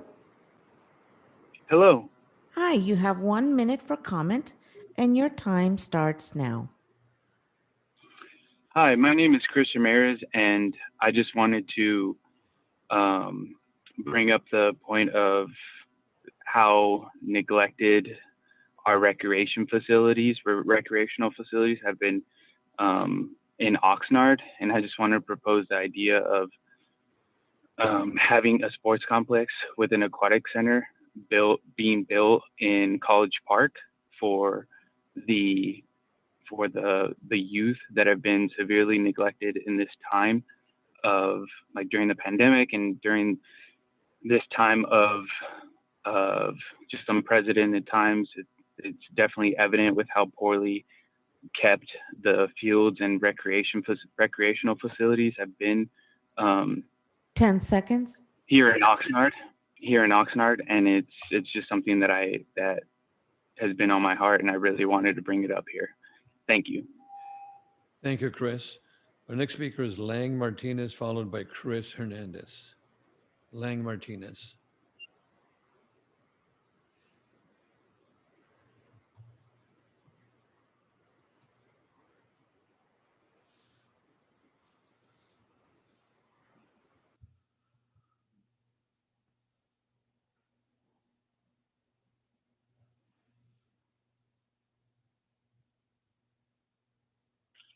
Hello? Hello. You have 1 minute for comment, and your time starts now. Yeah, my name's Leg Martinez. I'm a homeless advocate here in Ventura County. Most of my advocacy has been in Oxnard, and I just want to bring up the matter in regards to the cost of lives in regards to the Vagabond Hotel. I understand that ownership is Oxnard, and that Mercy House will be taken over, and that security has been put in there. But I do want to bring up the fact that the city of Ventura County has not lost any lives in regards to the virus when it comes to the homeless population. But the loss of lives, there has been 3 in the Vagabond Hotel, and there was no accountability. These were people that were most likely, most acceptable, had medical problems, had addiction problems, etc. And it was facilitated, and it was 10 managed seconds. by the Vagabond. And due to this, the cost was 3 lives. I have sent emails to everybody. I've talked to other people. There's been interviews. I've requested answers in regards to that. And I'd like to find out why that's not important. Thank you, Lang. Thank you. Chris Hernandez, followed by Carolina Gallardo Magana. Chris Hernandez, followed by Carolina Gallardo Magana.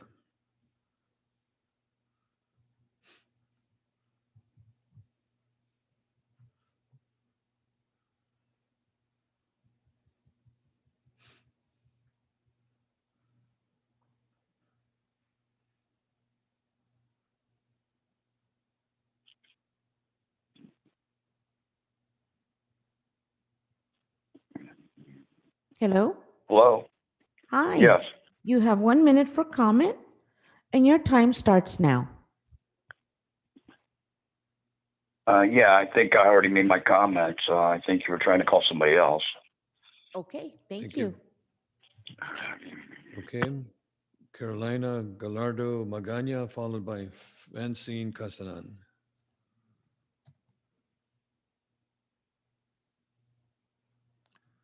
Carolina Gallardo Magana.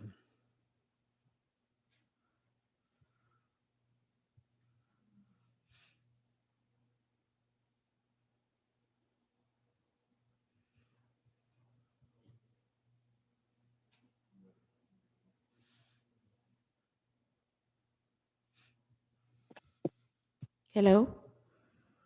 Hello. Hi, you have 1 minute for comment, and your time starts now. Hello, good evening. This is Carolina Gallardo Magaña, and I am calling on behalf of the pelotero. And my question is, what authority does code enforcement employee has to use his car as a weapon? And what are the consequences for this employee's action? this should be definitely be investigated and make him responsible for his criminal action. If this was somebody else, he probably would be in jail. I think they are taking advantage of the people who cannot defend themselves. We are seeking for justice for this elotero and for all the street vendors. Please help us to make Oxnard more 10 safe. seconds. This person was doing nothing but getting revenues to feed his family. Thank you. Thank you, Carolina. Next speaker is Francine Casanon, followed by Chris Ramirez. Francine.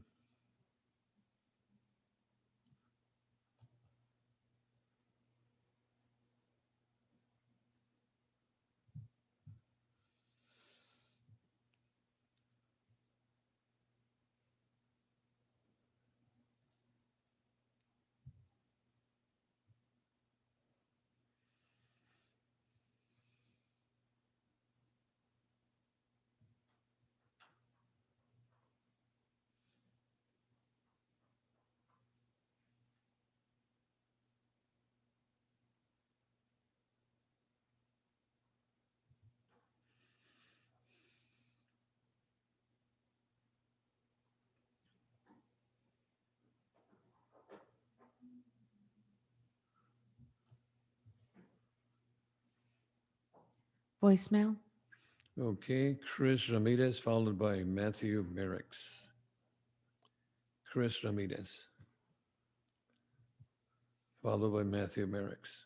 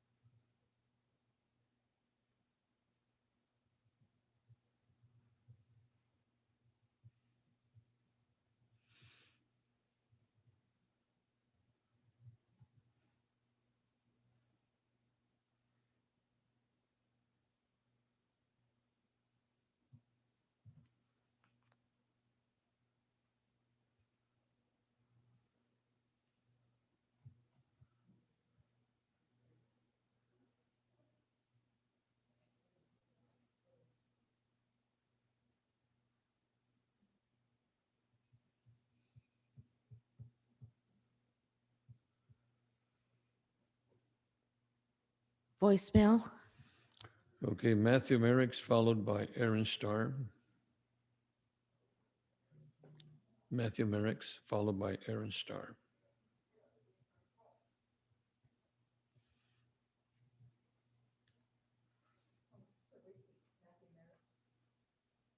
Okay.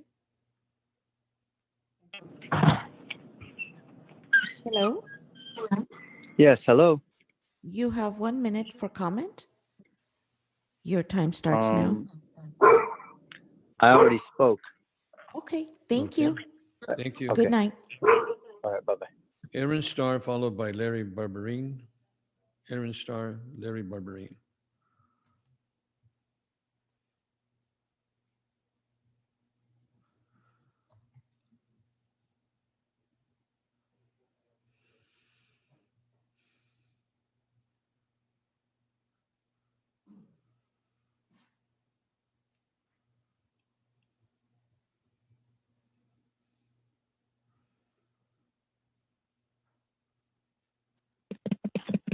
Hello. Hello, this is Aaron Starr. Hi, you have 1 minute for comment. Your time starts now. Thank you, and welcome to the City Council again, Mayor.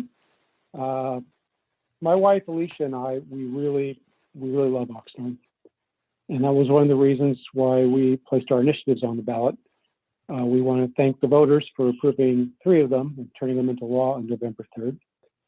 What I'd also like to say is, since time is short, that my wife has offered her services as a professional registered parliamentarian at no charge to the city to help facilitate the implementation of Measure M. So I hope you'll take her up on that. I also want to announce to the public that we are considering writing other initiatives to improve our city. And we welcome input from members of the public. And if anyone wants to reach us, 10 seconds. My email address is STARR at Moving Oxnard Forward. And my phone number is 805-804-9101. Your time is up. Thank you. Thank you, Aaron. Our next speaker is Larry Barberini, followed by Naomi.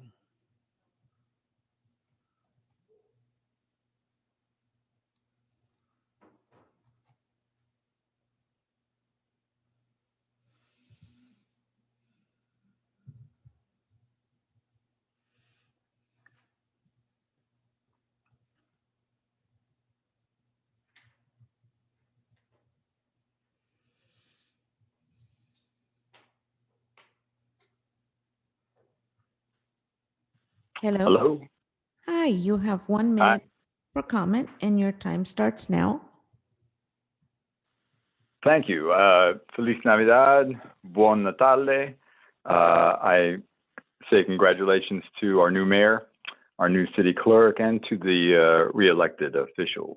I may expand this later, but I want to thank Councilman Perillo, Interim Fire Chief Hamilton, and Director Gaglione for their help with some money that the fire department had not spent because of COVID, and they put it back into Measure O. It was very, very good to hear that. And Councilman Perillo, thank you for asking them to clarify that, the fire chief to clarify.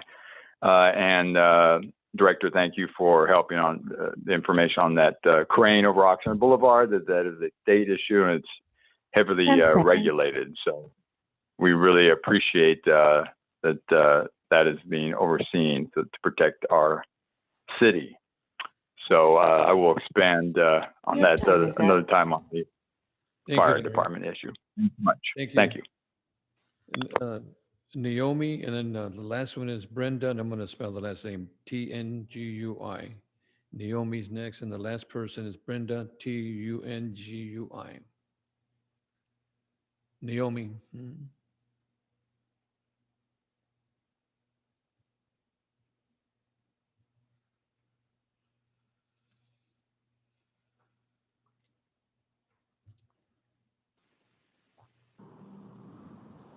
Hello? Hello. You have 1 minute for comment, and your time starts now. Hi, my name's Noemi. I'd like to acknowledge that I'm living on stolen Chumash land.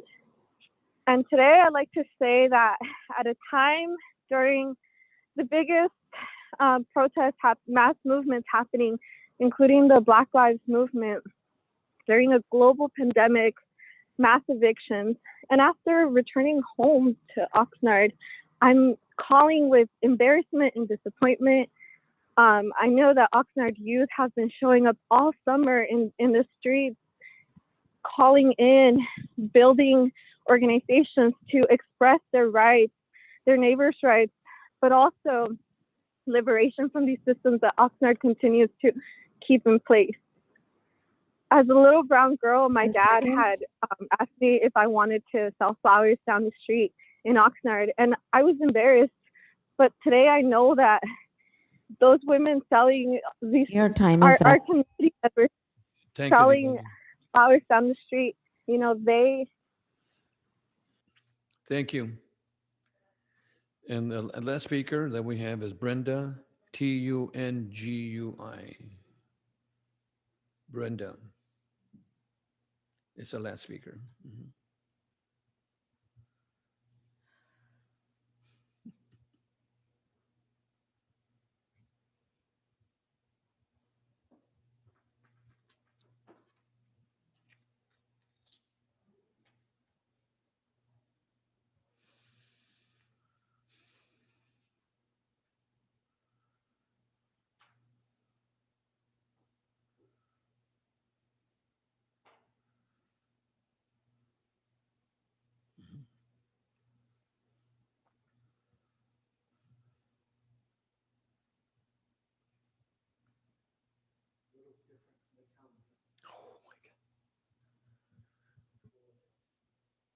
Voicemail. Okay, thank you. Well, that's the last speaker, and I want to thank, I want to thank all the speakers that spoke today. I know there's 70 plus speakers, but right now, Mr. City Manager and our city attorney is past 10 o'clock. And my understanding that we have an ordinance that says after 10 o'clock, then we should query the council members. I know we have the consent items and we have a public hearing and 3 regular items. So the question I have is, Mr. City Manager or Mr. City Attorney, what is the recommendation? I have to ask for your patience. There are several items on the agenda that we must get through tonight. Okay. So since it is now past 10 o'clock, under your rules of procedure, to take action on those items and hear those items after 10 requires an 80% vote of the members present to proceed with the meeting. So do we need a motion? I'll make that motion, Mayor. Second. Okay. Carmen, second. Perella, second? Yes. Was it? I'm sorry. Sure, he can have it. Give it to Bert. I'm sorry, Brian. I'm sorry. I apologize. No. It's fine. Take it. Give it to Bert, sir. Okay, so Carmen and Perella, first and second. Roll call.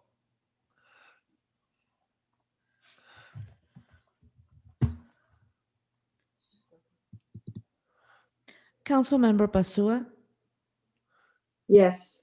Councilmember Madrigal, Aye. Councilmember McDonald, Yes. Councilmember Ramirez, Aye. Councilmember Lopez, Yes. Councilmember Perello, Yes.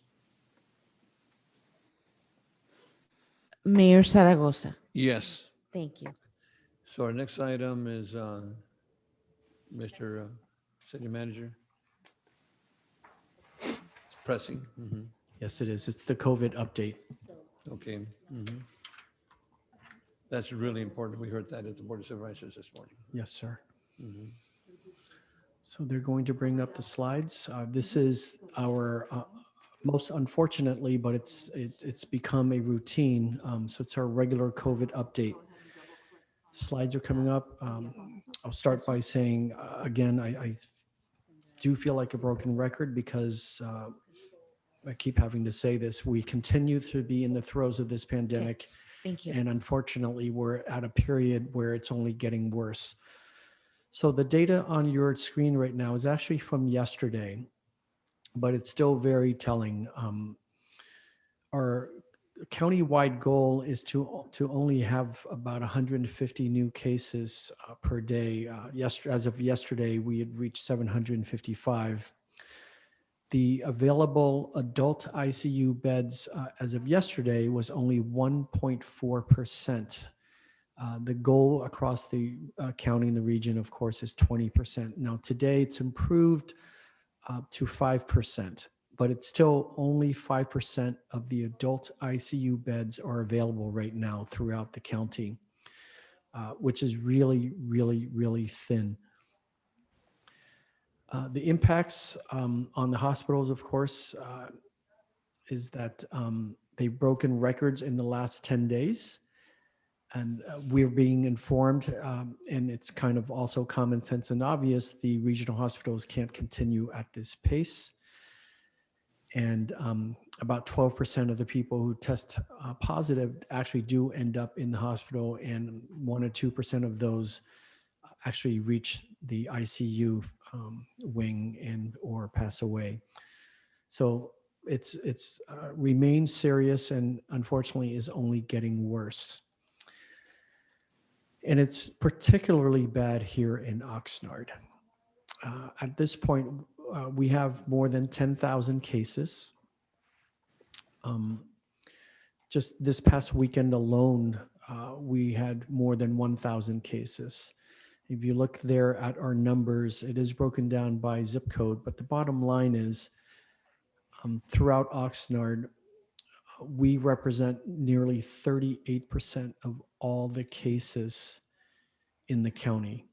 As you can see there again, there are over 10,000 cases here in Oxnard and just under 27,000 cases in the county, and this is as of yesterday. So there are things that are possible for us going forward if we can't flatten this curve, particularly here in our city.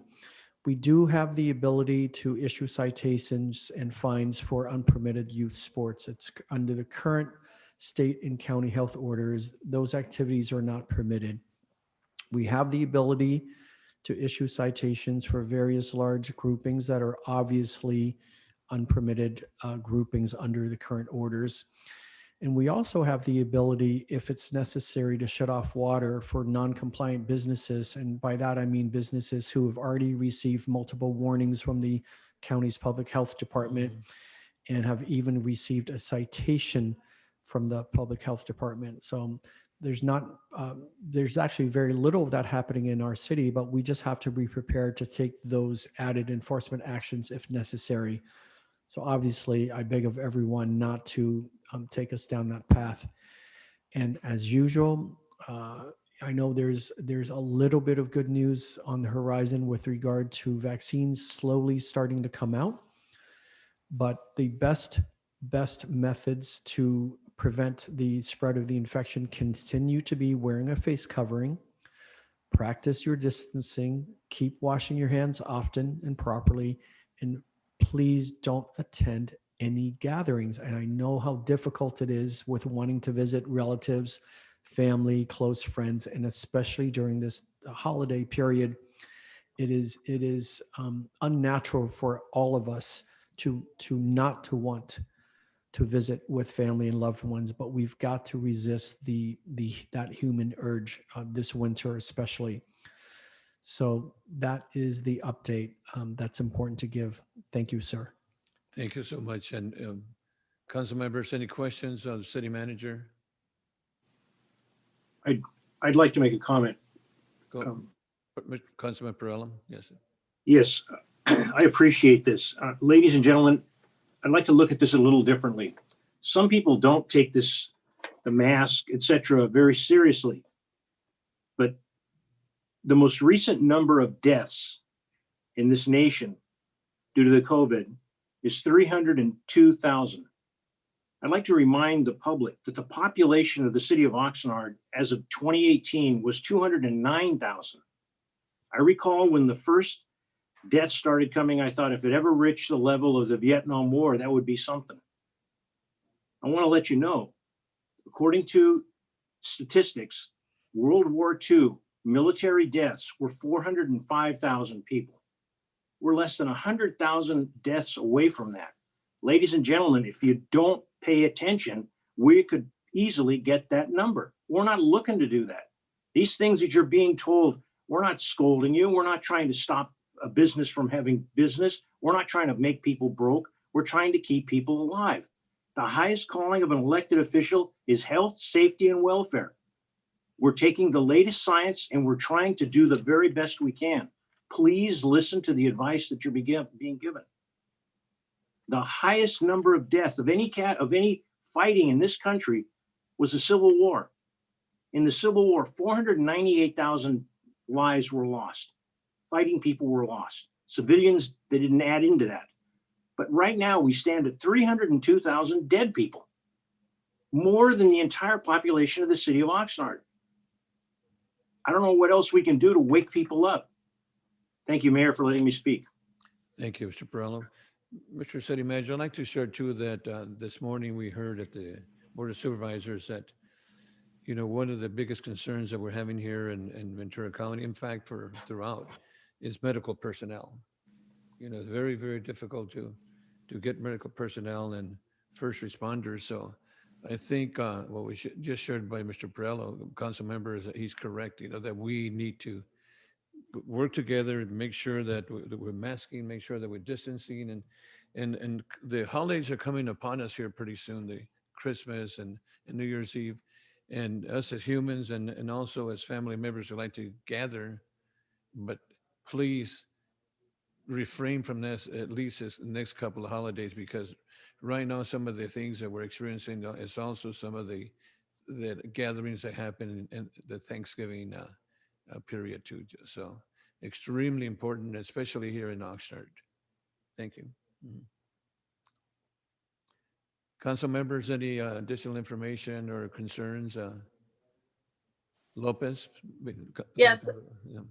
Thank you, Mayor. I'm just wondering, looking at the zip codes, I mean, these numbers are tremendously high and we should not be there. So I join everyone else in urging our residents to please, please, please don't be gathering. Please just protect yourself, protect everyone around you.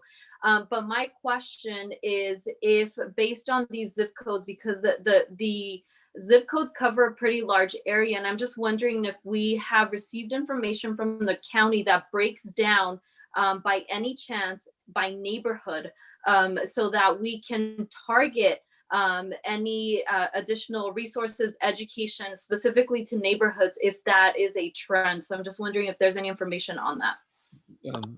Yes, Rigo Vargas, from the county is a good person to contact, and I can give you the number that we have there in my office, and we can have the people contact Rigo Vargas, and that would be 805-654-2613. 805-654-2613. That's my old number that we have now, and they can switch the public or anybody to Rigo Vargas that has all the information. He's our healthcare manager for the county of Ventura. And that's a good question too. And of course, you can also go to VC Alert too, and you can find that in the county website. Mayor, may I be recognized just very quickly? Mayor Pro Tem. Supervisor. Council member. I understand, just reading the paper, this is not just Ventura County, obviously, it's all over. And we have people traveling back and forth between the different counties, especially to LA County. And I just read tonight in the Times that there are only 100 ICU beds left staffed in Los Angeles County, a county of millions of people, and they're not able to have enough services for everybody should more people get sick. And it's a very frightening thing. So important. I do see people still gathering, having birthday parties. If you haven't been sick or you don't know somebody is sick, you might not think that it's going to affect you, but it will if you, even if you're healthy, you may bring it to someone you care about or people you don't even know and cause tragedy. So we really have to buckle down now because a lot of this is coming from the Thanksgiving visits. Before that, it was the Halloween, but now we know this is all the spike from Thanksgiving. And if we have even another spike from Christmas holidays, we're very much in danger. So please follow the rules so we can get out of this. A vaccine is coming very soon to us. Yeah, right. And I think you said something important that was shared this morning too, Mr. City Manager, is that a lot of the folks are coming from Los Angeles, and when you come down the freeway, you don't know if you're in LA or Ventura, but they are coming from LA, and that makes a difference too, so for us. And the gathering again is extremely important that we do not do that, because in fact, I think Dr. Levin said, if we were all of us to mask for 3 weeks or 4 weeks and follow the rules, we'd get over it. We'd get over it, and our business would open, our restaurants and our shopping centers and our parks and so forth. So that's really important that we work together and try to combat this COVID-19. Mr. City Manager, anything else?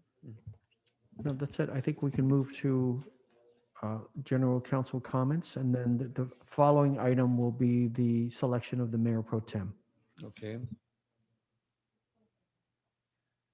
So anyway, that's item H. Yes, item H, we have city council authority, a successor and finance authority.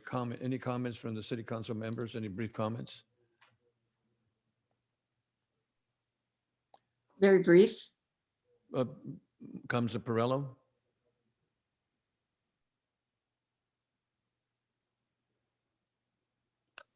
I think you're You're on.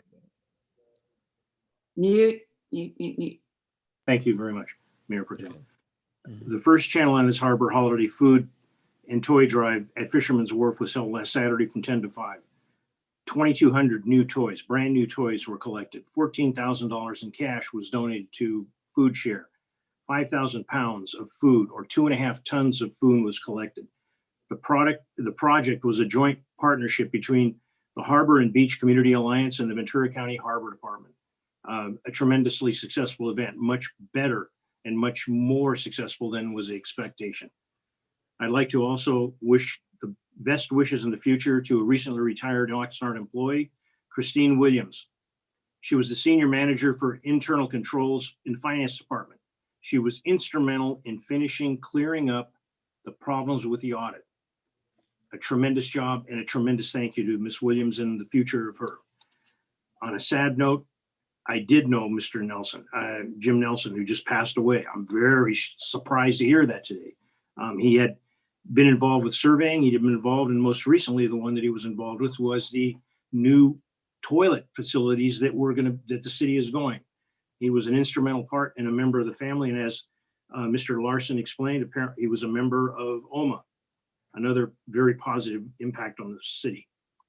And as a final note, I appreciated the city clerk, the outgoing city clerk's information about a 77% turnout of voters in Oxnard.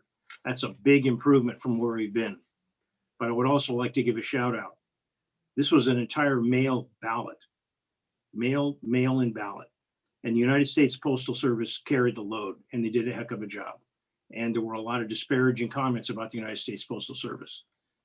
Being a retired person from the Postal Service, I wasn't involved in this, but I can tell you those people take their job very seriously as anybody else in any other position. And my hat's off to the Postal Service. And my deeply held feelings go out to the Nelson family. Thank you very much. Thank you. Any other comments from council members? Okay, let me see. We have Oscar and then Vinny. Oscar, I saw you, yeah, and then Lopez. Okay, thank you. First, my condolences to the Nelson family. Just about a month ago, I actually spoke to Mr. Jim Nelson, so my deepest condolences to his family. And as we previously stated, please be safe this holiday season. Have a Merry Christmas, a Happy New Year, Happy Kwanzaa, Happy Hanukkah, and Happy Holidays. Blessings to all. Thank you. Thank you, Councilmember Lopez. Thank you. I wanted to thank all the speakers who called in today regarding the video that has been posted on social media. And I do want to ask that we get a report back from the city manager and specifically ask about the actions that are taken and how these cases are handled, the interactions with any vendors, and if there is an opportunity to also provide information, and whether it's a presentation or education to our residents about the ordinance that we did pass back in 2018. And with that, I also want to wish everyone happy holidays. Thank you to all our staff. And I do want to acknowledge that we have very valuable, very important staff in our city, and your work is very much appreciated. And I don't want the actions of one person to define what everyone else is doing every day. So thank you, everyone, and happy holidays. Thank you, Councilmember. Any other comments? Okay, Basua,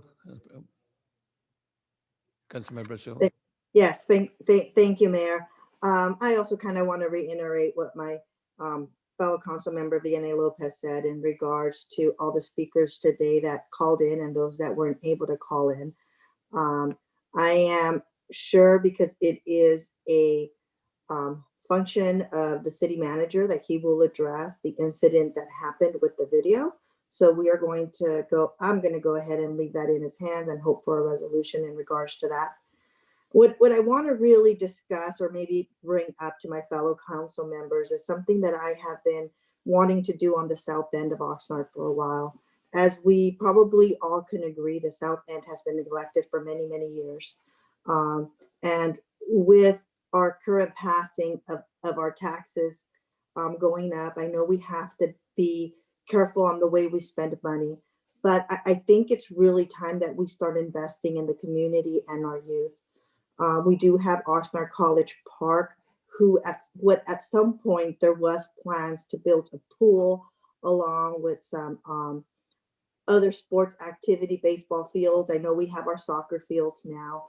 I would really appreciate my colleagues' support as we move forward and are looking at these things in order to address the needs of South Oxnard. An aquatic center in that area would be very instrumental to the residents of all Oxnard. We really have nothing for our youth in South Oxnard. We have the one going through there, which is a corridor into our city. I think bringing these much needed facilities to our youth will be a great asset to Oxnard. And it also can be a great asset to our businesses. People that come in and out would be visiting the south end of Oxnard. Usually everybody that comes in is visiting the collection, which is really, really great. But I think it's time that as council members, we make a commitment to the youth and we make a commitment to South Oxnard to restore some of the services that have been cut.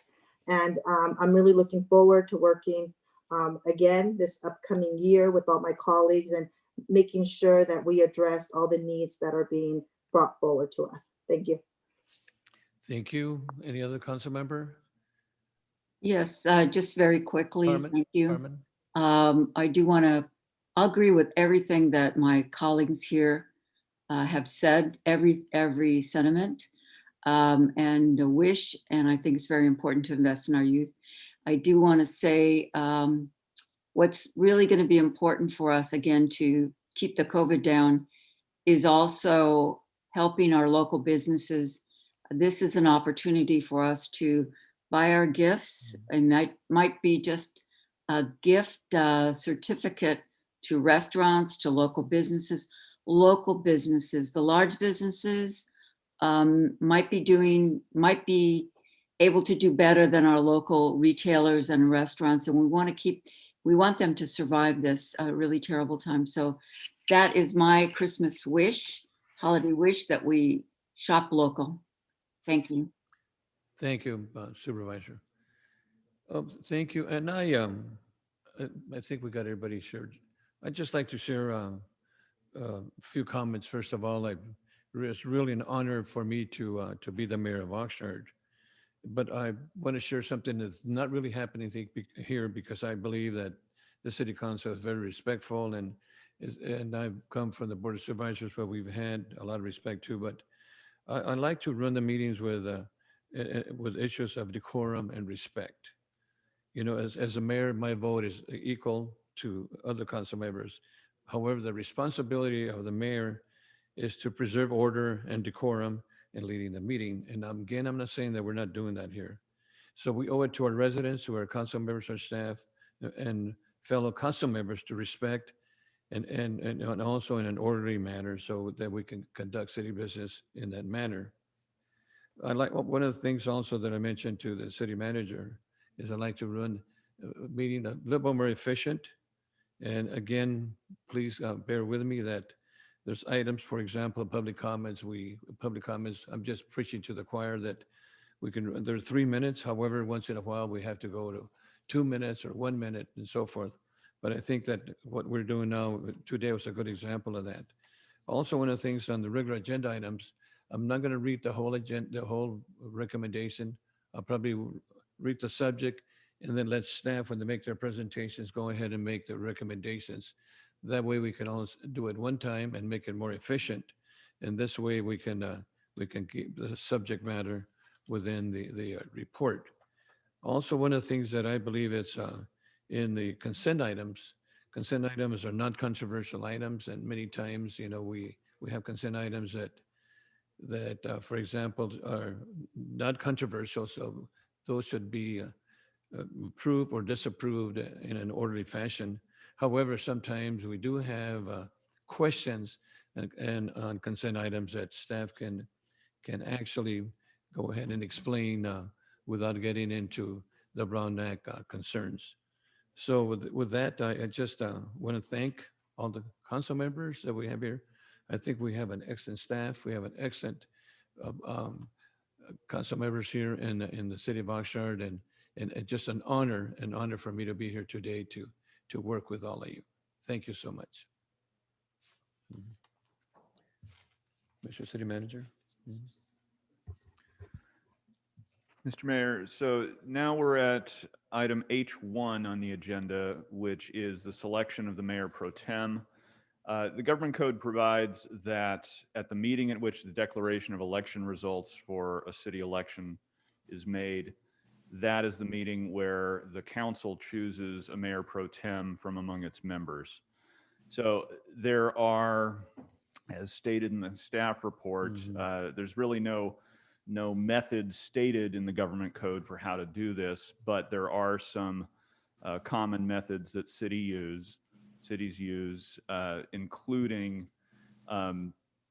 going based on seniority of the membership or taking nominations from the membership and taking a vote once all the nominations have been made. So I'll leave it to the council to come up with its chosen method of this. So so at this point, we can go ahead and open it up for nominations for Mayor Pro Tem. Yes. Councilman Perello. I'd like to nominate Councilmember McDonald for Mayor Pro Tem. Okay, there's nomination for McDonald. Is there a second? I'll second that.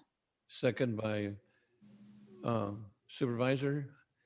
Okay, any other nominations for anybody else before we take a vote on this item? Okay, if none, so we have a first from Perello and a second from Ramirez to nominate and to appoint Brian McDonald.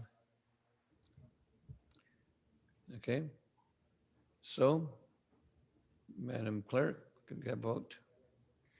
Councilman McDonald, Feels funny voting for myself, but I'll say aye. Councilmember Perello, Yes. Councilmember Lopez, Yes. Mayor Zaragoza, Yes. Councilmember Madrigal, Aye. Councilmember Ramirez, Yes. Councilwoman Basua. Aye. Thank you. Okay. Motion carries 7-0. Congratulations. And that's approved. Congratulations, Mayor Pro Tem McDonald. Thank you all, and I look forward to working with all of you in the coming year. Let me share something real quick about McDonald. I was a city employee for many, many years, and during the time when I was a city employee, Mayor Pro Tem was Assistant Chief of Police. And then I became a council member in 1996, and McDonald was already in charge of code compliance. And every time that I would call Brian or Mayor Pro Tem for any problems with code compliance, he would take care of it immediately. I've had the opportunity of working with McDonald, McDonald under RDP 21, the Regional Defense Plan, where we traveled to Washington, D.C. to lobby the people at the Pentagon, the Department of Defense, where we brought millions of dollars of work for Ventura County and at the base. And in fact, we have about 19,000 employees and about $2 billion payroll at the bases that we protected. And also I had the pleasure of working with Mayor Pro Tem at VCTC and also with the Gold Coast Transit. And you were very instrumental in being the chair of those agencies. So I believe that the Mayor Pro Tem is well qualified to take this seat in case of an absence from the mayor as a chair and so forth. But I just want to congratulate you for being the Mayor Pro Tem of Oxnard. Thank you. Thank you, Mr. Mayor, and I appreciate the kind words. Thank you. Okay. Next item. Yes, as we move to the next item, I'd like to also congratulate the new Mayor Pro Tem, and I have a feeling you voted for yourself in the last election as well. Thank you. Actually, my wife voted against me, but that's okay. Congratulations. So we have a consent items is next. So we have our next item is item, let me see, it's item I, and that's the consent items K1 to K13. Is there any concerns or any items that'd like to be pulled from the consent items? Okay, if not, we have. Mr. Mayor, if there's no concerns, I would move approval. Okay. What, we need to have public comments, but we'll hold on to that motion. Do we have any public comments? And I think we have two, Pat Brown and also Armando Delgado. Do we have Pat Brown?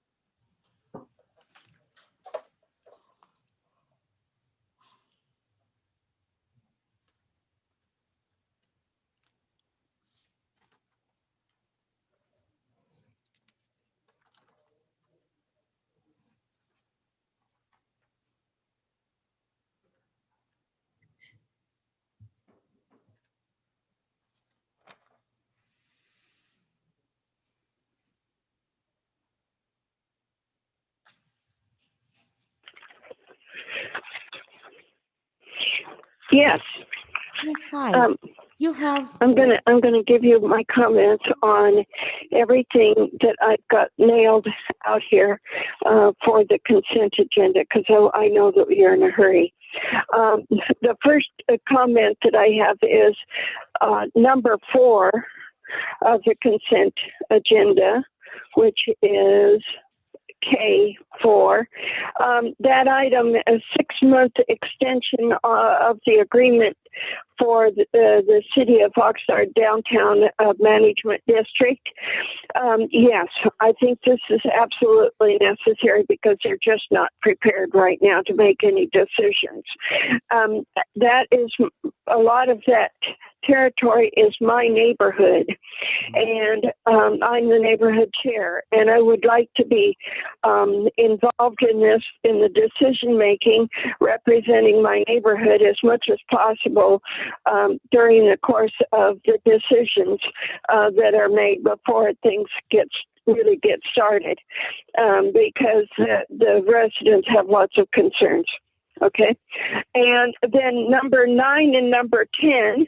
Number 9 is about the housing department, about the fact that Cabrillo, let's see, no, number 9 is a shelter, a navigation center.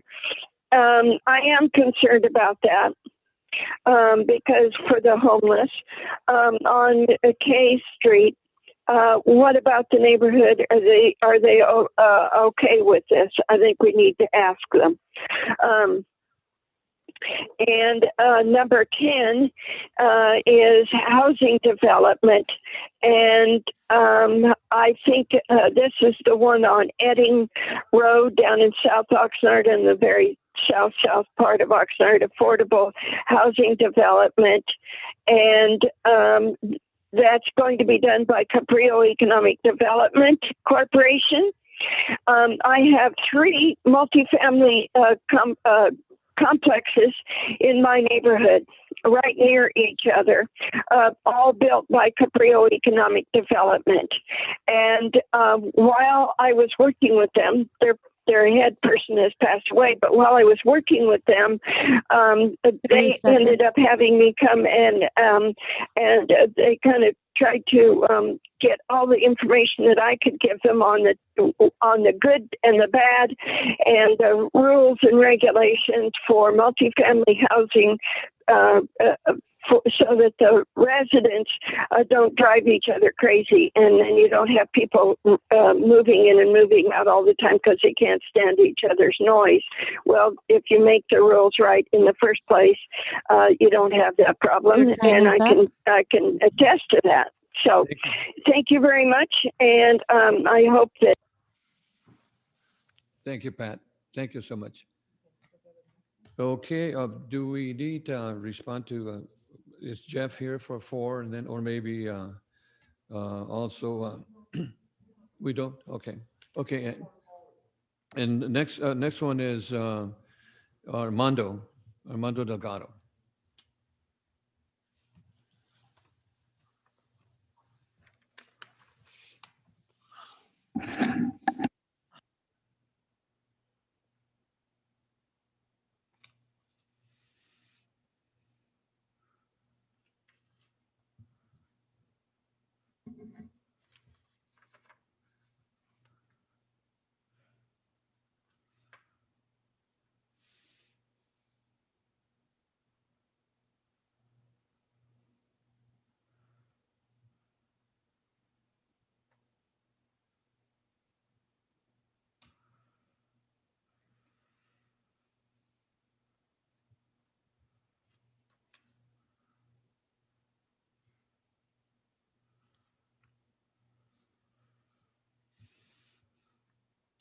Do we get a hold of Armando?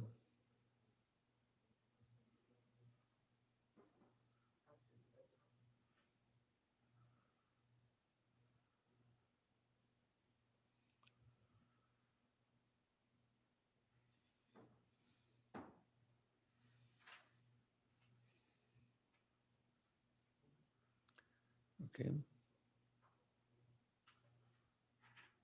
Voicemail. Okay.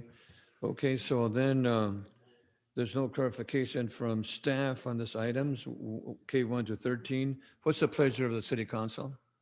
I would still move approval. Okay, was approval by McDonald. Do we have a second? Second. A second by Lopez. I can't see it. Okay, roll call. Councilmember Lopez. Yes. Councilwoman Basua. Aye. Councilmember Ramirez. Yes. Mayor Zaragoza. Yes. Mayor Pro Tem McDonald. Yes. Councilmember Perrello. Yes. Councilmember Madrigal. Aye. Thank you. Motion passes 7-0. Thank you. That's approved. Our next item is a public hearing. In this public hearing, this is a time and place to set a public hearing on item L1, the Housing Department. Subject is consolidated annual performance and evaluation report for fiscal year 2019-20. And we start with the city clerk's certification of publication and any written communications, if any, Madam City Clerk.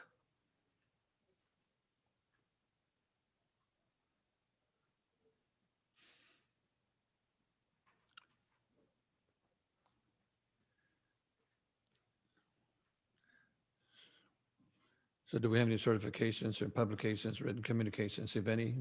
Mayor, there was a legal notice for this public hearing published in Vida newspaper on November 5th, 2020.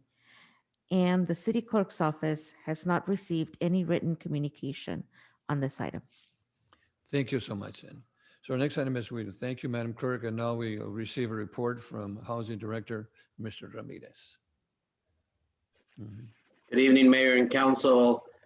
Emilio Ramirez, Housing Director.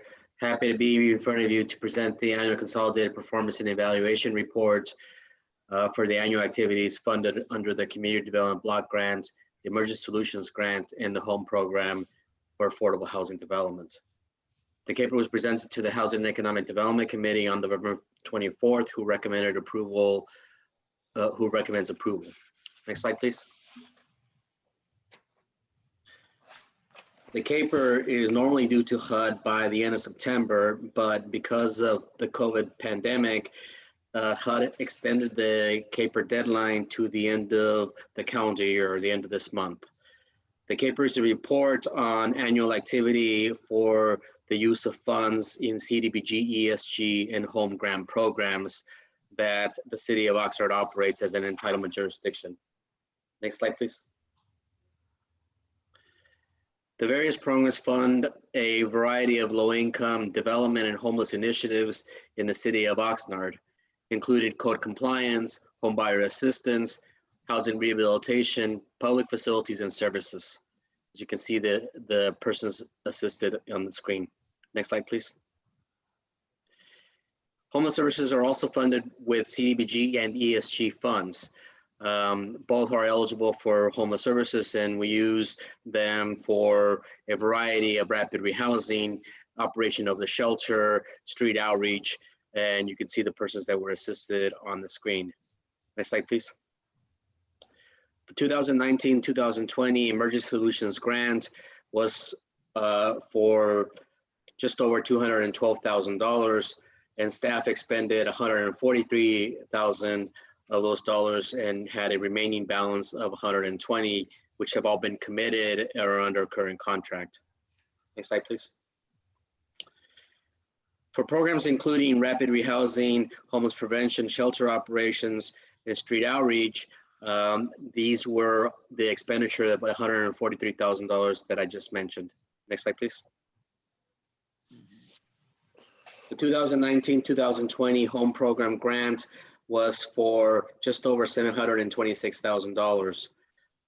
Unfortunately, the department was not able to expend any dollars for development, and we continue to effort the commitment of those dollars for development of affordable housing, including an item that was approved at consent just a little while ago. Next slide, please.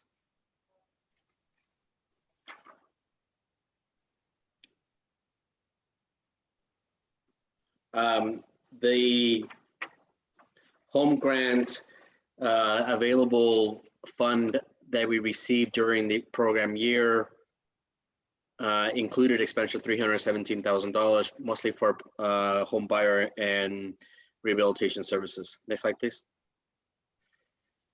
The 2019-2020 CDBG program grant was for just over $2.516 million, and it had a program income of $138,000. We had a total expenditure of $2.2 million and leaves a remaining balance of $3.2 million that has all been committed to active programs and projects. Next slide, please. Those programs and projects include public facilities and city programs at $1.4 million, public services at just under $280,000 for a total expenditure of $2.2 million during the previous program year. But as I mentioned, the entire balance is committed to all programs and nonprofit public services that it requires. The next slide, please. That is the presentation for the caper. I'm happy to answer any questions. I should mention that this caper is due to HUD by the end of this month, but this is a public hearing, and should you want to make amendments, we request that you approve the item subject to those amendments that you direct at this time. Thank you. Thank you, Mr. Ramirez. You know, does the city council have any questions, any clarification questions from staff? If not, then I'm going to open the public hearing portion of the public testimony. And members of the public were invited to sign up to speak on this item on the city website. Anyone who signed up before the deadline has 3 minutes to speak at this item. Madam Clerk, do we have any speakers? And I've noticed that we have 2 speakers. We have Valerie Tosconi and Jasmine. Valerie be the first one. We only have two individuals.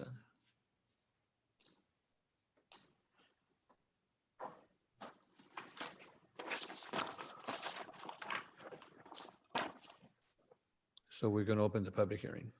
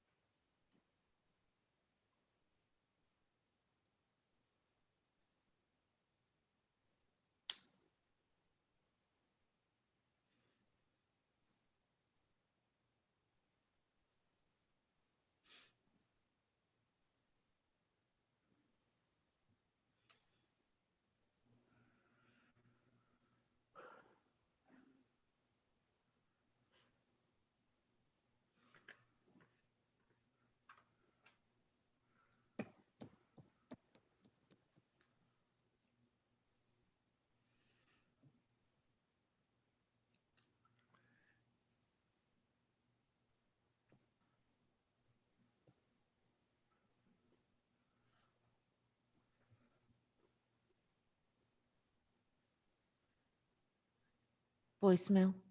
Okay, so next person be Jasmine would be the other speaker that wanted to speak on this item.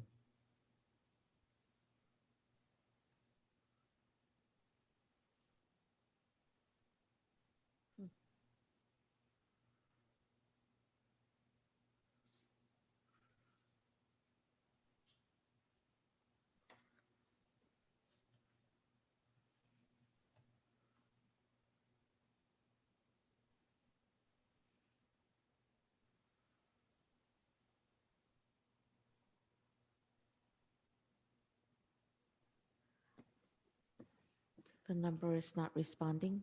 Not responding, okay. Okay, if we have no other speakers, then I'm going to close the public hearing. And does the city council members have any questions of staff at this time? Mr. Perella? Motion to close the public hearing. It's only, Okay, we're gonna, do we have a second to close the public hearing? Second. Second. Okay. Councilmember Ramirez, second. We have first and a second to close the public hearing. Do we have to have a? No. Thank you. Okay, so then so now we need a motion to accept this item from any council members. So moved. Okay. Second. Mayor Pro Tem and second by Oscar Madrigal. Okay, roll call. Councilmember Perello, yes. Mayor Pro Tem McDonald, Aye. Councilmember Madrigal, Aye. Councilwoman Basua, Aye. Mayor Zaragoza, Yes. Councilmember Lopez, Yes. Councilmember Ramirez. Yes. Thank you. Motion passes 7-0. Thank you. Thank and you. that's approved. A question, Mayor. Yes, sir. Do the housing commissioners need to vote on this one? No, sir, this is the city item. Okay, thank you. Thank you, Mr. Ramirez. Yeah, thank you. Thank you.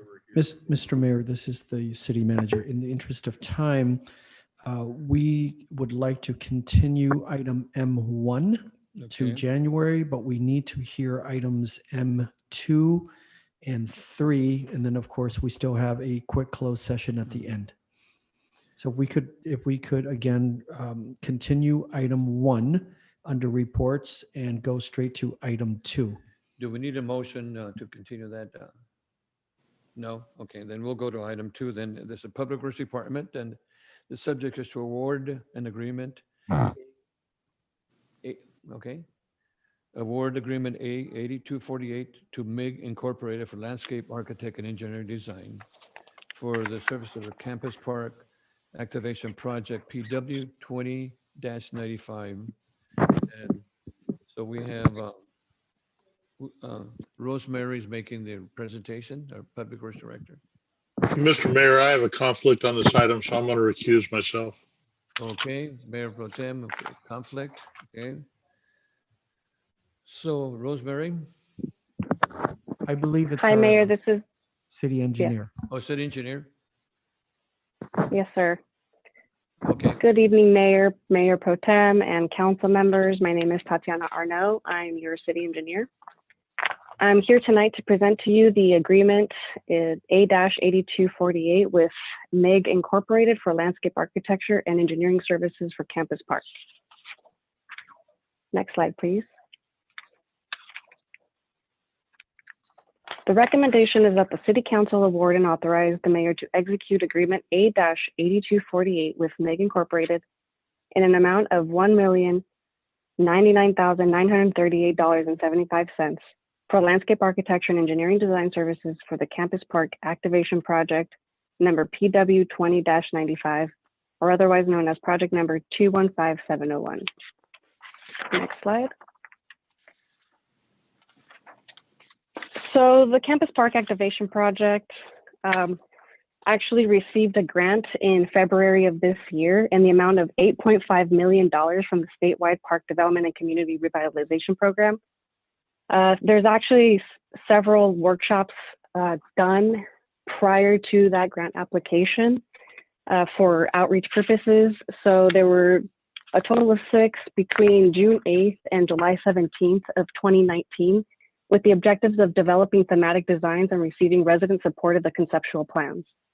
Additional outreach consisted of bilingual flyers, social media through the city's accounts, invitation to the stakeholder advisory committee and focus groups of the Parks and Recreation Master Plan. There was a banner posted on the 5th Street corridor. It was posted in the INCO. We went to several neighborhood councils to discuss this grant opportunity. 2 local newspapers published articles for outreach. And finally, we also had community advocacy through social media. This grant dictated scope includes the design and construction of a bicycle pump track, skate park, and actually while I'm talking about this, can you go to the next slide so that they can see an actual image of there you go. So like I was saying, a bicycle pump track there in purple on the left-hand side, a skate park in that same area, a playground, basketball courts. The community decided to go with the Pelota Mixteca court, performing arts and amphitheater or pavilion, a multi-use field and meadow, community garden, a space for public art, walking trails throughout, stormwater improvements, lighting and landscaping also throughout, and the renovation of the existing parking lot. What I'd like to note here is that this is conceptual. So once we get into the design, the locations of each of these amenities may change. So I just want to point that out. Next slide, please. So the notice of inviting the request for proposals for these landscape architecture and engineering design services was published on June 19th, and all the proposals were due on July 22nd of 2020. A total of 13 proposals were received, evaluated, and scores. The firms with the top 3 scores were interviewed by the community services director, project manager, and I believe it was the assistant public works director. MIG proved to be the most qualified firm. Next slide, please.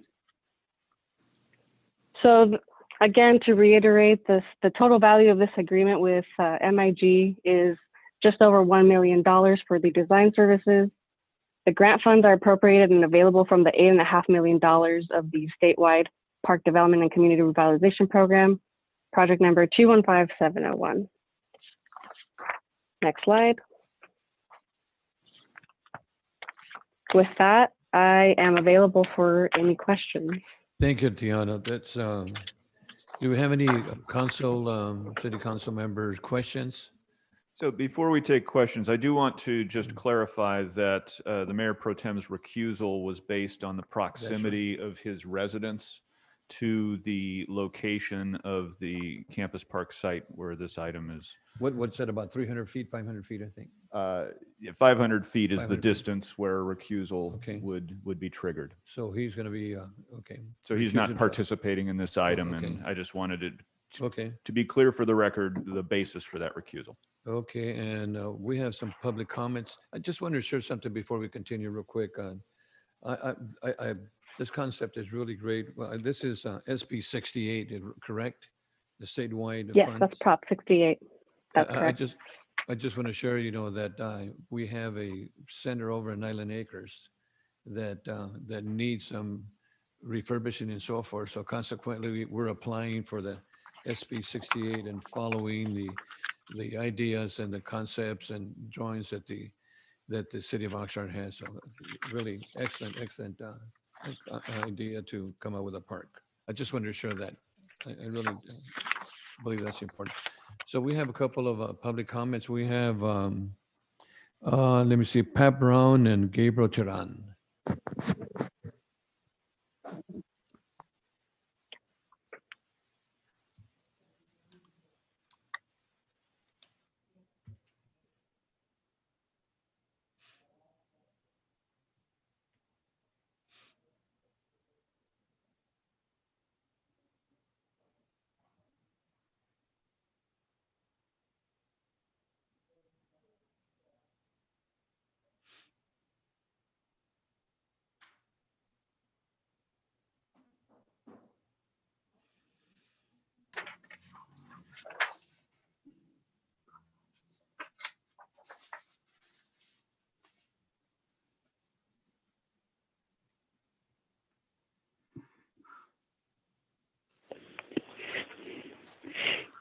This is Pat Brown. Can I speak now? Yes, you have 3 minutes. Okay. I just found out some information recently about parks because I had a lot of questions because they seem to take such a long time to put in once the plan has started, and that's very true. And I want all those who think that they want this park and they want it up and running within the next 12 months, that they're dreaming.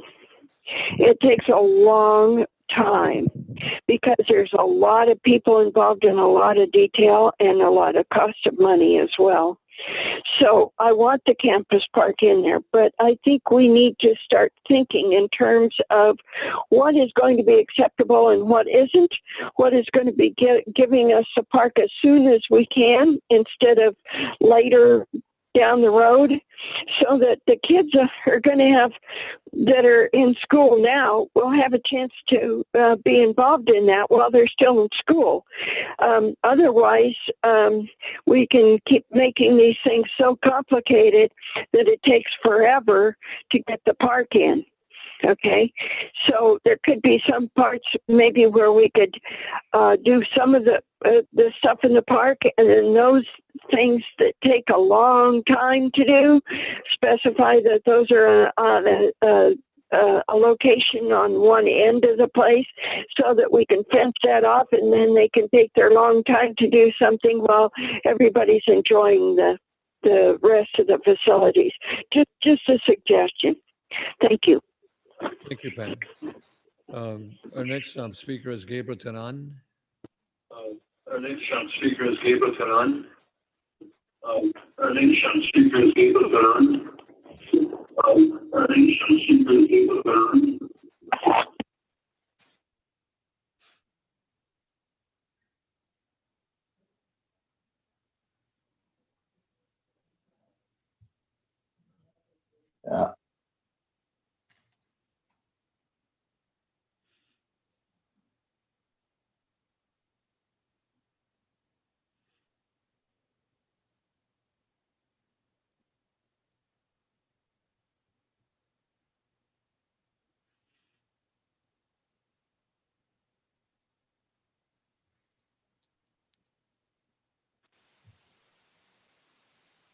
Hello. Hello, good evening.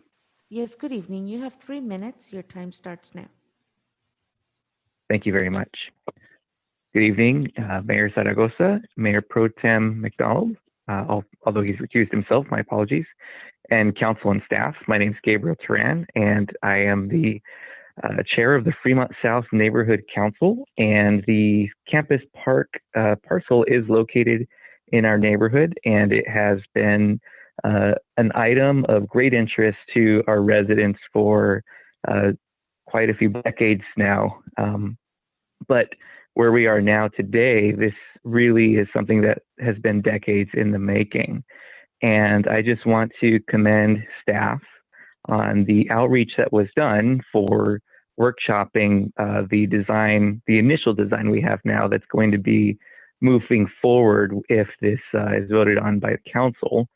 And really, I just want to commend them because the outreach on this was robust. The process was very inclusive for residents, and that's something that is really big to me, not just in my role as a Fremont South Neighborhood Council chair, but also in my role as a Parks and Rec commissioner.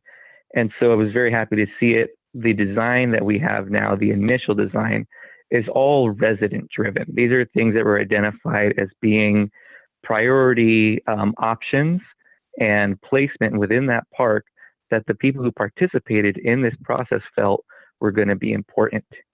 So I just want to thank staff, and I'm looking forward to the next phase of this. This is one more step towards reality of this, long-term process we've been going through with Campus Park, and I'm really looking forward to it. And I was happy to see in the attachments of the staff report the timeline that we're looking at, and I'm hoping that staff will work with the the consultant to really promote the workshops that are going to be coming up here in the next couple of months. It looks like it's going to be a really great process. So thank you very much. I'm in support of this. I hope that you'll all consider moving it forward. Have a good evening.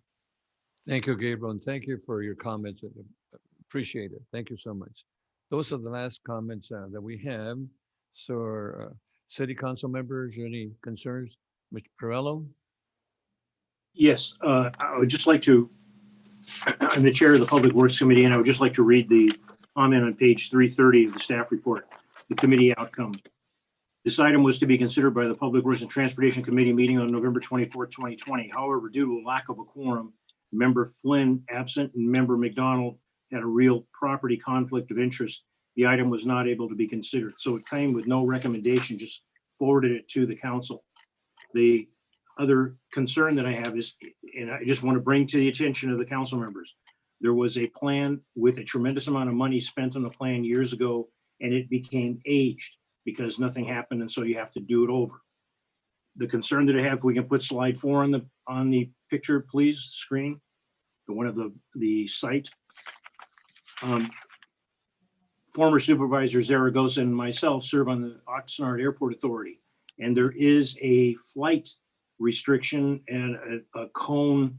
Challenging times mean your business needs solutions. 100 meg Frontier fiber optic internet for business has the Well, whatever it's called, and just so that we are aware of it, because as we look at the slide, say, I don't have a pointer, but if someone could look where the word playground is in the upper corner of the slide and move it to the left a little bit, we had an airplane take out the fence right there. So I just want to be the public to be aware. There are some concerns, and I understand, Ms. Tatiana. Yes, we can go up, up, go right a hair, go right a hair where the baseball field is, go left just a little bit. Bingo, left a little bit. Where the one vehicle is right there. That's where the plane hit the fence. And we thank you for whoever's doing that. Thank you very much. Yeah. The issue with that was Ms. Aranya explained, things will be readdressed, but just that airport issue is a big deal, and it could play into the future. And if we present maps, I think that should be included as an overlay on the map. Not that they can't be gotten around, but the public needs to know that. Those are my only concerns, and I would have brought them up at the committee meeting, but we didn't get a chance to talk about it. Yep.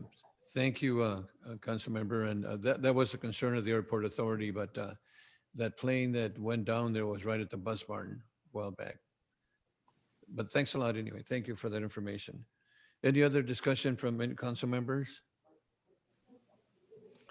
Mr. Mayor, if not, I'd like to make a quick clarification and a quick comment. Go ahead.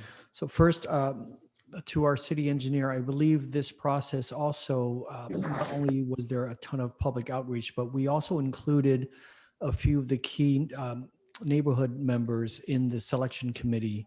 Isn't that correct? Can you clarify that for me? Yes, that's correct. They were able to participate in the process and provide commentary on the 3 consultants that were selected for interviews. Great, thank you. I just want to quickly emphasize, when I first got here, a group of neighbors from around this park met with me and told me the long saga, the decades-long saga of Campus Park languishing. So we were able, Public Works staff, to successfully win one round of the Prop 68 funding for this. So this represents the first tangible movement of actually renovating this park, and the community members have been so invested in this and are so passionate about this. Mr. Turan, who's on our Parks Commission, spoke earlier. He's correct. This is completely resident driven, and it's something that we are on staff are fully respecting, and will be making sure that we facilitate the residents leading this with the consultants going forward.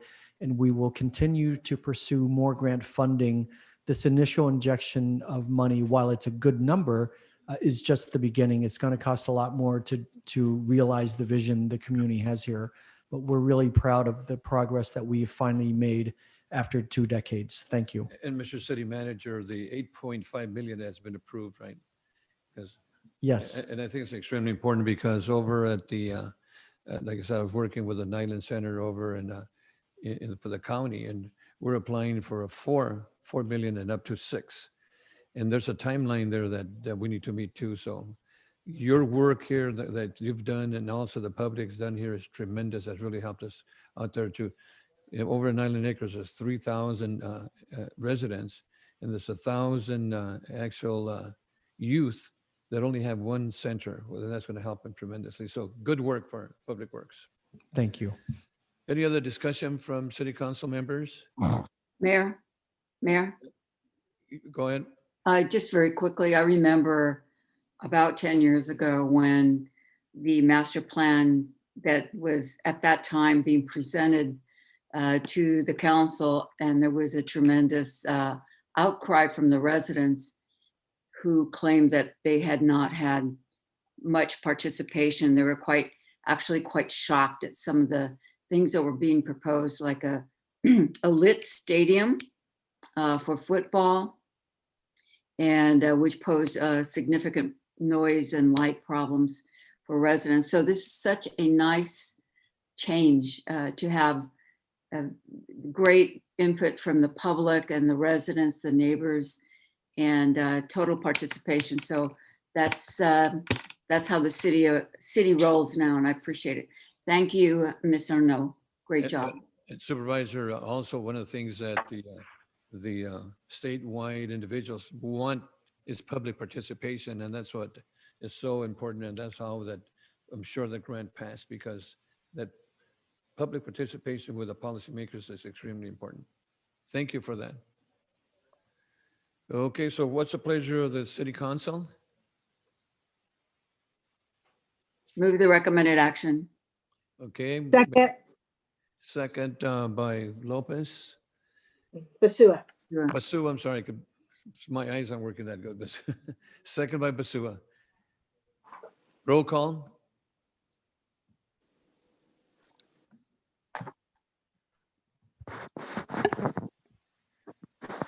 Councilmember Ramirez, Yes.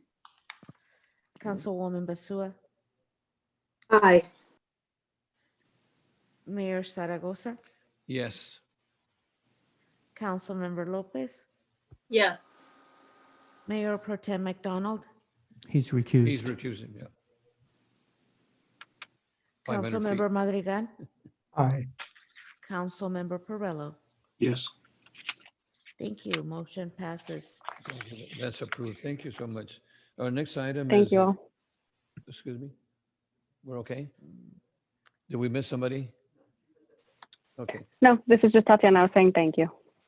Okay, thank you. Thank you for, it's Talina?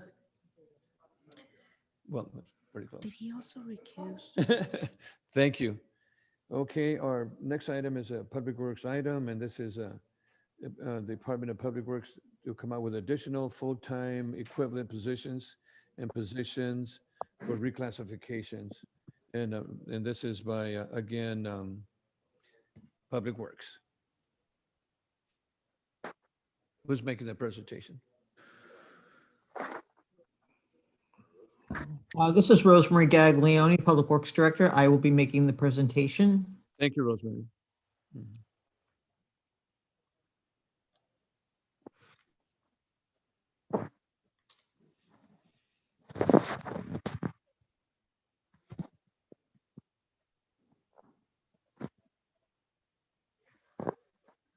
Thank you very much, Mayor Pro Tem and council members. I'm here to present to you the request for additional full-time equivalent positions and classifications in Public Works. Next slide, please. The recommendations are that the City Council, in order to meet staffing requirements for purposes including council-approved projects, regulatory compliance, improved customer service, and employee safety, 1, adopt a resolution to amend resolution number 15,357, authorizing an additional 23 full-time equivalent positions and reclassifying 8 full-time equivalent positions pursuant to Chapter 4 of the City Personnel Rules and Regulations. 2, adopt a resolution to amend Resolution Number 15,358, authorizing and approving classification and salary schedules pursuant to Chapter 4 of the City Personnel Rules and Regulations. And, next slide, please. 3, authorize the city manager to approve a budget appropriation in the amount of $638,619 for fiscal year 2021 with an annual fiscal impact of $2,595,881 within the General Fund, Stormwater Fund, Landscape Maintenance District Fund, State Gas Tax Fund, Transportation Development Act Fund, Water Operating Fund, Wastewater Collections Fund, Wastewater Treatment Fund, and Solid Waste Operating Fund. The Public Works and Transportation Committee approved this item 2-0. Next slide, please. Public Works Department oversees various divisions. We have utilities, which are water, wastewater, and environmental resources, street maintenance services, facilities maintenance, fleet services, engineering, traffic maintenance, stormwater, administration, and special districts. Next slide, please. Public Works is requesting additional staff to assist in the following areas: complying with state water and wastewater regulations, improving customer service levels in environmental resources, which have decreased due to increased call volumes, maintaining service levels while increasing the number of buildings that the maintenance division is responsible to maintain. Next slide, please. Providing adequate construction inspection services while capital improvement projects are moving forward, providing financial management support to special districts, and improving communication and the sharing of information about public works projects and operations through the addition of a dedicated communications position. Next slide, please.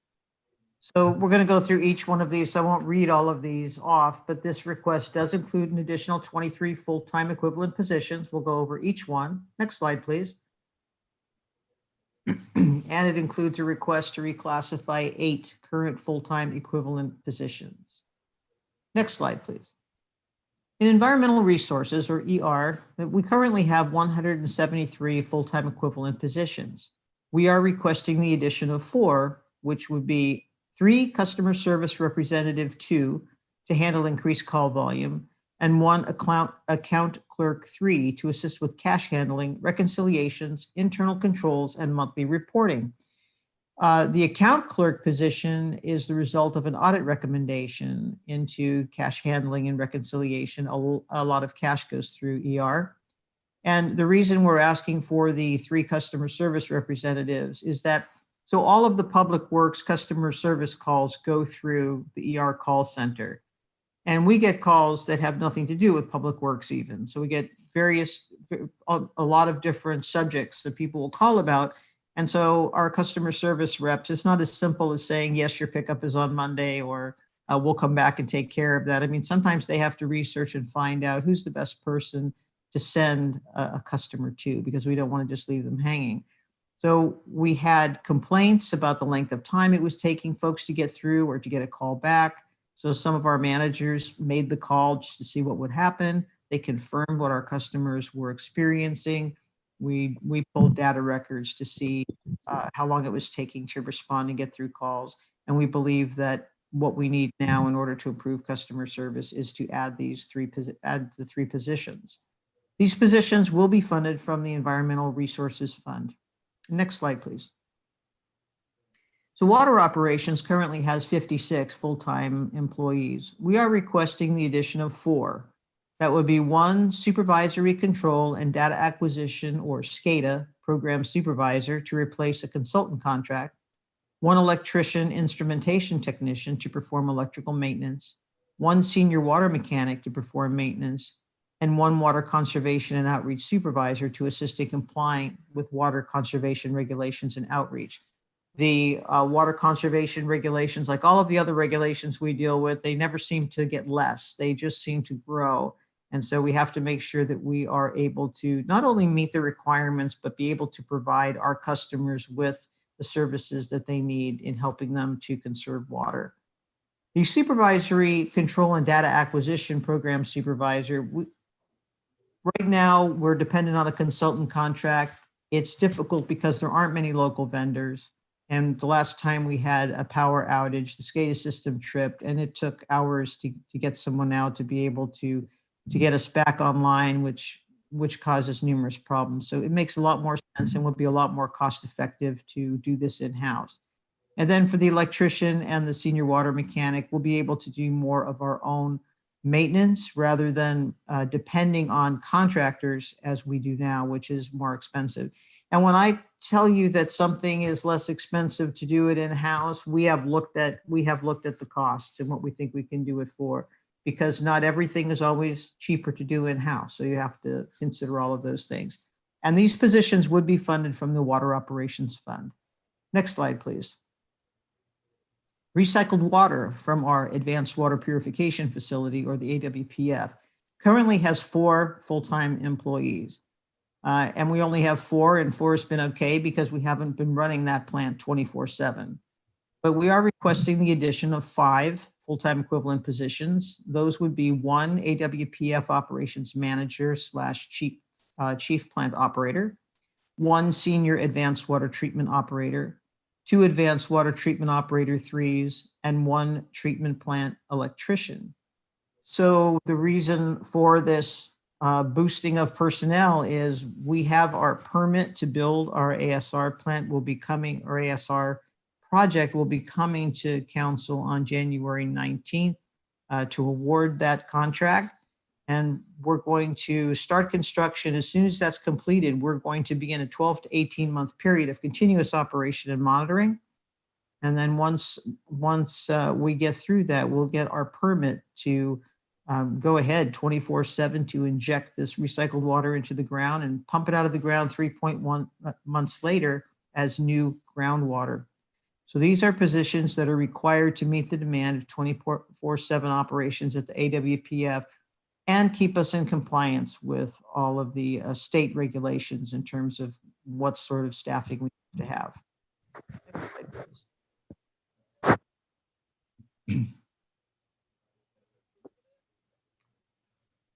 Can I have the next slide, please? So we are also requesting the reclassification of 3 existing full-time employees. 2 wastewater treatment operators would be reclassified to 2 advanced water treatment operators.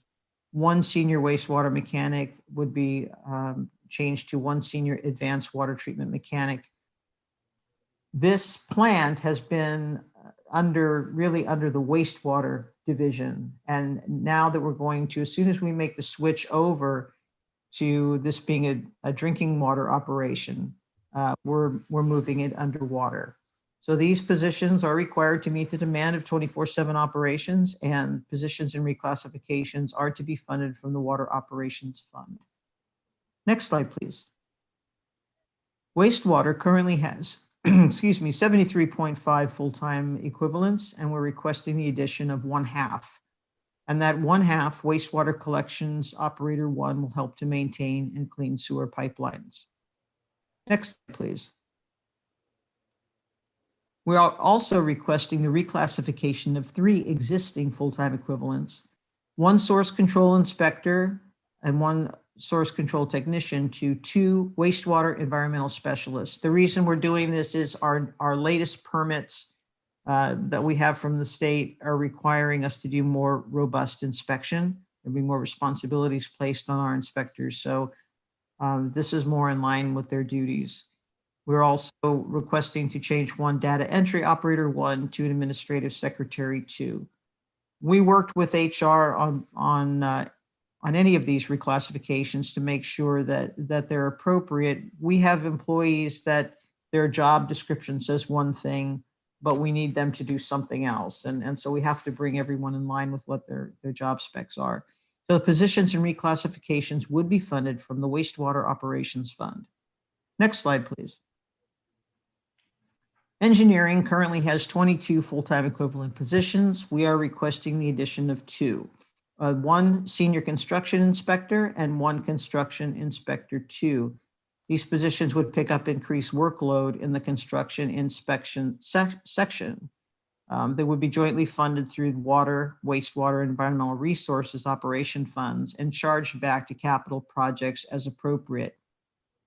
We have a grouping of on-call contracts. So if any of the utilities are in need of some construction work to be done, we can use those contracts to make that happen. And in the past, employees in the different utilities sort of would oversee some of this work. But that's really not the right way to do it. So we have taken to having our actual construction inspectors oversee all of these projects. And they're assigned also to a project manager to keep an eye on things. Our construction inspectors and project managers, this is what they do all of the time. And it's better to have them oversee contracts, and then we can have the operators do those things that they've been certified to do. It makes the best use of workload. And we're seeing better results in some of our project delivery, like with staying within estimates and on scope and on time. Next slide, please. Special Districts currently has 7 full-time equivalents. We are requesting the addition of 1 full-time equivalent. That would be a financial analyst to assist with managing and evaluating budgets, performing comprehensive analysis and finance studies. This position would be funded from the Special Districts Fund, which has been assessed in respective levies with landscape maintenance districts. When Special Districts was in finance, they had that help available to them. They don't have enough financial support available to them now, and that's why we're asking for this position. Next slide, please. Facilities Maintenance currently has 28 full-time equivalents, and we are requesting the addition of 4 full-time equivalents, 2 senior custodians, which would fill a gap in supervision. You go from the supervisor right down to the custodian, but you don't have a senior in there to help. And 2 facilities maintenance worker 2s to assist with additional workload due to the division adding 8 fire stations to the roster. So it's been sort of traditional that firefighters work on the fire stations in between calls. And that we've changed that over in the city because it's really more cost effective and efficient to have the carpenters and the electricians and the plumbers do the work on the fire stations. And that also allows the firefighters to spend their time working on things that they are uniquely qualified to do. And this would be paid for through the internal service fee, which is all of the different departments pay a certain percentage of their operating budget based on need towards supporting facilities maintenance. Next slide, please. We're also requesting the reclassification of 1, which would be a senior facilities maintenance worker to a facilities maintenance supervisor, again, to fill a gap in supervision.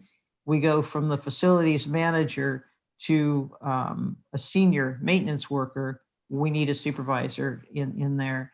There's no fiscal impact for fiscal year 2021 due to a vacancy, and positions and reclassifications will be funded from the Facilities Maintenance Fund through the existing internal services fees, which are primarily funded by the general fund. Next slide, please. Street maintenance currently has 17 full-time equivalents. We're requesting the reclassification of 1, which would be an administrative secretary 3 to an administrative technician to align the job description with the workload. And again, we worked with human resources to make sure that we had the proper job description. And the reclassification would be funded from the state gas tax fund. Next slide, please. Public Works Administration currently has 15 full-time equivalents. We are requesting the addition of 1/2 part-time full-time equivalent, a 1/2 account clerk 2 to assist with the day-to-day operations of the Oxnard Transportation Center. This part-time position would be funded from Transportation Development Act funds. We have a lot going on at the OTC, the Oxnard Transportation Center. We have leases out there, so we have tenants. We have many things to be done, and this extra assistance is greatly needed. Next slide, please. To the city manager's office, we're requesting the addition of 1 full-time equivalent. This would be a communications coordinator to assist with public outreach and development of informational material and media. This would be paid by Public Works, but it needs to reside in the city manager's office. It would report to our communications manager. This would make sure that our messaging was consistent, the styles are consistent. And, you know, I joked around, but not really a joke. Hopefully you'll get nicer looking presentations when we have a professional helping us. We do a variety of projects and we're doing some really good work in Public Works. And unfortunately, because we don't have a public information specialist assigned to us, our website just doesn't reflect the quality of work that we're producing. We're not getting all of the information out about projects and videos during projects, all of the things that we could really be garnering a lot of excitement in the public. We have completed all of the emergency projects for the wastewater plant, and it would have been nice to have been posting those videos and that information as we went. So this position would be split funded by general fund at 10%, water fund at 30%, wastewater at 30%, and environmental resources at 30%. And for special grant funded projects, now that we have our new financial accounting system, the ERP, we're able to charge right to projects. So the accounting, it helps ease up the accounting. Next slide, please. Human Resources, we're requesting the addition of one full-time equivalent, a health safety training officer to assist with health and safety regulatory compliance for Public Works. ER has a health and safety training officer located on site, and they have a lot going on, a lot of different people doing a lot of different things with a lot of different equipment. So he stays busy. Right now, Human Resources has one safety officer for the rest of the city. And we really need someone to focus on water and wastewater. There's a lot of places for things to go wrong there. We want to make sure our staff is properly trained. We want this person to function separately from Public Works staff, give them that authority and that ease that they can come in and make sure we're doing things properly. And it will put this person in HR, which means that the training and other things will be consistent and all under the Human Resources Department. Next slide, please. The annual cost for all requests is $2,595,881. Additional full-time positions will cost $2,390,926, and the reclassifications, $204,955. For fiscal year 2021, the cost is $638,619. Budget appropriations are required from respective available fund balances. The anticipated effective date for the recruitment and actual onboarding of any of the requested new positions is April 1st, 2021. The effective date for reclassifications would be January 1st, 2021. And this is because for most of these folks, they're doing a job that's a little out of sync with their job description. So we'd like those reclassified. Certain positions are being requested, you know, whether it's a regulatory compliance issue or something like that. So hopefully that is helpful. Next slide, please. So when we look at all of this, we do know that the facilities maintenance fund is mostly made up of general fund. This is the part of the operating budgets, or it comes from the operating budgets of all departments. The true pure general fund annual cost of these changes is $7,000 so a year. So most of this is all through our utilities. These are necessary items to move forward. And that concludes my presentation. I'm happy to take any questions. Rosemary, on item, let me see slide 21, that community coordinator. Yes. That is going to be at the city manager's office. Is that going to be bilingual? Is it going to be Spanish, English? Yes, I would hope so. We certainly need for that person to produce materials both in English and in Spanish. If they're not bilingual, we would be using the services of a translator. I think that's extremely important, you know, that we do that.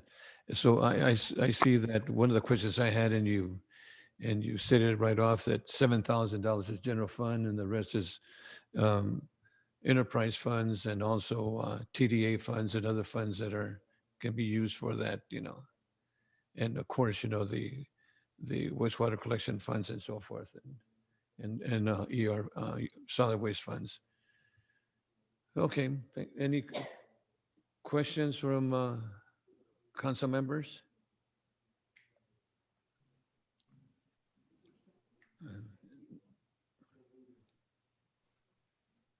And Yes.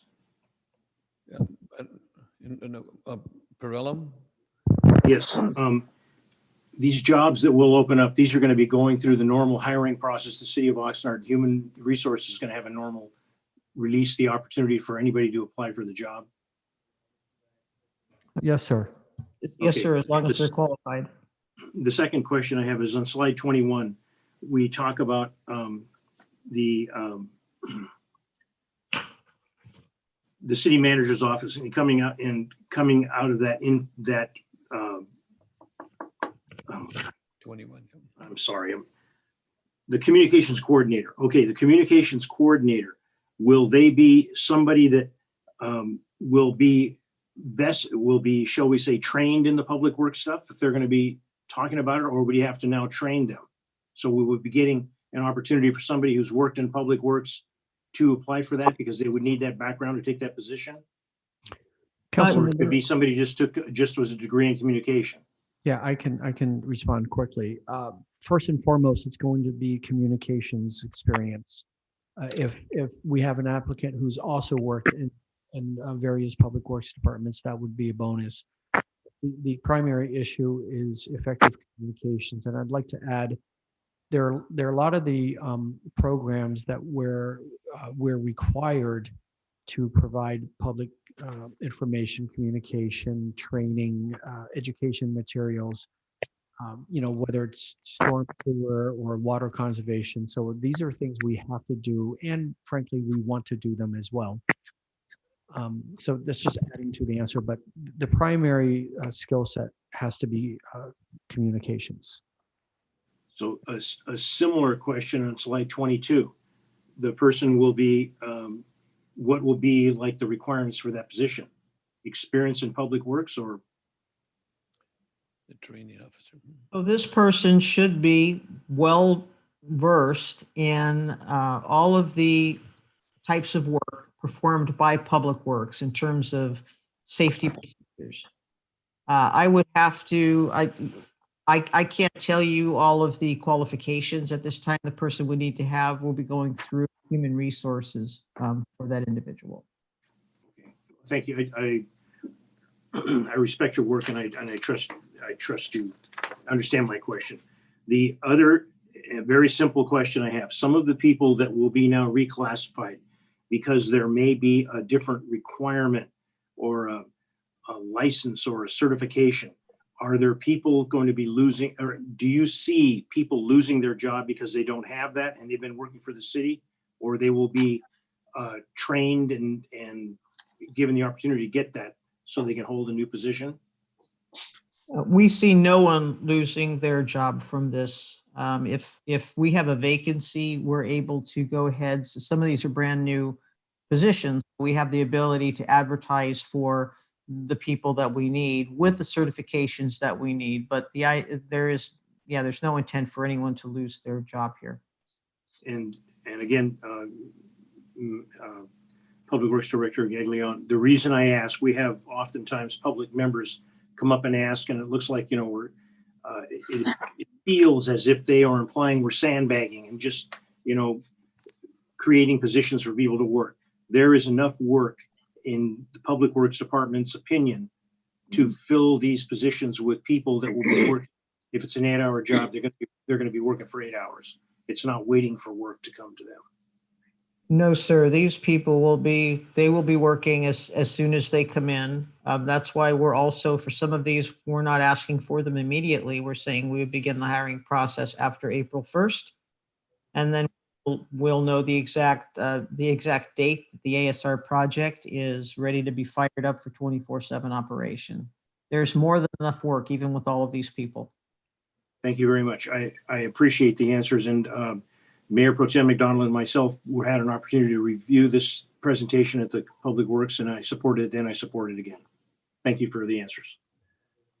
Okay. Is that a motion, Perron?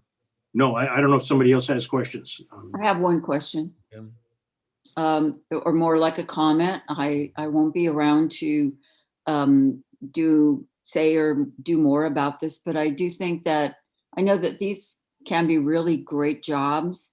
And I think my experiences around these kinds of jobs is that it's hard to find people who have all the certificates, the experience, etc. So sometimes it seems like we've had a hard time hanging on to people once we do find them because of the pay differential.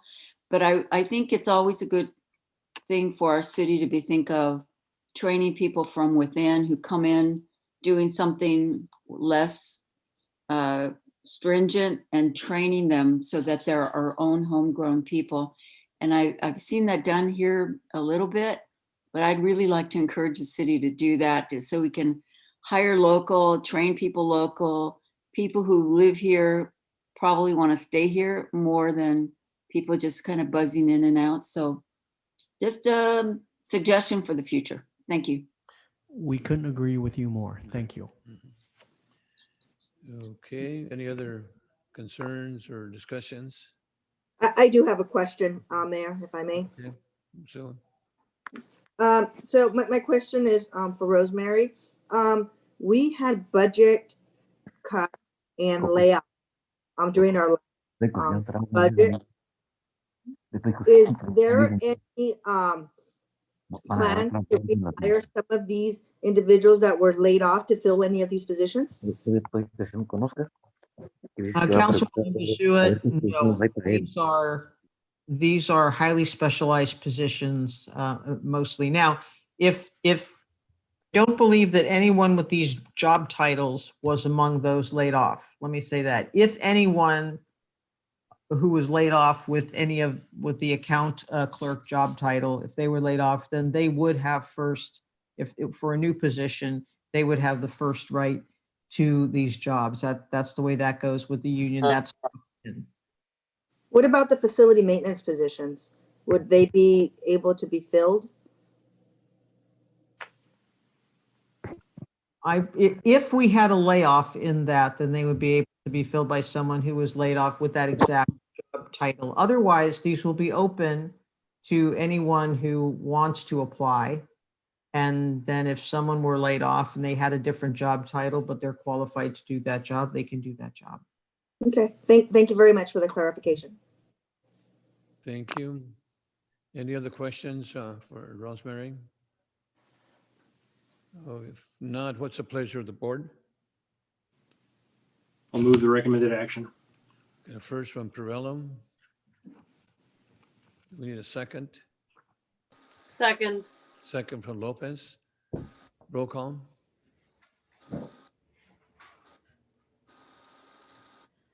Councilmember Ramirez, Yes. Councilwoman Basua, Aye. Mayor Zaragoza, Yes. Councilmember Lopez, Yes. Mayor Pro Tem McDonald, Yes. Councilmember Madrigal, Aye. Councilmember Perello. Yes. Motion passes 7-0. Thank you. So, Mr. City Attorney, so we're going to go into closed session. Do we adjourn the regular meeting now? Or do we adjourn afterwards? Adjourn afterwards, and I believe we have public comment. So would you like me to read the statement? Yeah, go ahead. Mhm. Okay, so this is the statement prior to the closed session at the end of the meeting. City Council will recess to a closed session pursuant to Government Code Section 54956.9 D2 or D1, excuse me, to confer with its attorneys. The title of the litigation being discussed is City of Oxnard v. Starr. City Council will also recess to a closed session pursuant to Government Code Section 54956.9 D4, based on existing facts and circumstances to decide whether to initiate litigation in one potential case. Okay, and I think we have a couple of speakers here. We have Florida Agama Munoz and Aaron Starr. Agama Munoz and Aaron Starr. Is that a Spanish speaking?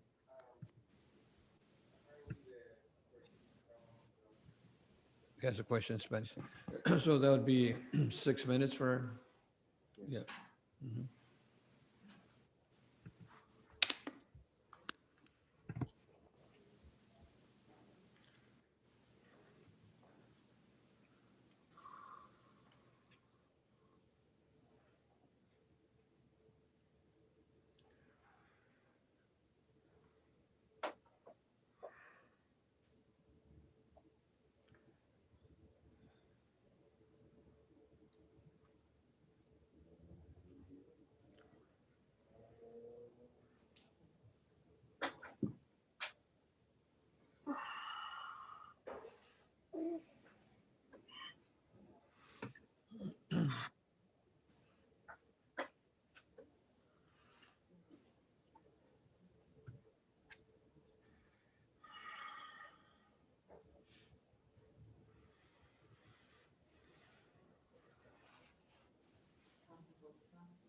Mhm. Voicemail, okay. Thank you, Sen. Aaron Starr would be your next speaker.